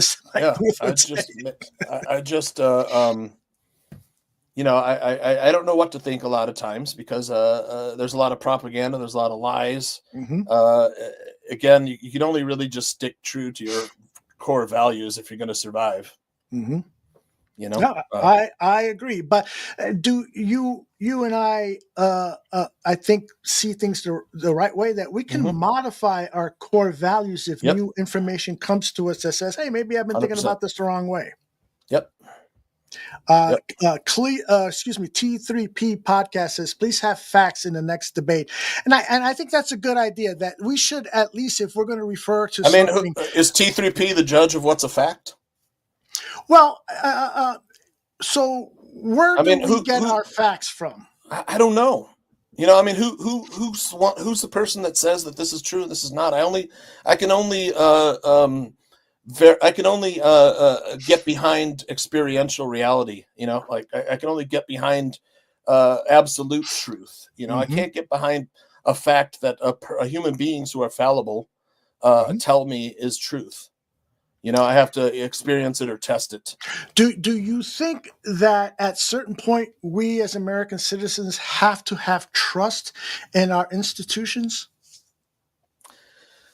I think yes, but I think it's probably an impossible ask, because humans are fallible. I know people are saying like the elections are 100% safe and secure, and with systems that are, I don't want to get into like election fraud or whatever, but I'm just saying, like, to come right out and say there's no fraud going on or it's absolutely perfect, to me, I think is a possibility. I think that what humans are prone to cheat, humans are prone to lie, humans are infallible as people, and a system that's as large as a U.S. election without some states having you can't even present an ID.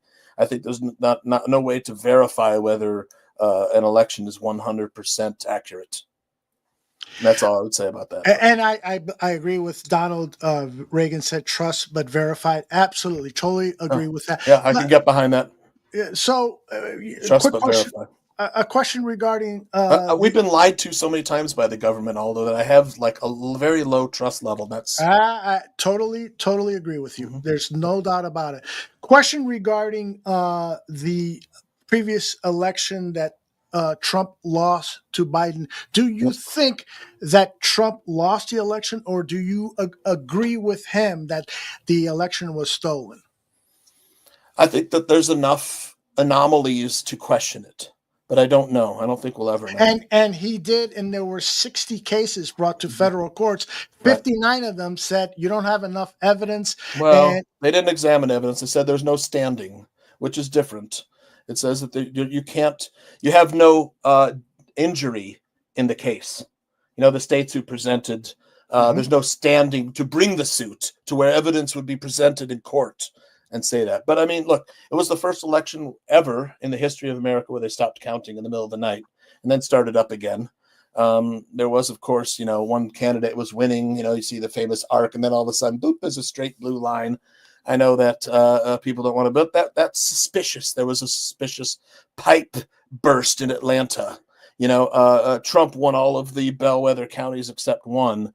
It happened, a lot of the anomalies happened in swing states, but I mean, I don't know. And people will say Trump, the first election that Trump won, that was stolen. I mean, Hillary Clinton came out and said he's an illegitimate president. So, I mean, I don't think we'll ever know either way.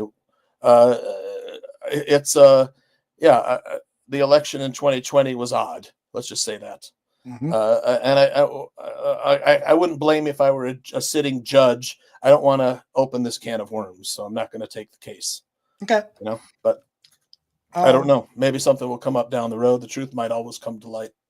I hope so. I hope so. But if it was found that there was a conspiracy to count votes multiple times or whatever, it was COVID and there was drop boxes and a lot lax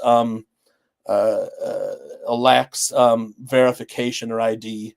I think there was enough to question there are certain things, but look, it's in the past. There's nothing you can do about it. Yeah. Steve says the last election was stolen, but this election was fine. Yeah, it's a different story when you win, right, Steve? I mean, there were 81 million votes for Democrats last time and only 70 something votes. What happened to all those people? Did they disappear? Did they stay at home? I don't know. They could have stayed home. Right. Yep. Or they could have been excess of votes that election in 2020. I agree with Donald. Inflated votes. You have to question. You trust, but you verify. Yeah, trust but verify. And I agree with you too. We're all fallible. We could look into this. Someone hated Donald Trump so much they could run a ballot 5 times through the scanner. Bip, bip, bip, bip, bip. Fuck this guy. I mean, I'm not saying that's what happened, but I mean, I could see it. Somebody doing that. And there are claims from the left that Elon Musk has stolen this election because of his technological prowess. Well, you have Donald Trump at campaign rallies telling people you don't even have to vote. We're going to win. And what does he mean by that? You won't have to vote in the following election. No, he said this election. That's the way I took it. I'll see if I can find it real quickly. Again, you won't have to vote again, but I know, right? That's all right. I could work from home tomorrow. Are you really going to work from home? Well, it's bagel day, though. You have to go in. Well, man, they get these soft bagels from 5 Boroughs, and you toast them, but they're still soft in the middle. And then they got all different kinds of cream cheese spreads. Yeah. Like I really need it, but they are good. Yeah. It looks like the very first things that hopped up on Google here were, yeah, what you were correct. In 4 years, you don't have to vote again. Is that Shorty? Is that Shorty? What? Oh, BCP! Holy shit! You guys are still going. Yes, we are BCP. Is that Shorty? That's Shorty, correct. Okay. Shorty never asked me back on his show. I was only on there one time. Damn, BCP. Yeah, he hasn't invited me in a long time either. Why. I wonder why he hasn't invited us back. Yeah. I don't know.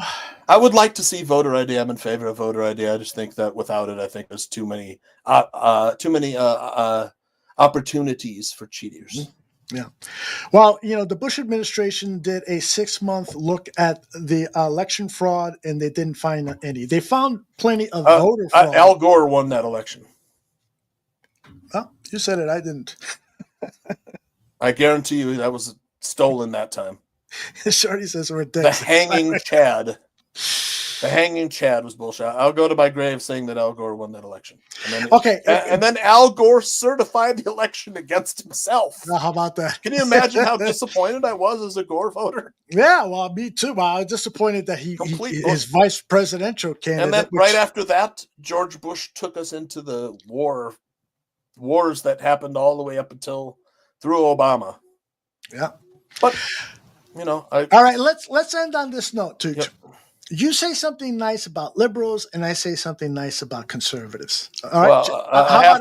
Go ahead. I have to thank FDR for Social Security because, and I don't think Republicans are trying to kill it. I think I would love to see some of the funds redirected to rebalance the Social Security fund. Mm-hmm. And I think that's something that both sides can come together on.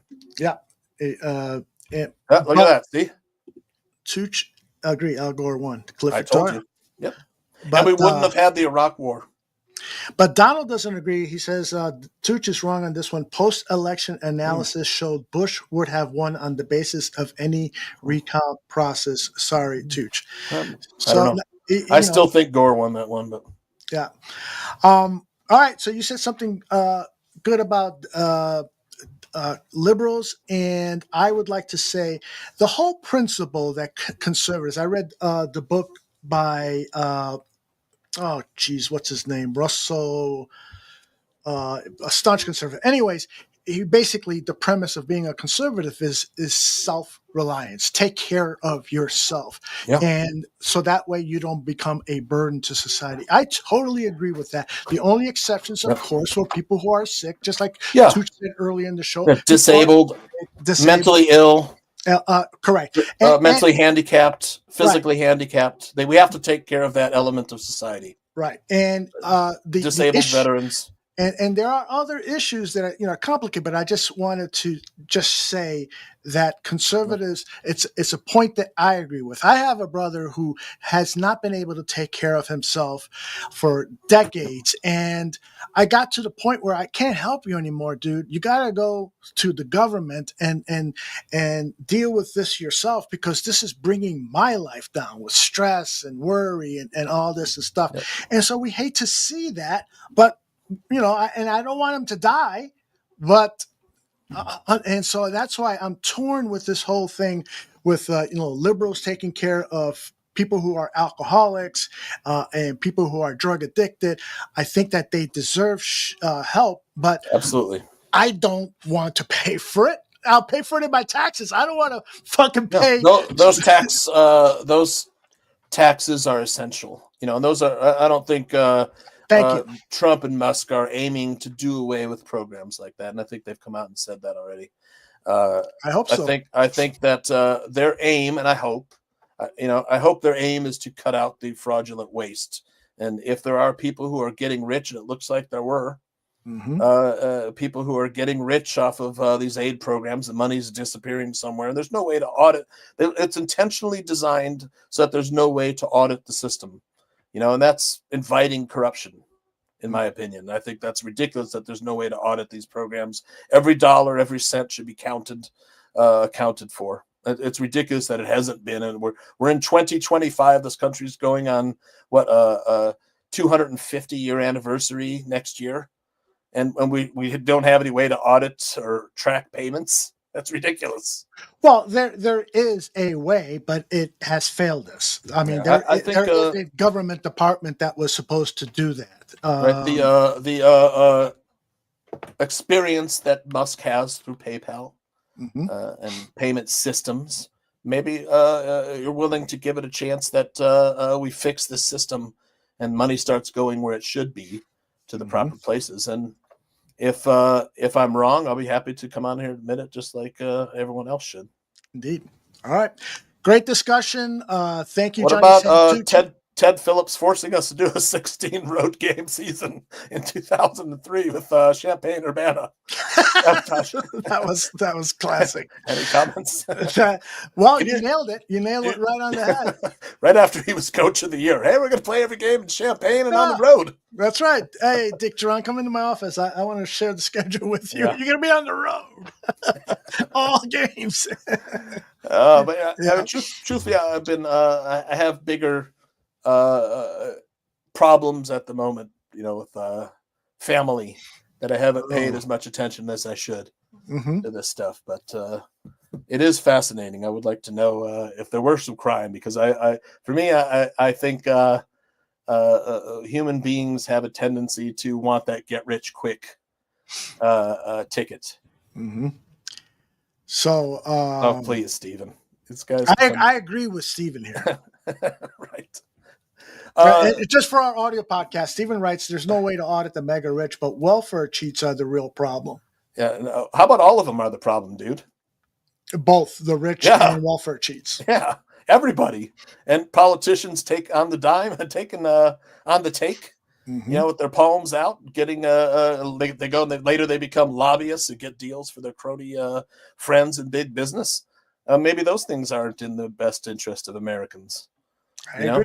Hey, I'm with you, man. I hope they clean government out and do it the right way. Unfortunately, for me, I think the right way will be liberal policies, and you disagree with that, and vice versa. I don't know. Yeah, I mean, you may be right. I mean, that's why I've kind of defaulted to neither liberal or conservative in America first. Which I think we should take care of the people here. And then we can fix ourselves and get it to where we can take care of other countries, but we shouldn't have to always pay. We're always paying for other countries. It's like you and I go out and with you always pay. That's not fair. I gotta let me pick up a tab. Well, what happened after World War II is that America decided, with the growing threat of the Soviet Union, is that we have to win over all the countries in the world, or as many as possible, or they will all turn communist too. And as the only then free democratic capitalist society, we will lose to. And so that's why there was the reason to reinvest in Europe after World War II, to provide aid for people around the world, to provide for military bases in over 150 countries to stop the scourge of communism. I thought, hey, man, why the hell do we have to pay for this? But at the same time, it does kind of make sense that in order to protect our interests, we have to maybe invest in military troops overseas and in aid for so many countries. Should that come over the American people? Absolutely not. Absolutely not. Yep, I agree. Make America great again. Make America healthy again. Make America safe again. Yeah, I heard Michelle Obama say all that stuff, but she was a bitch. All right, everybody. Anything else? Tucci, get the final word. No. Just it was a fun discussion. I have no animosity or hard feelings at all. Thank you. I can't say whether or not I'm right or wrong at this point in time. So trust but verify. Yeah. I hope that I'm wrong about Donald Trump and he turns out to be the greatest president since FDR, my hero of all the presidents, although he was far from perfect. No president has been perfect. I agree with this one. Make the Bears great again. All right, Donald. Thank you. And again, I thank you for everyone having civil discussions. Draft talk coming up. I'm sure we'll talk some pro players and stuff.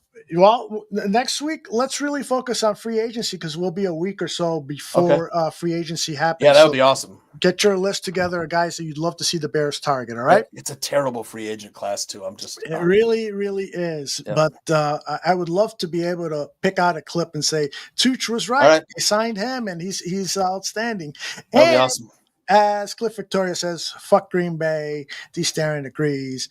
Do you have any love at all for the myth of the Green Bay Packers and Lombardi? The certain magic still exists in the very name. I mean, there's a certain modicum of respect for they've always been a fairly well run organization.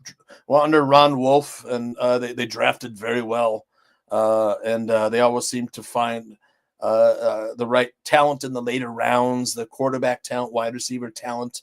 Their playbook has always been pretty good too. I mean, they have a very good offensive system, especially with their West Coast system, and they're always ran a great screen pass play against us. Oh my gosh. Running back and the lineman out in front would always kill us. But yeah.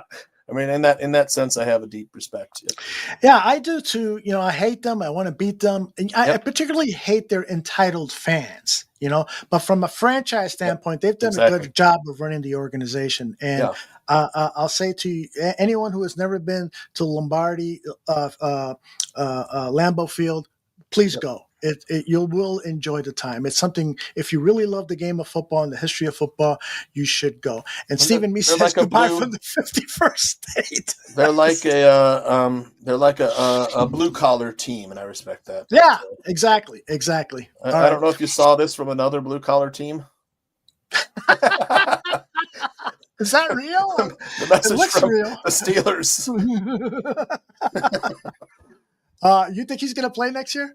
I don't know. I mean, I don't see a team signing him. I don't see a team signing him right now. But there's always a need for quarterbacks, and somebody is just going to be like, we need him. Yes. Let's just call him. Yeah. Wouldn't it be weird if he was signed by the Giants and he is now in the same stadium that he was with the Jets? That would be awesome. They need a quarterback, right? Yeah, they do. I think the Giants and the Steelers could be the most likely teams. There's one other team, the Raiders. I don't think he's going to go to Raiders. Yeah, the Raiders. That would make the most sense, too. Really? Yeah, maybe that's kind of an Al Davis thing. It's kind of the same system, Yeah. Offensive system. He's not going to go to a team that isn't going to allow him to run the Aaron Rodgers offense, which is kind of antiquated a bit. There's not very much motion. It's easy to read and so forth. So we'll see. Yeah, fuck Aaron Rodgers. I agree with you, Cliff. Yep. Love you, Tooch. All right, same here. Love you too. All right, have a good day at work. Remember, It's bagel day. I know. You gotta go. Take care, all that. Bye-bye. And if the dam breaks open many years too soon, and if there is no room upon the hill, and if your head explodes with dark forebodings too, I'll see you on the dark side of the moon.